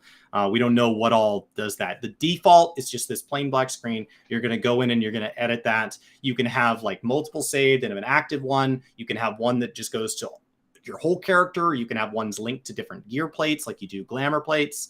And so hopefully you'll be able to edit that. When you go into PvP, that these images are actually what shows when it said at the beginning, when it introduces both teams of 5 for crystalline conflict. So Very neat to see them starting to integrate these. It started out as an idea for PvP, and they expanded it to be the whole game as well. So expect it to be something that kind of develops not just across 6.1, but across the future here. You'll be able to set things like a favorite title and all of that. So it's just an absolutely massive cosmetic system. I'm assuming it'll be huge to things like the role-playing community, but should just be nice for all of us. Then they jumped into doing a match of the crystalline conflict, first showing us how it is to win. You just got to get the crystal to the opposing team. However, whoever gets it further, if you end up going into overtime and you don't get any respawns in overtime, ends up winning the match itself. And we did a little shoutcast of the match the OCP did. It was a ton of fun to watch and see this kind of play itself out, again going into a 5v5 mode. But I think really where the detail comes into it, Feast is going to be going on a hiatus for a little bit. You're going to see, and they might bring that back in the future, but right now this is going to be the main push. Anything you do PvP content wise is going to progress you in the series being from 6.1 to 6.2, and the currency being able to be used for items later in the fact. So the new season starts, maybe you missed out something in that regard. Now seasons, I said seasons a second ago, seasons are going to be tied into the tiering system, and there's even a new tier system after Diamond called Crystal, and that has its own sub progression system as well. If you were able to get into that tier for the season, and the season in and of itself will be a little bit shorter than that of this series.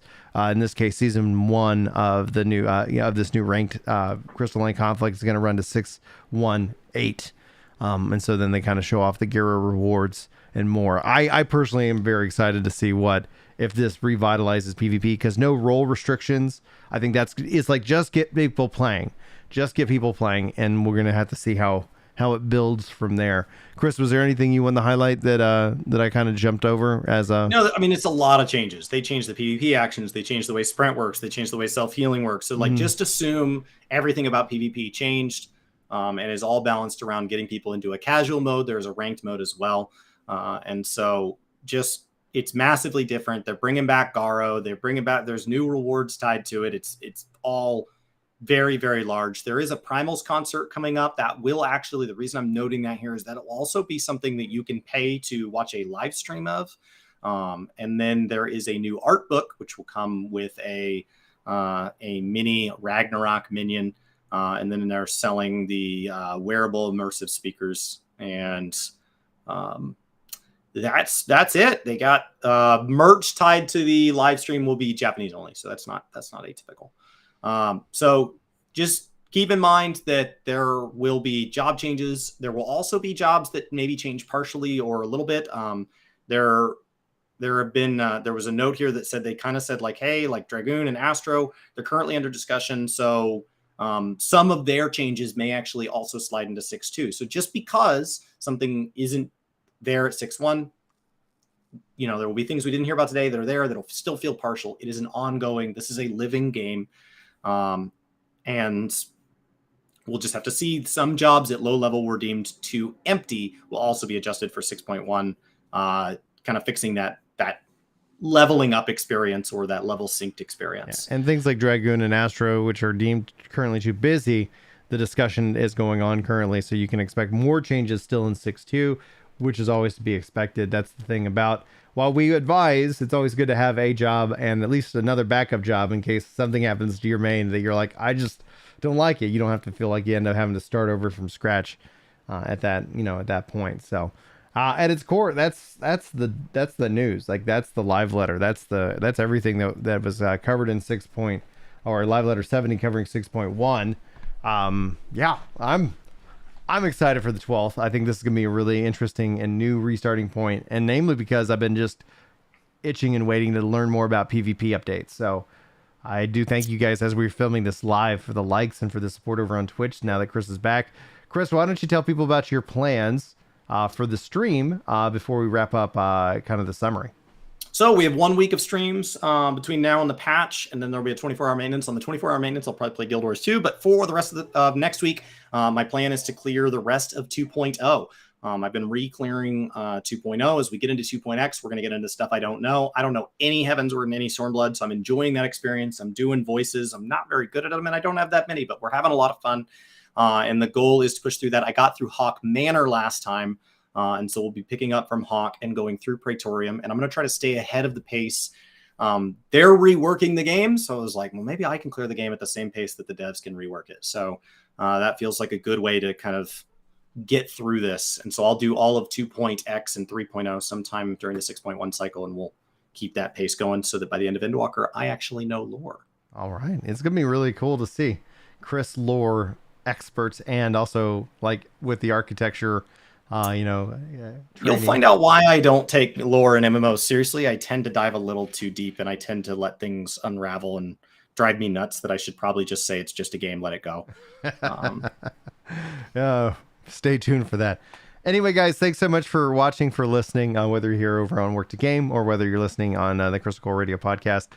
We appreciate you for being here. Hopefully you got something good out of this. For Brian and Chris, we wish you all the best, and also check out the links in the description to be able to find anything that we discussed in this video as well. Thank you for listening. Hopefully you have a great one, and we'll see you next time. Take care. Cool. I'm going to do a speed summary for anybody that came in and partway through that and wants to hear it way faster. Woohoo! And Brian's going to go post that to Work to Game. Yep. And then my in-laws are in town in, I assume, a few hours. So I'm going to go get my house clean, and we're going to spend time with my wife's parents. My wife's mom's surgery did get moved back to April 20th, got postponed. And so we're going to spend some time with them. And then in April, we'll go back through. If I have to miss streams, I have to miss streams. Yep, makes sense. All right, guys, I'm going to bounce out. I will see y'all